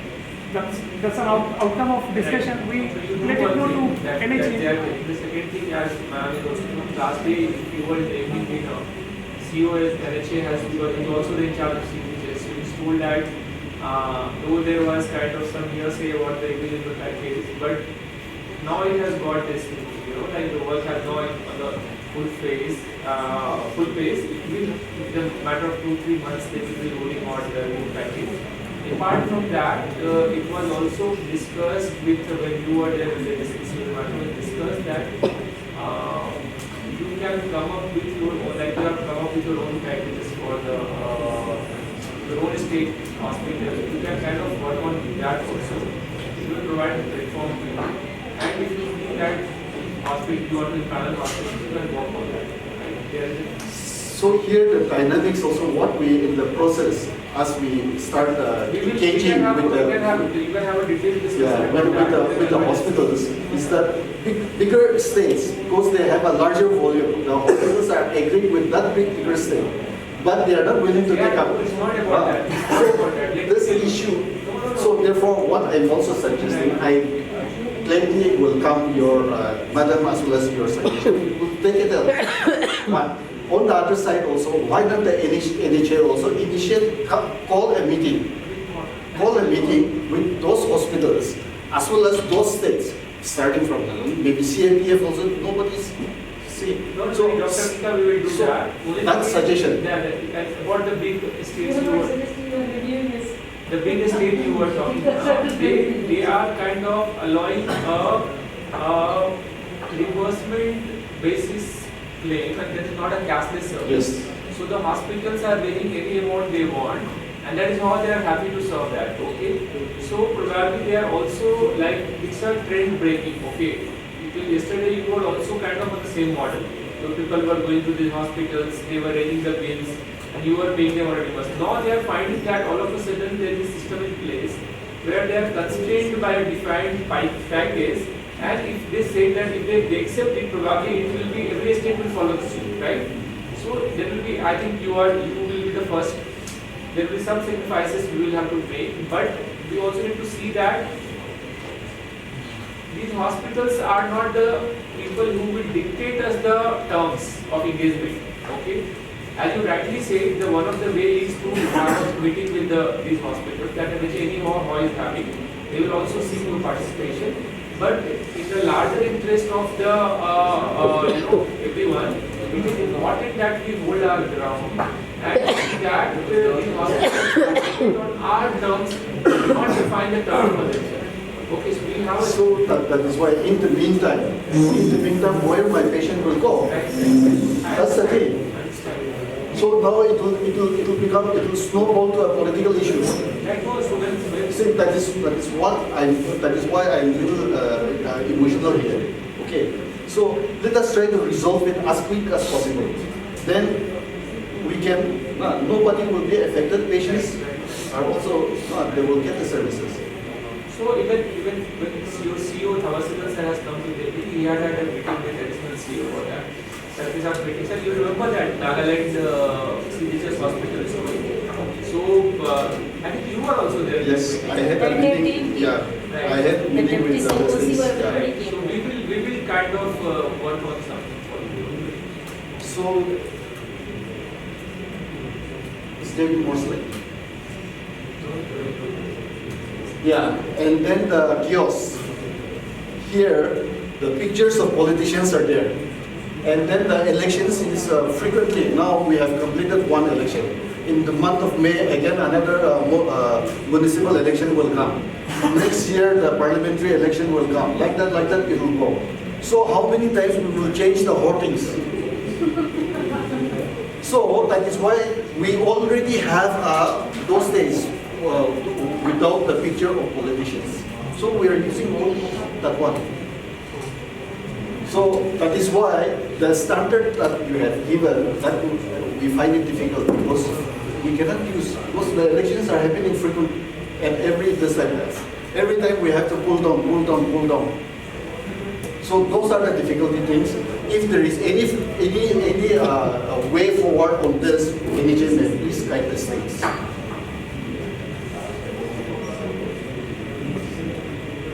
Yeah, I think. Yeah, that's all. Thank you very much.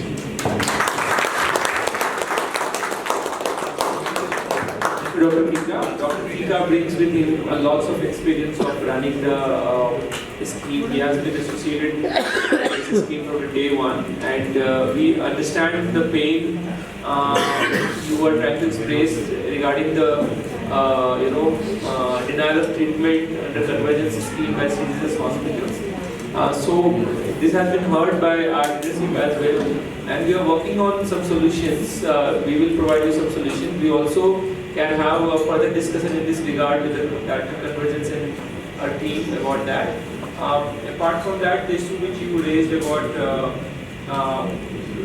I didn't understand what was the concern that unacceptable per day medical management package.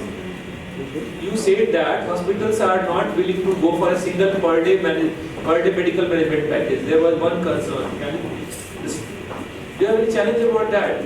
Like the medical management package which NHA has under SUP 2022. Yes. You said that the single day per day medical management package is not acceptable to the hospital. Yes, this presently the medical packages is I think around 2,000 something per day. No, it has been increased. I guess the package is 2,700 rupees for general ward. Yeah, for general ward. Right. So here, what the hospitals are telling is that they are, as our friends have said, cherry picking is happening on medical packages. They are comfortable with the surgical procedures, but the medical things, if it is a simple medical case, then the expenditure is not that much. It can be maintained within that package rate. But if it is of a serious, complicated cases, very serious medical case, then they cannot. So this is where most of the hospitals are cherry picking. No, but then in that case we have, even for medical management, we have 4 categories, right? General ward, SDU, then ICU without ventilator, and ICU with the ventilator. So these packages probably were kind of designed with the understanding that as the seriousness of the ailment goes up and patient will require more intensive engagement with the doctor, the hospitals are free to choose higher package. Like if one has to move to ICU, they can book a 7,200 rupees package if they are moving to ICU with the using this package. Because if we see the trend under PMJY, hardly 10% general medicine packages are related to general ward. Mostly are either ICU or ICU with ventilator. So, so instead of, it's our problem more than the hospital problem because they are misusing these packages, right? So, you have to see that how we can control such misuses. Sir, what we saw from our experience, this was a concern in our public hospitals also. 90% cases are what can be managed from this 20 upon 100 or 2300. Right. So these are profit making for public hospitals. 10% or 15% cases are what sir is saying at higher cost. But public hospitals are not profit making bodies. Everything is in any case free. Electricity is paid by government, salary is paid by government, free medicine supplies and all. So they must put that 20%, and because 80% is in any case profit bearing for them. We're talking about the private. Even private, Dr. Tika, for even private also, we have two very good private hospitals in Tripura. One is the Alliance Group, which has 3 hospitals in Kolkata. When the Agartala Center is a 7-story building with super specialty, they are providing general medicine because they have roped in generic medicine. The cost can be managed only if they provide generic medicine. Yes, that is why. Yes. So that is a good initiative you are taking, that you are trying to tag the hospital with Janaushadhi Kendras. That is really going to get the costing of the hospitals. It will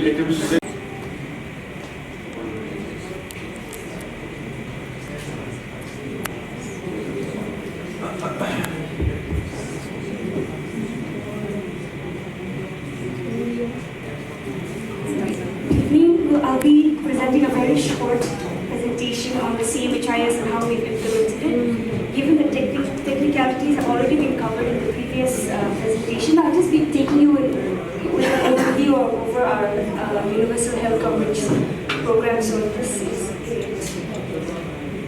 Right. So the CMHIS, as it says, is a health insurance scheme initiated by our government. It was started in October of last year. With the aim to provide protection against health expenditure, to reduce out-of-pocket expenditure, which is why that cashless condition was, we insisted on that, and which is what I think most of the challenges that we're facing in implementing it right now is to get that cashless thing to really work outside of paper, and that is where most of the issues that we're facing are being raised. We have 2 categories of CMHIS. One is the CMHIS employees and pensioners, and then we have the general. So the employees and pensioners, I think that is pretty evident what they are. Then we have the second lot, which is the general, who are not government employees, who are not pensioners, but they are not eligible under the PMJY because they are not ration card holders. That group gets covered in the second group. So this includes various those short-term government employees as well. Given that they're not covered, I'll go into this a little later, the reason of why we have different 2 categories. Though they are both under CMHIS, we have 2 categories of beneficiaries under this. So the total sum insured for under CMHIS differs on which category of coverage you're covered under.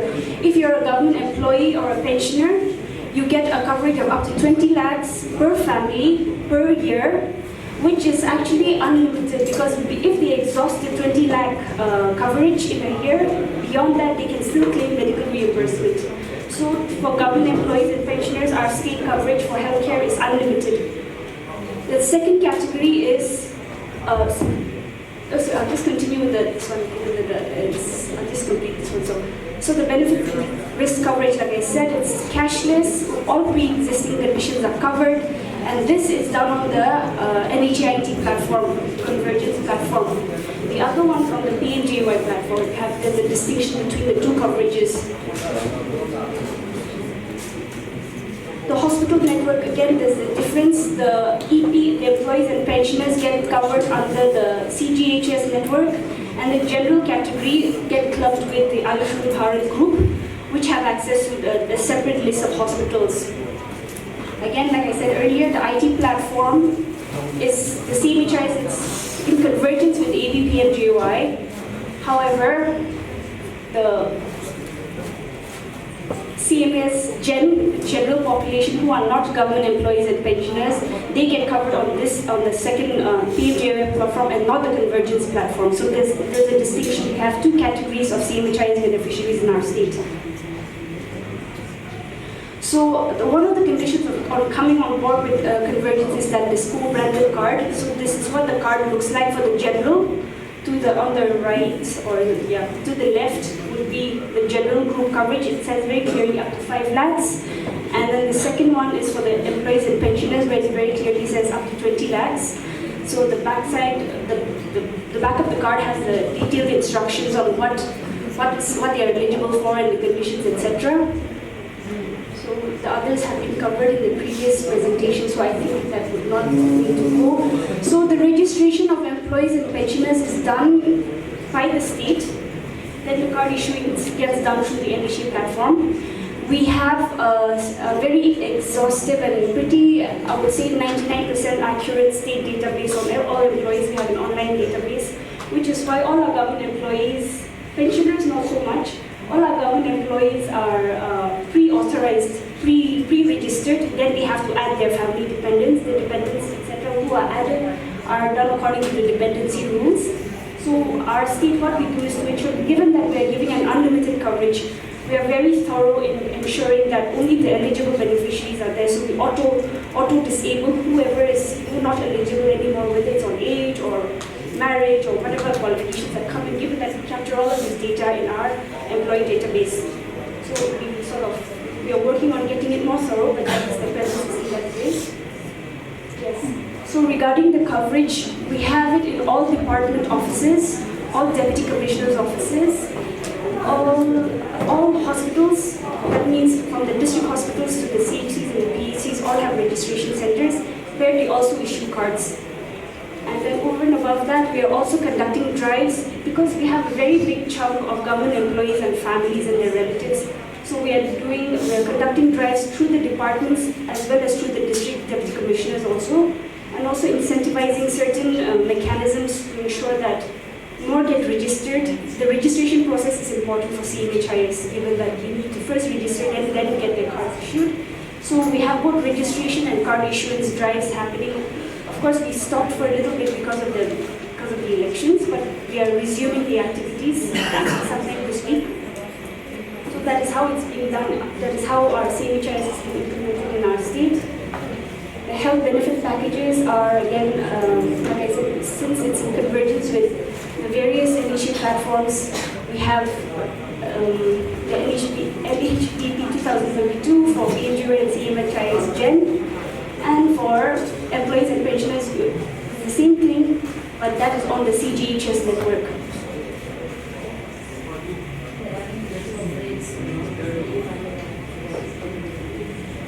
So the coverage of what they are entitled to, so within, for the general group, the packages are bundled, etc. All of these things are there, but again, like I said, our challenge presently is making the cashless condition a factor in implementation of the cashless aspect of this.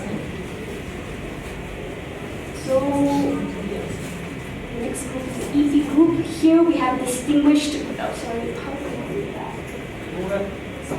This one? Yeah.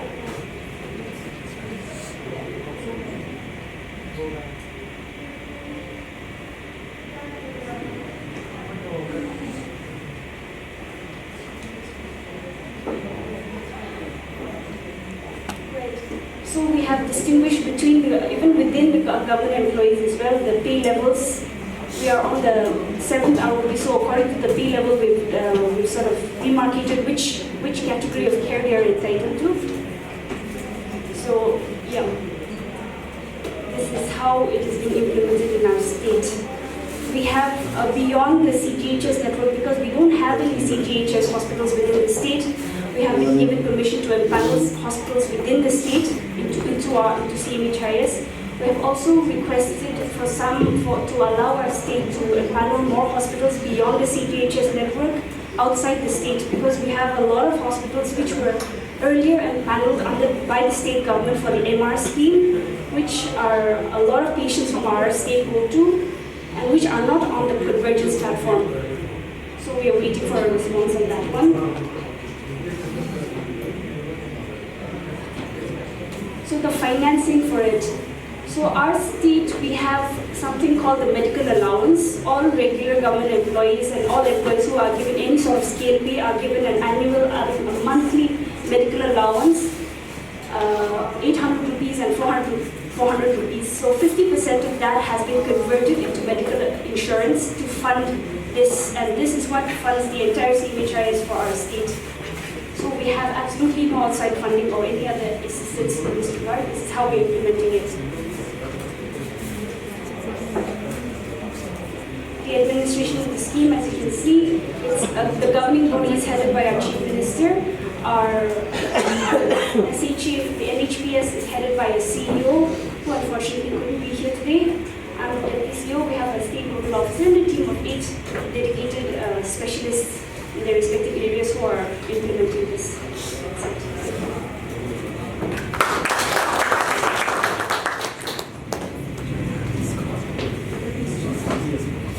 Thank you.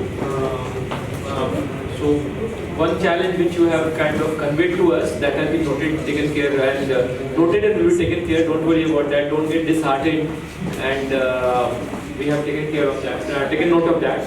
Now we will have a quick felicitation of 2 other speakers, and thereafter we will request a distinguished NHSR to kindly give his concluding remarks for the day, and then we will have finally a felicitation ceremony for all of you, all the representatives from different states. Okay. So yeah. All right, let's move on. May I kindly request Mr. Gikan Ongmer to come up on the stage, and he will be felicitated by Dr. Rajprabha Moktan, CEO SHA Sikkim.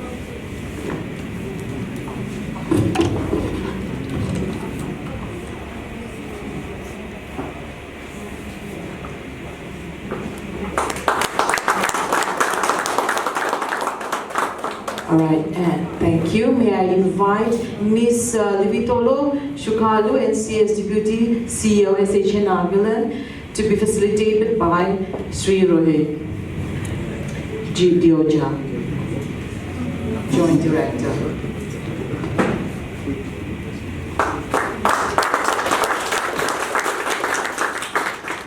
Thank you, everyone. All right, may I kindly invite Dr. Basankar? Yes. For the we believe at the start of the day that everything is good with NHA and things are bad with the state.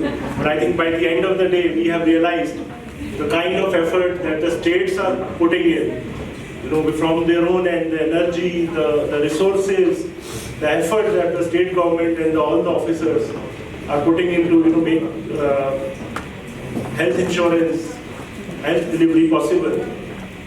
Now that's the message which I take home. I think all the states are diverse, they are taking their own path. We are all struggling, even at NHA, we are trying our best. There are IT issues, there are issues of packages. All those points we have noted, even in the afternoon today. So Assam was sending me all these messages where there were some IT issues in Sabasagar, and we were trying to sort those out. But let me tell you, in all of the talk, in all of this, please do remember the kind of impact that all of us are making, because we are bringing health to the center stage. And also please remember, and please don't forget, I think that was one message why I wanted to address you in the evening, because the power of the government and power of the government as a purchaser of services, health services in the market. Because every time we feel that we don't have, the packages are not good enough for private sector, packages are not good enough for the public sector, medicine is costly. But please do appreciate when the government enters the market, and with the backing of PMJ and your own state schemes, when we enter the market, we disrupt the market. We have the power of price setting.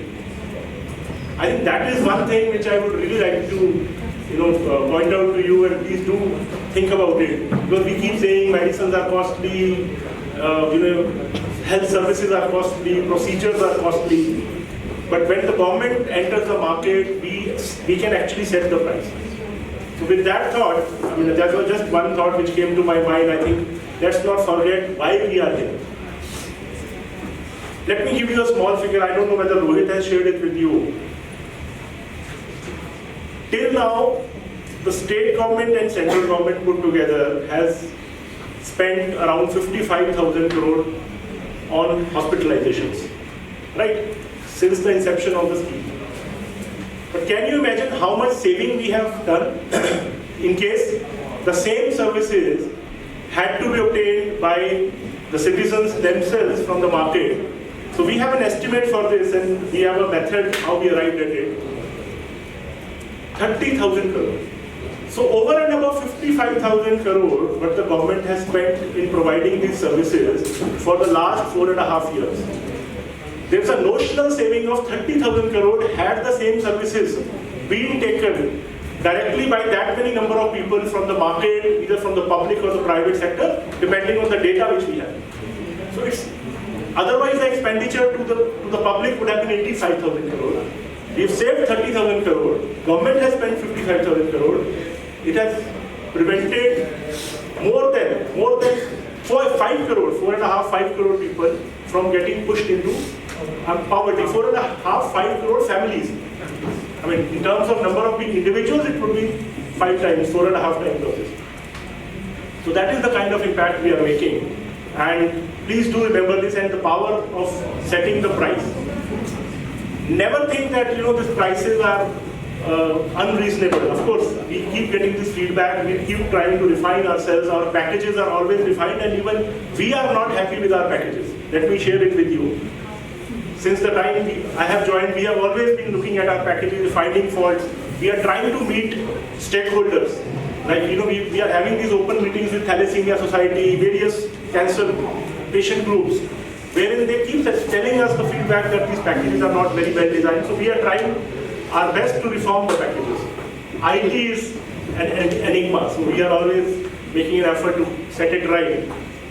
But please don't lose hope. I was very moved by the way in which Nagaland was expressing. So I really assure you, and I share with you the passion. We will try to set it right. Whatever problems you are facing, we understand that CGHS hospitals in Delhi, they are not catering to people who are traveling all the way from Nagaland to Delhi to seek treatment. So that was brought to my notice a few days back. So we are trying to set it right. So we in fact thought of a very innovative way. So we were just having this discussion, and I think Lata, we will all sit together and we'll have this discussion on how to provide for and ensure that a person who makes the effort, a patient who makes the effort to travel all the way to say Delhi, I mean, he gets that treatment, and there's a method to ensure that. Thank you all for joining. I'm sure we have many more things to learn from all of you, and we'll have a good session tomorrow as well. Thank you all. Thank you. Sir, may I kindly ask you to remain on the floor? Yes. We would like to felicitate all the... Yeah. So, thank you, sir. I just want to say one line here that we will not let you fail. Okay? So, SHA Nagaland, you have trusted on us. You have come to convergence on our behalf. We have requested you to trust us. We'll do everything possible to ensure that you are happy and your people are happy. Just pardon me, sir. I just spoke after you. So, that is the one thing we want to give you assurance on behalf of SHA. We can have a discussion. Okay, thank you so much. We would like to facilitate all the participants from SHA Mizoram. I will call out your names. Dr. Byapansani.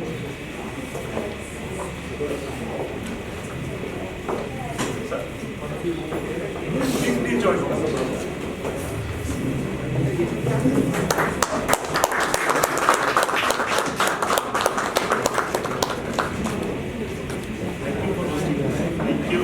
Thank you. Dr. Sivana Dusaka, followed by Dr. Jason Ilrente.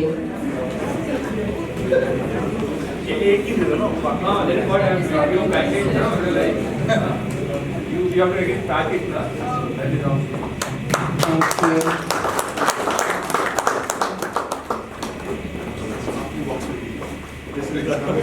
Right, let's call upon Mr. Jason Ilrente.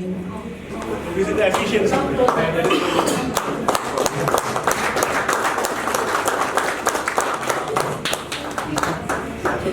Mr. Lalbes Ilrente.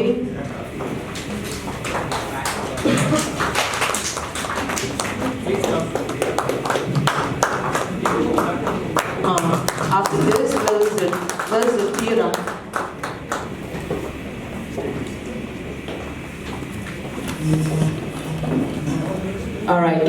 for Sikkim, Dr. Raj Prabha Moktan, followed by Dr. Indira Chetri.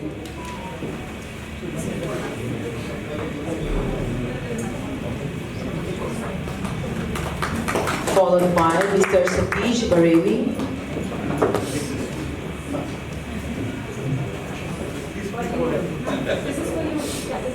Oh, what a photo session.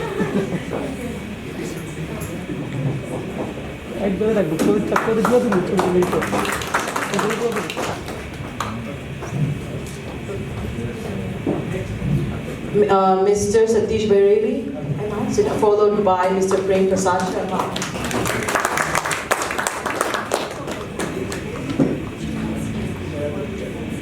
And right after this, it will be followed by SHM Manipur. Get ready.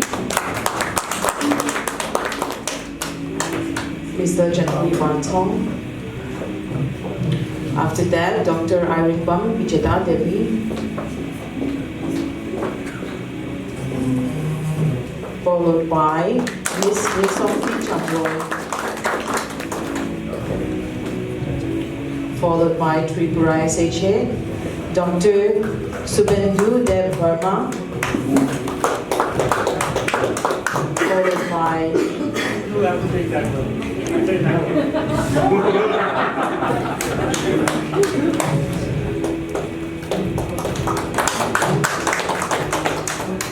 after Dr. Verma, Mr. Apratim Datta, followed by Mr. Vijan Datta.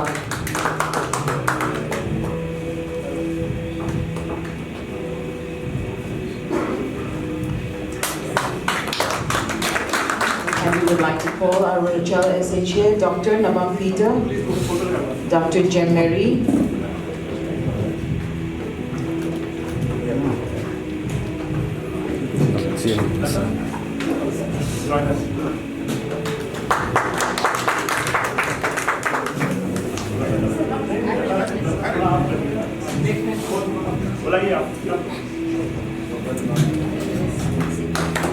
Dr. Jem Mary, after that, Dr. Yusu Gambo. Thank you. Moving on to SHN Nagaland, Ms. Livitoli Sukhalu, NCS, followed by Dr. Kika Longman. Please come. Dr. Kika. Followed by Mr. May Younger, Sangam.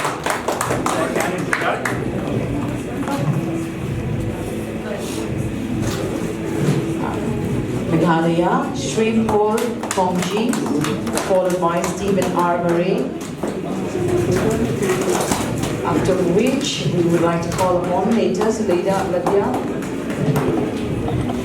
Brander R. Rimbai,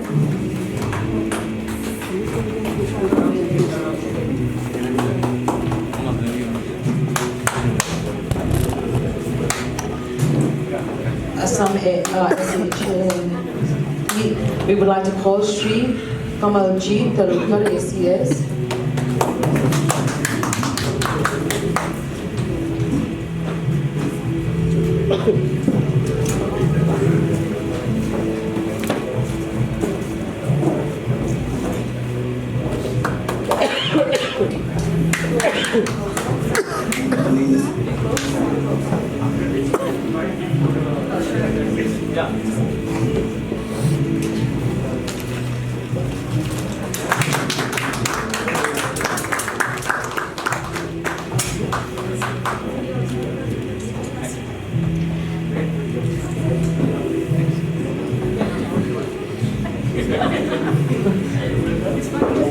Thank you all so much. Let's give ourselves a big round of applause, ladies and gentlemen. That marks the end of day one session on our meeting, Northeastern Regional Review meeting. Yes, sir. Sit up. Yeah, sit up, please. Shri Nirupal Barua, Assam Operations Manager. Thank you so much. Yes. Photograph.